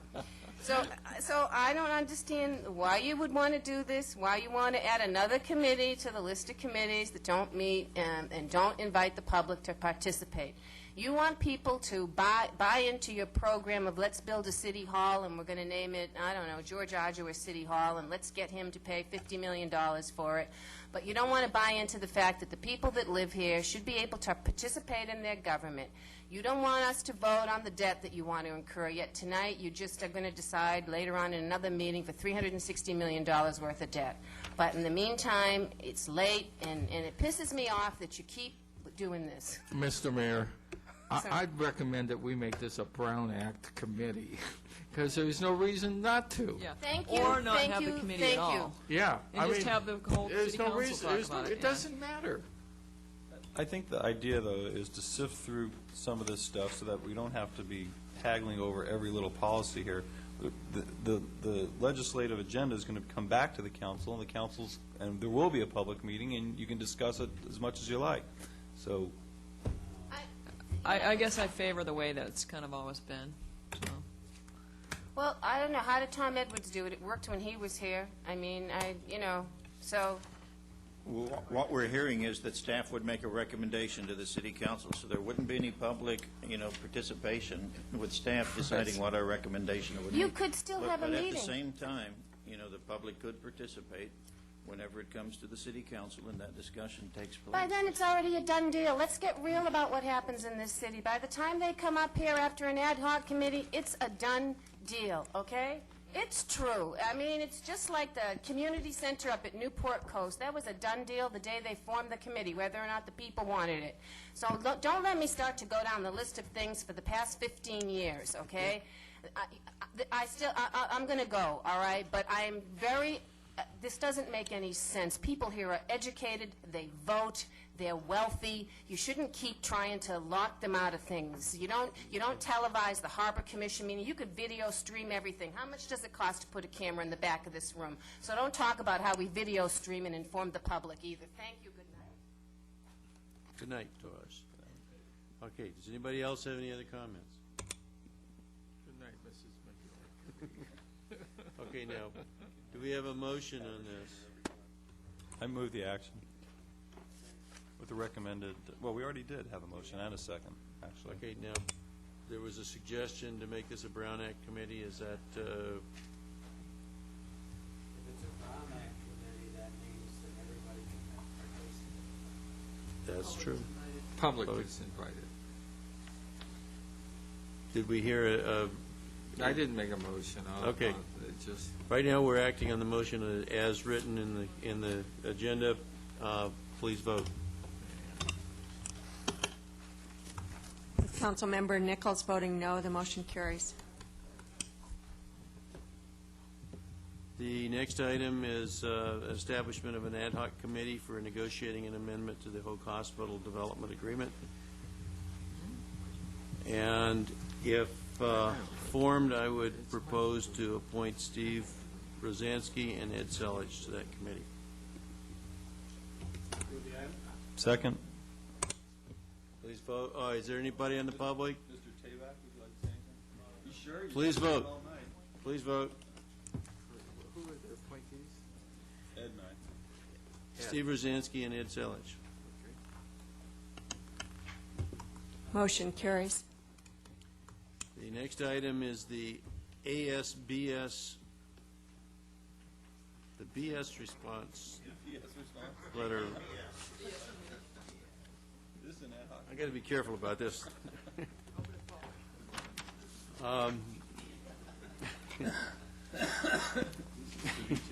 How should we respond? The recommendations. Mr. Mayor, I just wanted to remind you that in your staff report, there's a revised recommended action, and after our consultations with the State Water Resources Control Board, we believe this is the proper action to take as in the revised staff report. I'll move the action. I'll As second it. amended. What are we doing in there? Mr. Nichols, you're authorizing the mayor to send a letter that includes data requested by the state board for the area from Little Corona on down to Laguna Beach, which is a specially protected marine area, and authorizing the mayor to participate in what's called an ocean plan exception process with the state board. My problem there is that we're going to end up finding our own residents based on the rules that come up, right? The rules are already there. And we're asking our residents to pay for the testing to cause themselves to be arrested. Actually, we got grants to pay for the testing, But Mr. isn't Nichols, the Mr. Nichols. $15,000 that Pelican Point is paying? Mr. Nichols, I think that what we're asking for here is, we're asking for an exception to where we don't have to have the zero molecule, whatever it is, and we're asking them to be reasonable, and yes, there are regulations that we're going to have to follow, but we don't have a choice. So so this is a positive, that we're asking them to We're asking back for an off exception, from their yes. zero inputs on all creek beds during dry season. Yes, we're asking for that. Is that really what we're asking, Dave? Yes, indeed it is. Because if we were to not respond after May 31st, we would automatically have to go out to that neighborhood and block all the discharges, and there's no physical way to do that. Well, I definitely support this.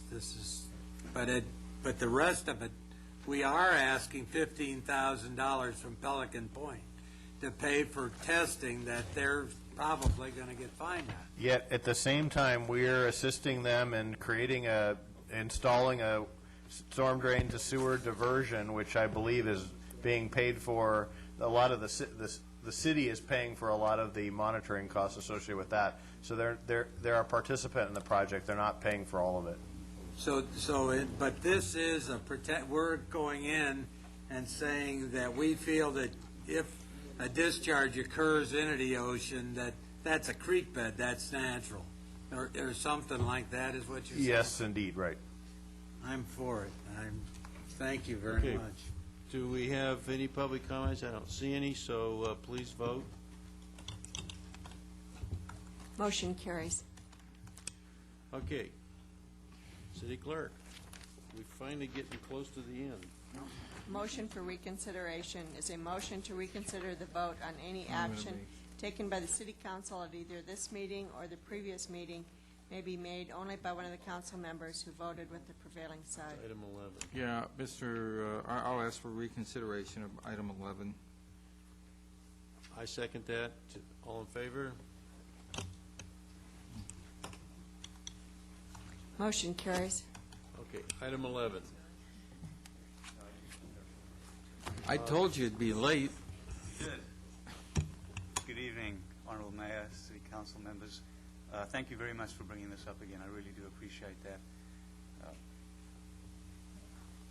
My name is Lawrence Tabak, homeowner at 3431 Ocean Boulevard, Corona Del Mar. I've been, for the last 6 years, trying to get a building permit to rebuild my home, and 6 years is an extraordinarily long period of time to have to wait to get a building permit. I don't really understand why it's taken so long, but it has, and I've been working through the city, I've been working with the Coastal Commission, and as of right now, still don't have a building permit. Item 11 has to do with some off-site work that is in my driveway. It's a public right-of-way access, and there's some encroachments that are there existing, and I'm proposing to build some new encroachments over there.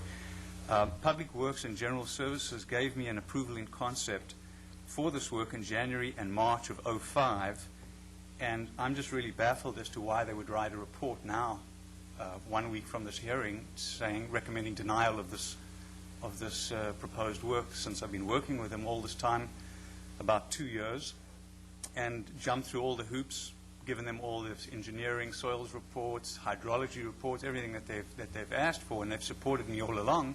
And now they write a report that says denial. I find that very unfair. There's 2 material items in the report that are incorrect, and I'd just like to bring them to your attention quickly. They say, although the existing off-site improvements will provide sufficient space for vehicles getting into and out of the new home's garages, that's not correct. The new home you cannot back the cars out of the garages with the existing retaining walls that are in the encroachment. So that's the one. And the other item that they say is, the non-standard improvements proposed are not required for the development of the site. And while technically that is correct, they failed to mention that you cannot access the front door of my house, which is on the side of the house, without the proposed encroachments. So, at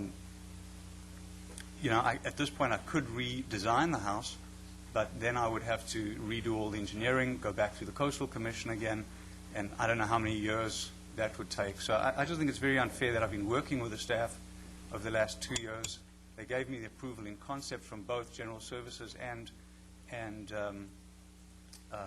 Public Works, and that's my point on that. And the other thing is, the city built a manhole and a sewer, which is really unrelated, but it is related to this agenda item. They built this manhole and the sewer on my property. I thought that they had an easement, because why else would they be building that on my property? It turns out that they didn't have an easement. So I brought this up to their attention, and I said to them, I'd like some minor concessions on the encroachment work that's being proposed right now, and in exchange I'll grant the city an easement. The 2 items that I requested was, number 1, a gate in my driveway, based on the fact that there always used to be a gate there. You can see the hinges and the marks in the concrete where years and years there has been a gate there. Also, a newly developed house 3 doors down from me, there is a house that's been developed with the same right-of-way access. They're the last house at the end, just as my house is, and they have a gate which is approved by the city. And I took the officials for the city down there and I showed them that. So I believe that I should have a gate. And the other minor item that I requested was, as you walk around the side of my house into the 4-foot setback as you approach toward the front door, I asked for an extra 3 feet of hardscape, just so you don't feel pinched as you walk around the side of the house. It just opens it up, and it improves actually the public views from, if you're standing on Ocean Boulevard looking down, it opens up the public views to the ocean, and it just makes everything look nicer. So, Mr. Tabak, who at City were you working with for 2 years? Started with Gilbert Wong. Okay, and then who else? I'm not really certain, because my architect has been sort of taking the lead on that. Who's your architect? Fleetwood Joyner and Associates. Tom Stewart is the architect there. Okay. Well, there's not sufficient data here to corroborate what you're saying. Well, I have the approval in concept right here. Well, I can give it to you. Well, I guess what I'm suggesting is this probably needs to have the light of a full hearing and perhaps more than a 2-page report. Unless Mr. Badum can weigh in on this. I mean, Gilbert Wong is retired. If you have approval in concept, I'm confused, quite candidly. I'm a little confused myself. Someone of Gilbert's level and the staff doesn't really have the ability to give any approvals of that type. These types of encroachments would be something that we would definitely always bring to the City Council for council review. I might add that back in the hearings with the Planning Commission and the subsequent, appeal to council for the modification, what you did allow was that the new building does encroach into the front yard setback. And so Mr. DeBach's claim that it doesn't work as well on the existing driveway is correct to some extent, only because we've allowed to move the front of that garage closer to the street right-of-way. We've never allowed gates at the end. This is a public right-of-way, and it would definitely give the impression that this is a private area, a private compound for exclusive private use. And as far as I know, our department has never issued a permit of that kind. There may be some non-conforming things that have been done long in the past that may be still in existence, but in the time I've been at the helm at Public Works, we've not approved anything that extensive. Also, I think he also requested to widen the sidewalk area adjacent to his entry. That area adjacent to the entry is Inspiration Point Park, and we have some pretty firm rules about encroaching into public parks, and certainly if that's something you'd want to investigate, we can, but we made it very clear that that's not something that we would allow. As far as redoing the retaining walls in this particular area, I don't think the city, our city staff would object to redoing these walls and maybe straightening them out. They're quite angular and oddly shaped, but I guess we felt that what was being proposed was quite a bit more extensive and more intrusive into the public right-of-way.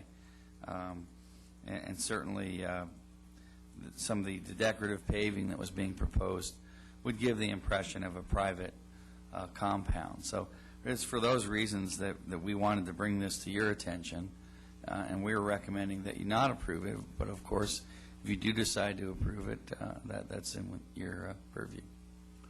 Well, there's been some comments made about what staff said and past staff versus current staff.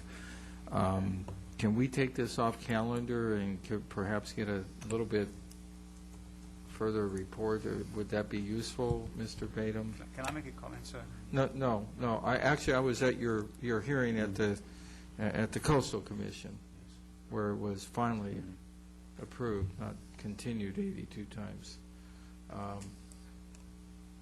Steve, do you? Yeah, I'd certainly welcome the opportunity to work with them more if you want to give us some direction on what you'd like to see in the way of what's allowable. There's such a conflict in his presentation to what's presented here. I just think I'd rather have you're the director, if you could just take it off calendar and bring it back.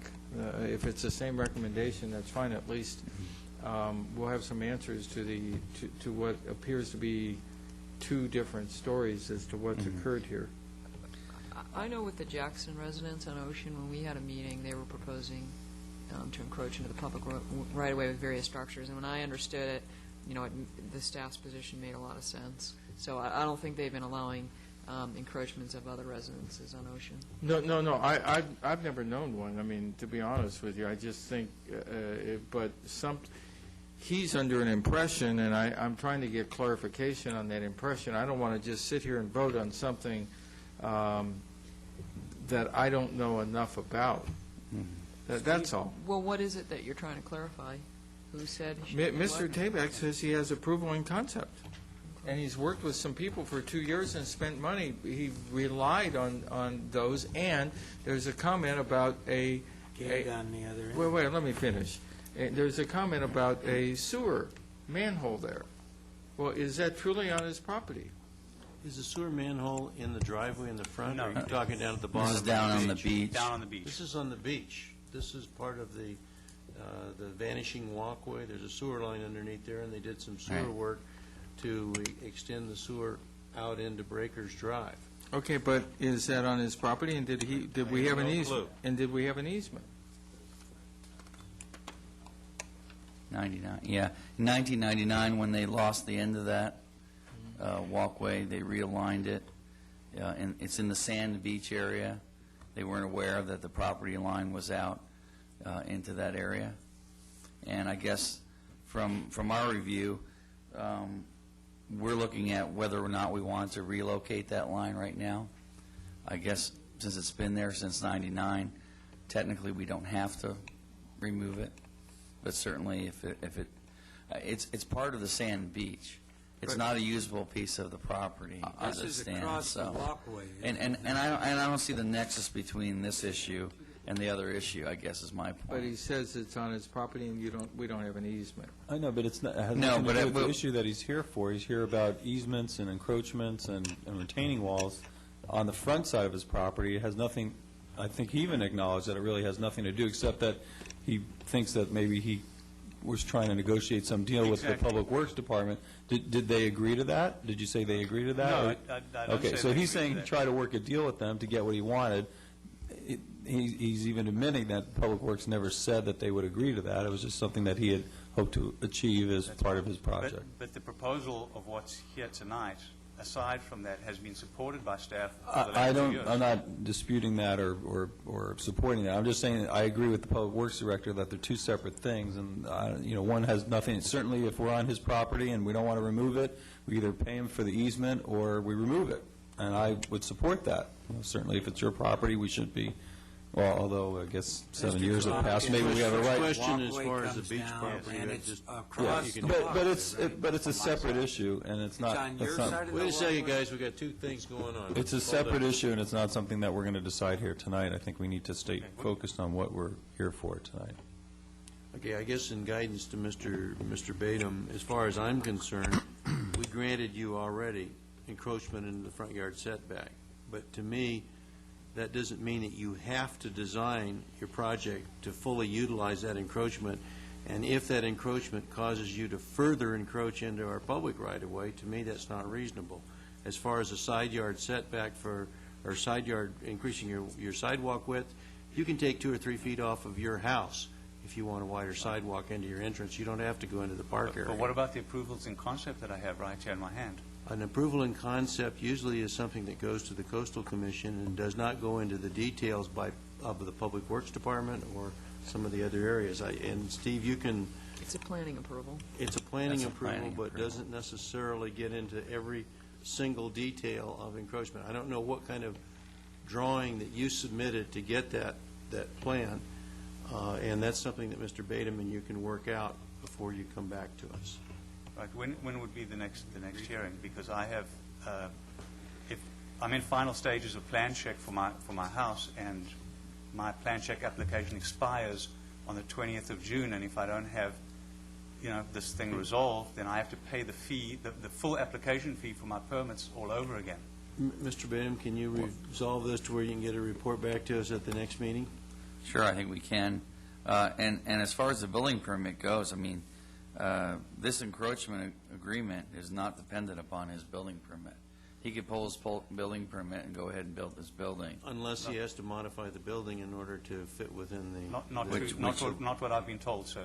Okay, well, Well, let's get, you meet Our with approval Mr. does not Badum. hold up your building But permit. the building permit won't issue the building permit without my encroachment. Okay. Not We need to- necessarily, but we can Well, work that out. that's something that the two of you can work out at another time. We have a motion to continue this to June 7th. I'm so moved. Is there a second? Second, June 13th, excuse me. whatever. Please vote. Motion carries.